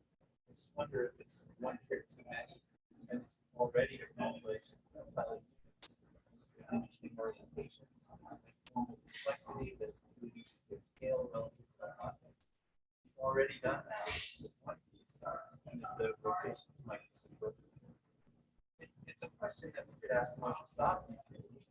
Does habitat produce valuable overlaps, gaps, and circumstances, or the qualities of that building be obtained if it were stacked straight? That's an open question and a rhetorical one, but I felt like it was more complex than it would have needed to be. And it could be a matter of degree. Yeah, absolutely. It's like the scale difference between these and these relative to the lighter inner edges, that relative to our discussion in the previous project, this is a very logical idea. Let your little ones peep out on the edge too, though, so they have some identity relative to the whole. But by and large, they're part of a smaller, finer grained inner block strategy connected to the foliage and plants in ways that the bigger ones are more related to the street and to the larger scale of relationships between each other. I think the public space works in that same gradation. Bigger blocks and patios and top and bottom, and then a networking pad that seems to work with the existing plants and trees pretty well. Did you look at soccer and sort of think that was neat? So each one of those is a precast volume. Right. You can literally stack them in that crazy way that he's done, and they're structurally resolved already. Right. I don't think that's the case here. And I just want to mention that, like in my head, so these. You would see. Always overlapping Yeah. when it rotates.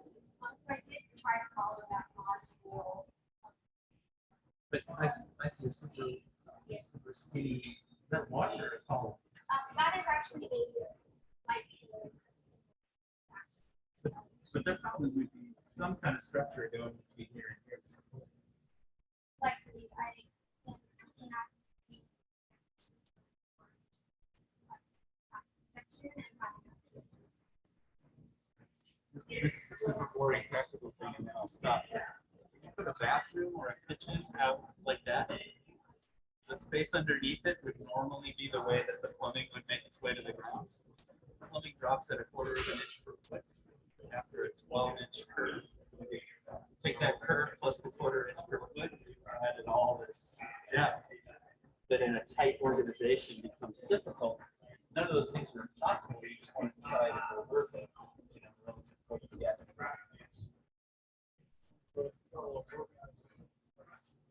Right. I hope the big plumbers pay attention to their positions.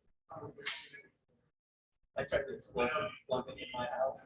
The plumbers did it at the back of the inspection and all of it just because they did such a terrible job. I kept saying, I'm going to expose this. And they go, why don't you cover it up? I'll pay you extra to do it equally. So you put a dog park on that extra block. And we have at the corner areas, having the dogs on that lower corner or top. And then the dog park on that corner, to invite the public.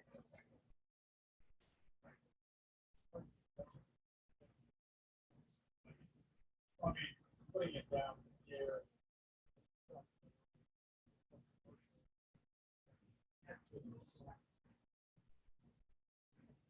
It's one important and interesting conversation I have in this project is that the dilemma or the question of density, because it's 67 density and urbanization. I think the pushing really with this project is more urban dwelling with high density.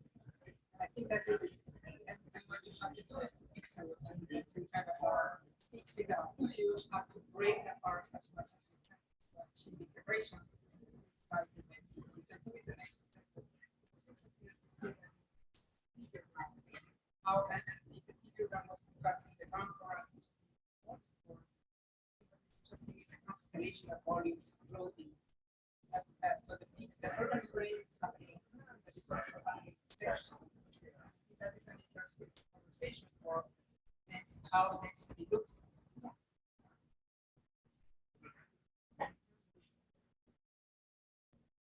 Like the extension of the site across the street. I mean, I think that's just paving patterns and subtle moves. But I think it's suggesting that you see the site in a larger way and the see of these networks as part of the existing context that you're trying to project. All of these are laudable goals that many of your classmates have shared. But you're making those graphically evident in your project. But I think that's probably be subtler if you zoomed in, and we would see that these are subtle distinctions in the ground, but they would still be legible. They have to be a little diagrammatic. But I guess the hypothetical future of the project, you might imagine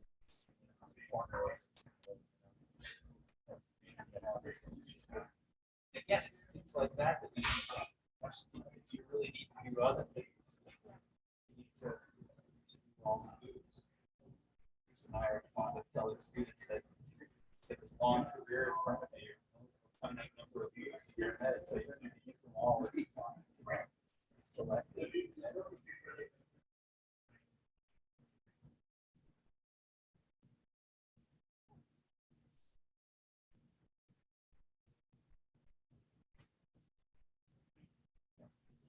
Thank you.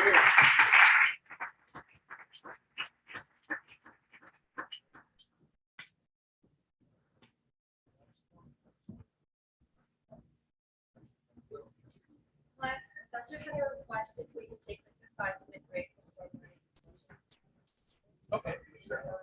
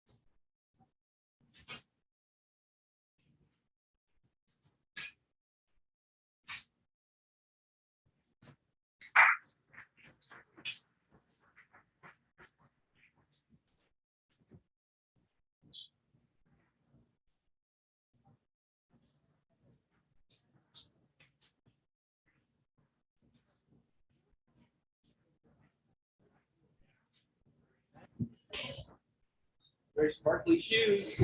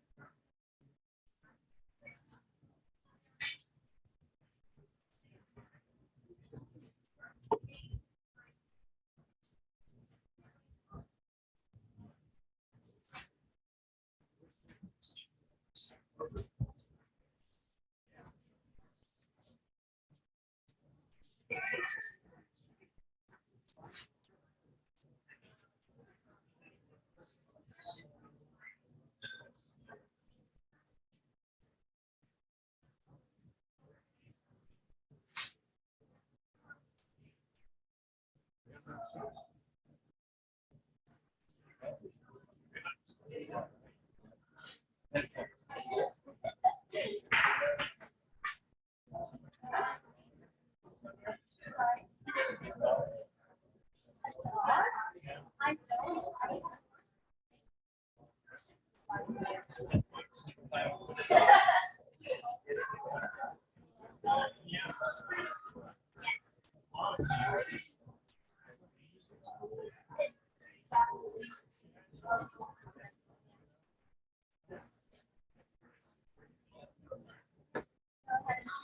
Oh, okay.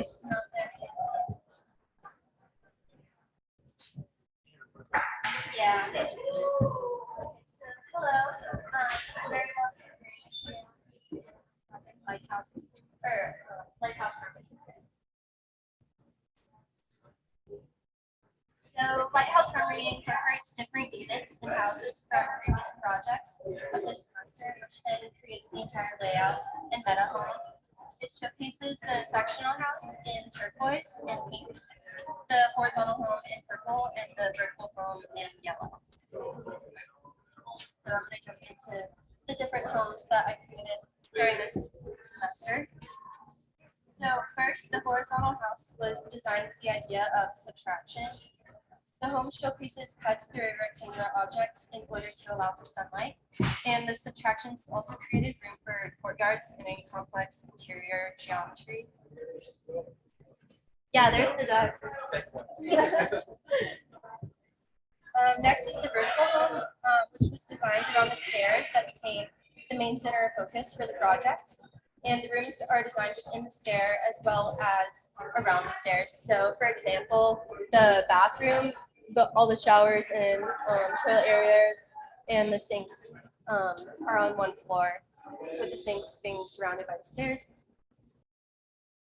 And the sectional home makes up almost half of the units for Lighthouse Harmony. And it was created with the idea of a 90-degree rotation of different units, which are then stacked on top of one another.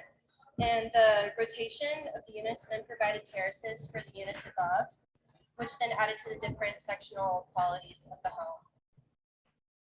And here in the section, you can see the sectional qualities that are visible, specifically with the staircase. It allows for different interactions with people looking down on the staircase, seen at the bottom of the drawing, in the different terrace qualities and relations. Next is the inhabited stair project, which focused on the interaction of people with the stairs and how the stairs can almost become playful. The stairs act as a greenhouse stair that incorporates plants and plant holders at the top in order to involve the people and create interactions. And the stairs act to create a light and open atmosphere outside while incorporating a dark atmosphere underneath that incorporates water and windows, which allow for interior and exterior interaction between people. Site observations. One of the key site visit takeaways I had was the relation of the neighborhood and residential units to the more commercial components that make the site. My group focused on the residential and commercial areas and the different story heights those units were. This was important for my project when incorporating it into the site, and I maxed the height of the units to 4 stories in order to create and keep the same height relative to the neighborhood. Another key takeaway from the site visit was the variation and uniqueness of the different New Orleans residential units, also seen throughout the entire city. So New Orleans was built with many different houses and buildings that differ in style and color and many other things, such as height. And I wanted to incorporate these characteristics into my project. And finally, the materiality is key to New Orleans homes and buildings, as well as my project. So color became important in order to have Lighthouse Harmony relate to the neighboring houses. And other materials such as iron railings also help to define New Orleans as a whole, whether in a neighborhood or in the French Quarter, which I incorporated into my building. So the type of community. The project was designed for jazz musicians and fans of New Orleans in order to provide a welcoming and characteristic way of living for those people. Since New Orleans is such a music-based city, I wanted to be able to give back to those people that have made it and who make it the city that it is today. And on the left is actually a photo that I took myself, just because I love going there and enjoying the atmosphere. So the main precedent for this project is Cafe Beignet on Bourbon Street, which is an outdoor open courtyard that incorporates a musical stage from Jordan. In this diagram, the horizontal and vertical circulation are prominent, as well as the different public spaces, such as Frankie and Johnny's and musical performance areas, which are in purple, that are the public space. This section diagram showcases the public space as well as the different units presented, whether they are single or double story. And here this is cut through the horizontal home, which showcases the different courtyards created within the home itself to allow for interaction between people. In the ground floor plan to the left, the main public spaces face Tchoupitoulas Street, providing separation of the housing units from the busy street and area. And the plan then opens up to the main yard and courtyard, with the Starlight Building being the main center of focus and reason for the arrangement and geometry. The outdoor performance areas are then incorporated into the site, surrounding the Star Building, with the main auditorium being located inside the public space that faces Tchoupitoulas and Joseph Street. The second floor plan then showcases the different pathways that connect the main sectional homes to each other, really creating like a bridge there. And these pathways then face the center courtyard, again tying back to the importance of balconies in New Orleans. And here is the third floor plan and the fourth floor plan. And you can really see how like the buildings rotate 90 degrees in order to allow for that sectional variation. This section shows the relation and the layout of the different units together, with the vertical home, Star Building being the center of the project, with the performance spaces being organized around it to the right. You can see one of the performance spaces in between the vertical house and the horizontal home. Here, jumping into the axon, it highlights the different variation and uniqueness of each of the units. To the left, the sectional homes. You can see how the 90-degree rotation allows for different terraces and vertical relations throughout the main units. And the axon also helps to highlight the main center courtyard and allows for sound travel, specifically for the performance areas, while incorporating landscape into it. Here's the second one. So the main areas for musical purposes are the musical practice rooms and spaces, as well as the auditorium inside. And this allows for room for the musicians to practice together or somewhere else in their home. And here's a perspective, which showcases the Star Building relating to the sectional homes, and it showcases the different terraces and vertical variations. And here's another one which showcases the performance area, which really becomes one with the home. And here's another one from the top. And you can see like the relation with the sectional home and the home itself with the port, as well as the Starlight Building to the left. Wheels. I think we're past the presentation time. Yeah. And here's the musical area, the vertical home, the sectional home, and the horizontal house. You can see the vertical relations cut through the courtyard, the sectional home. Sectional home again, that's a 2-story unit. Second level space, I think I've seen that in section 4. That's a little blinking corridor. Yes, it is. Yes, that's the main hallway. And then the smaller unit, which is almost 500 square foot. And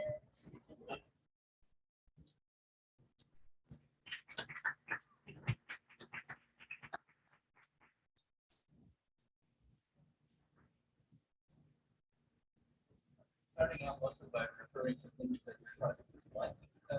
There's a segment of it that reminds me of a project by the Forest, which was never built or since, called the Goldlist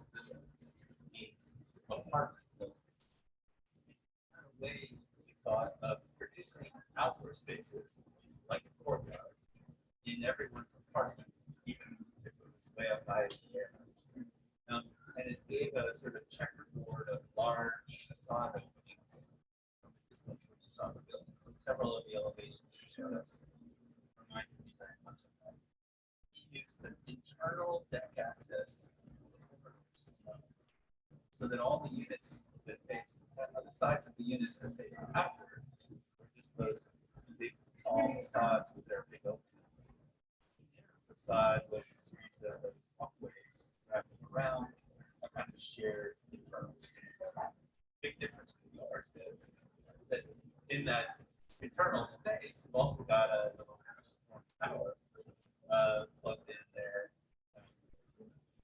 Very curious circulation strategy. Usually, when you make a farm tower, you put all the circulation in the middle and none at the edges, and you count on it being short enough that you don't have to worry about getting or strings that you have stairs in the end. I do, yeah. So the entrance and like the main circulation area is actually in the middle. And just the double story units. Those would be the most advantageous aspect of the building. So that internal stair would probably be better. If the internal stair were on the inside edge, the stair could be perfectly happy in without natural light. Whereas the unit would love to have light on three sides of that big space. I think so you already have pretty good circulation. Anyway, just a little thought that's points of reference and norms of building development. Use those points of reference to evaluate, understand the value. So the simple rotations at 90 degrees gives you the variety of outdoor spaces and complexity in the massive. It also makes me think not much particularity about the orientation. In other words, we can make the same one turn at 90 degrees. That means there was nothing particularly urgent about it being this way, because it can also be that way. So when they rotate, they also underwent some kind of polarization that allowed them to acknowledge when the sun's coming from it, or when they're facing the street, the side. So that's just that's not to change the strategy, it's a nuance that keeps once it undergoes that. It's less like stamps that you turn, more like a kind of mechanism where multiple parts rotate. Right. My favorite part is this band across the edge, the L shape on Joseph Street. That's very reminiscent of a lot of contemporary housing that people are trying in rural and some coastal regions. Outdoor space for circulation. New Orleans would be among those spaces. And save a fair amount of money building outdoor space. The last thing I'll say is that mortars are in little glass boxes. That was sort of my impression. Oh, that's just yeah. So.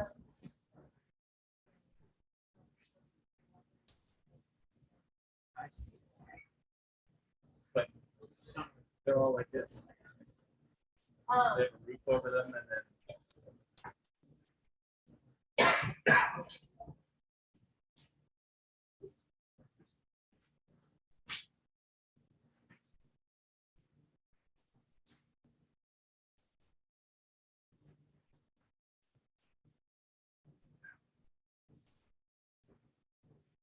Looking at all these.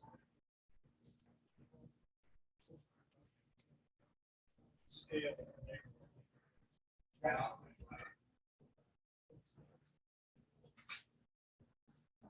That was my main goal.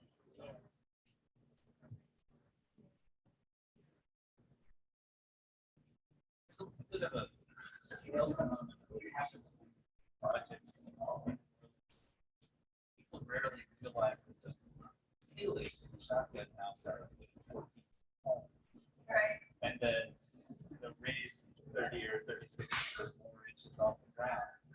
And they have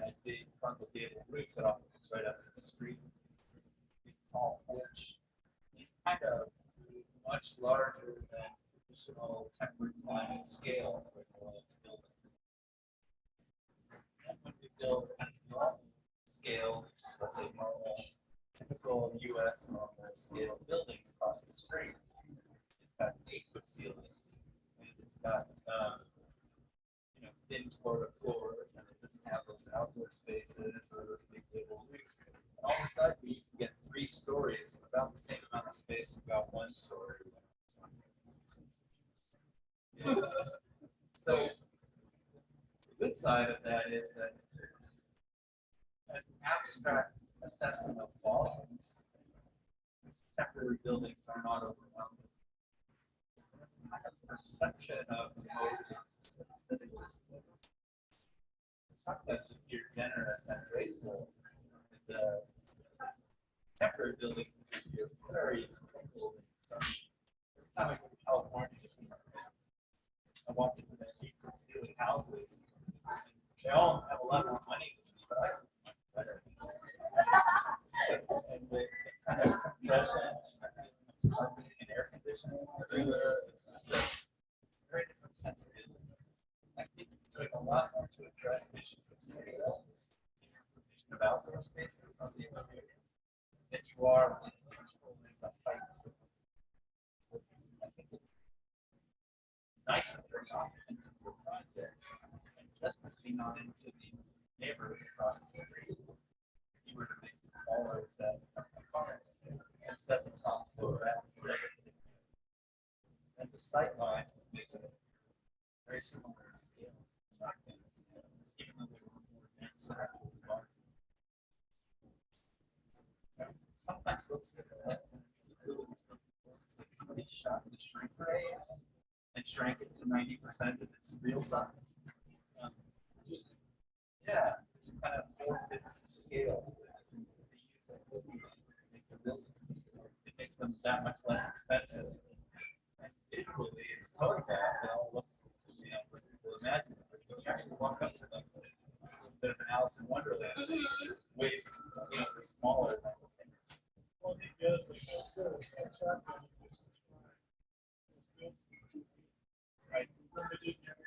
right. Right.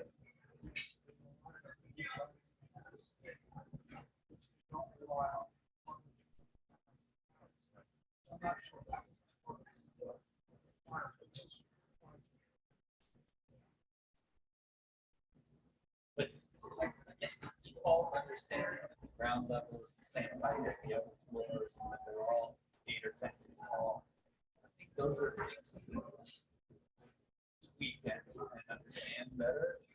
This is not just you, and this is not a criticism of your project.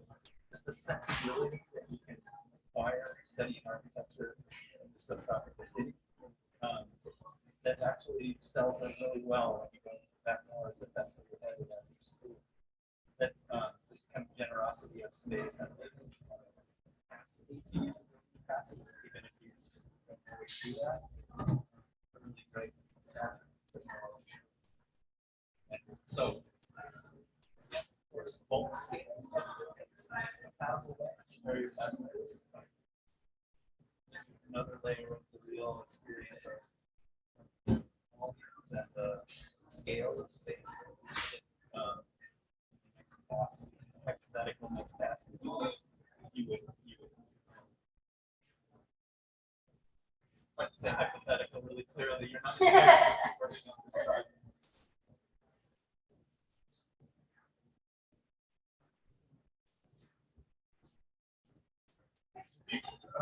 This central one is based on the and then G's. Are the sexual ones?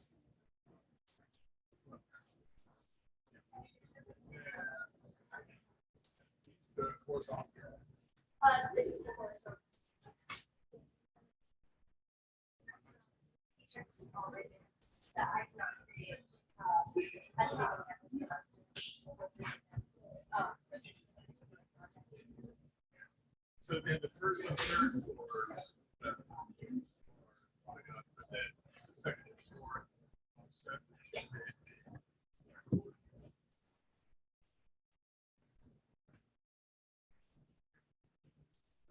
So if you had to choose one of these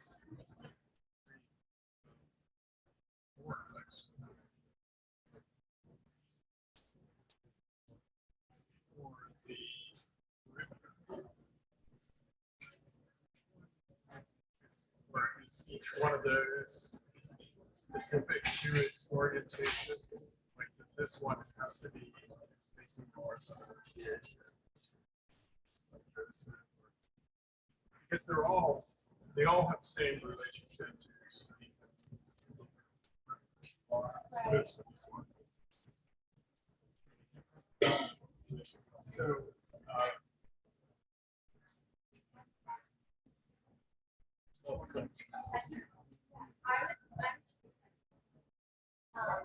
Just because I.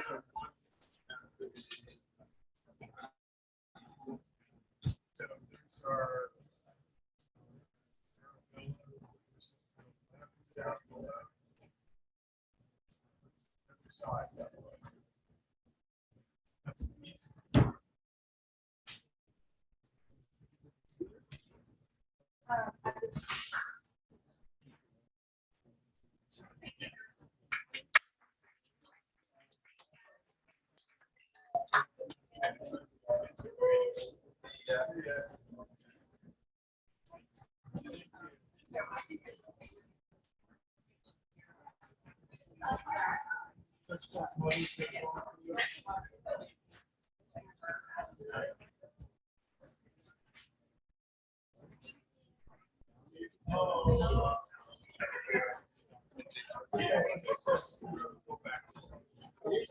I came from Atlanta.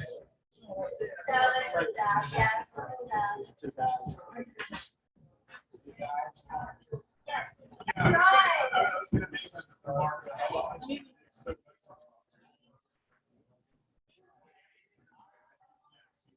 Yes. Literally,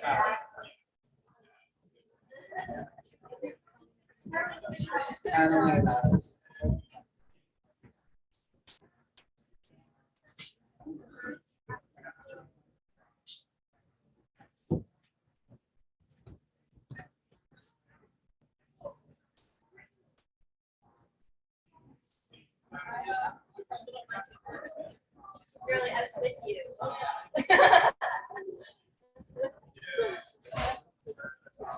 That's so cool. Thank you. Good.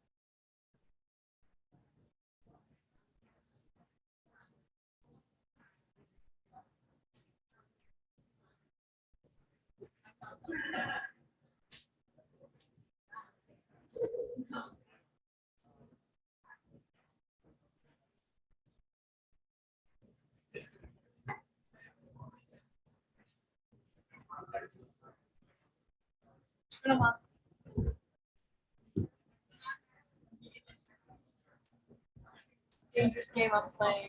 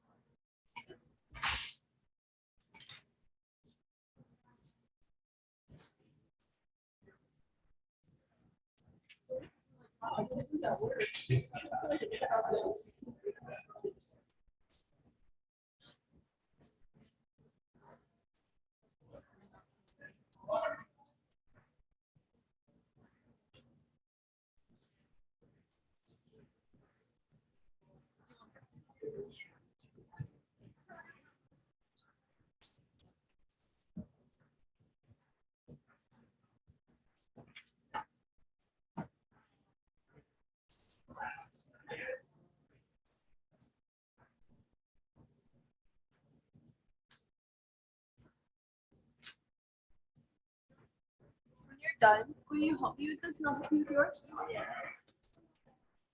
If I need.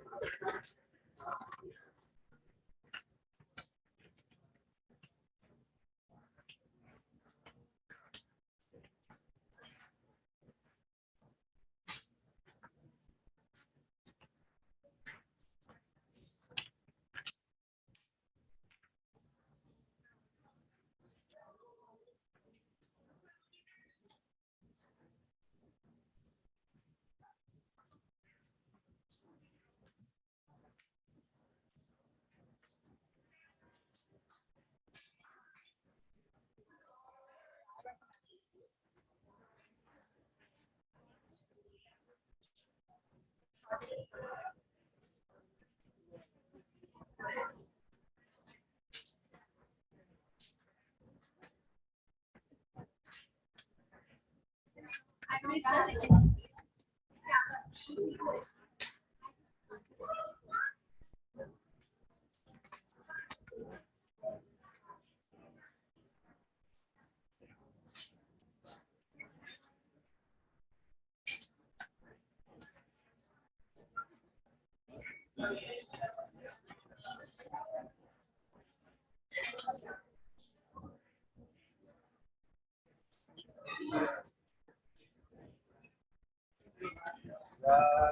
Together.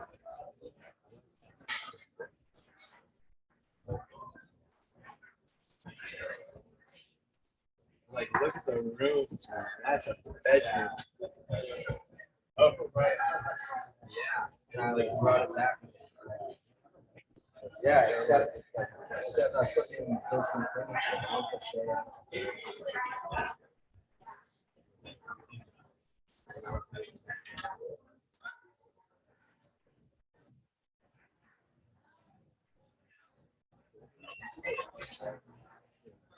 And I realized, like, I didn't realize it until I made a section.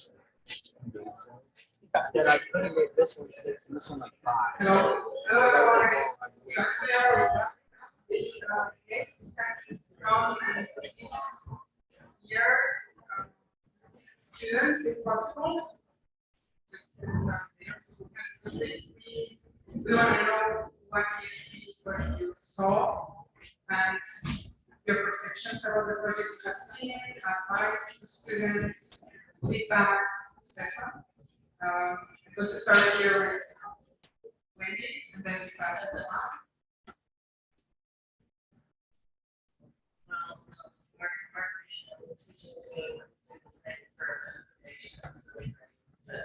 See that we're very rigorous work in the second.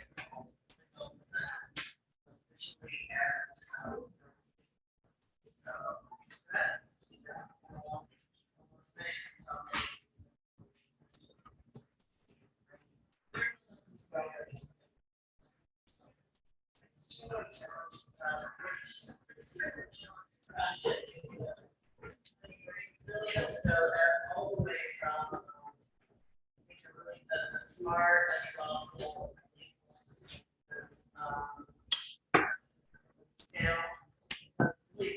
To design a law, designing part of the city, and responding to the city as a whole. The immediate Jason Fox, that's all order. Then you have all of these kids. Sometimes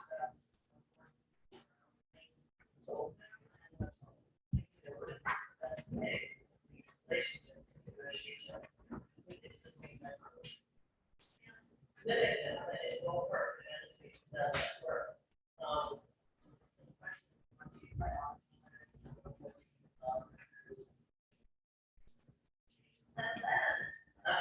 If you've done that successfully, basically,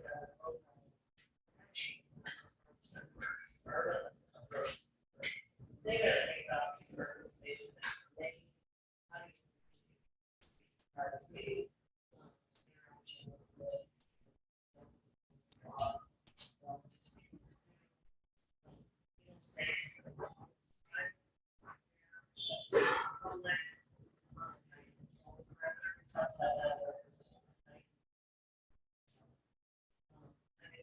Successful projects did that. And then you get up to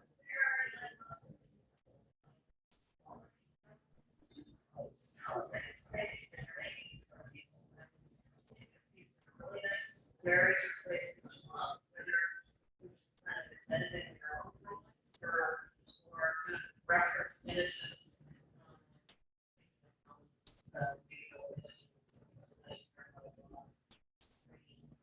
Yeah, what is your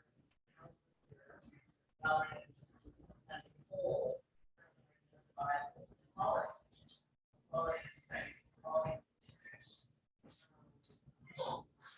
Like the whole architecture that do it well. Have some of those things. Ask for space. On the first phase, you're on third plate now. You still have the first day. So I was very impressed with the work. It was really professional. Very impressive in addition. We need to know about the smarts of that. So that's the difference. So thank you for that.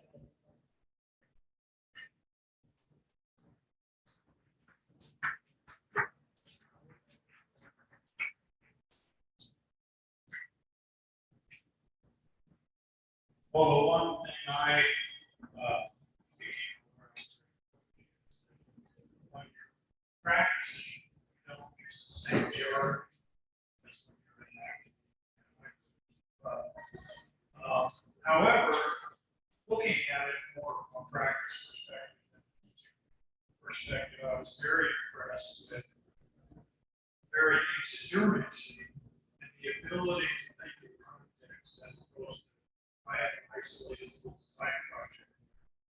Some are a little more successful than others. Most of them manage to recognize all the key ingredients to your machine. And I think that basically it's for me, when I was here years and years and years ago, we didn't do anything like this in the second year. But I think that what it does is marches these kids from exploring ideas to recognizing reality. You know, they can still express the idea, but they're cognizant of what's going on in reality. So from that standpoint, it's very satisfying to see the solution.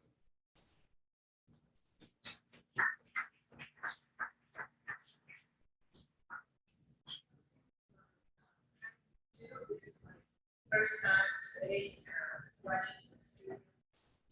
It's really like I learned a lot. Job, a lot of effort into everybody else that. I think the hardest thing is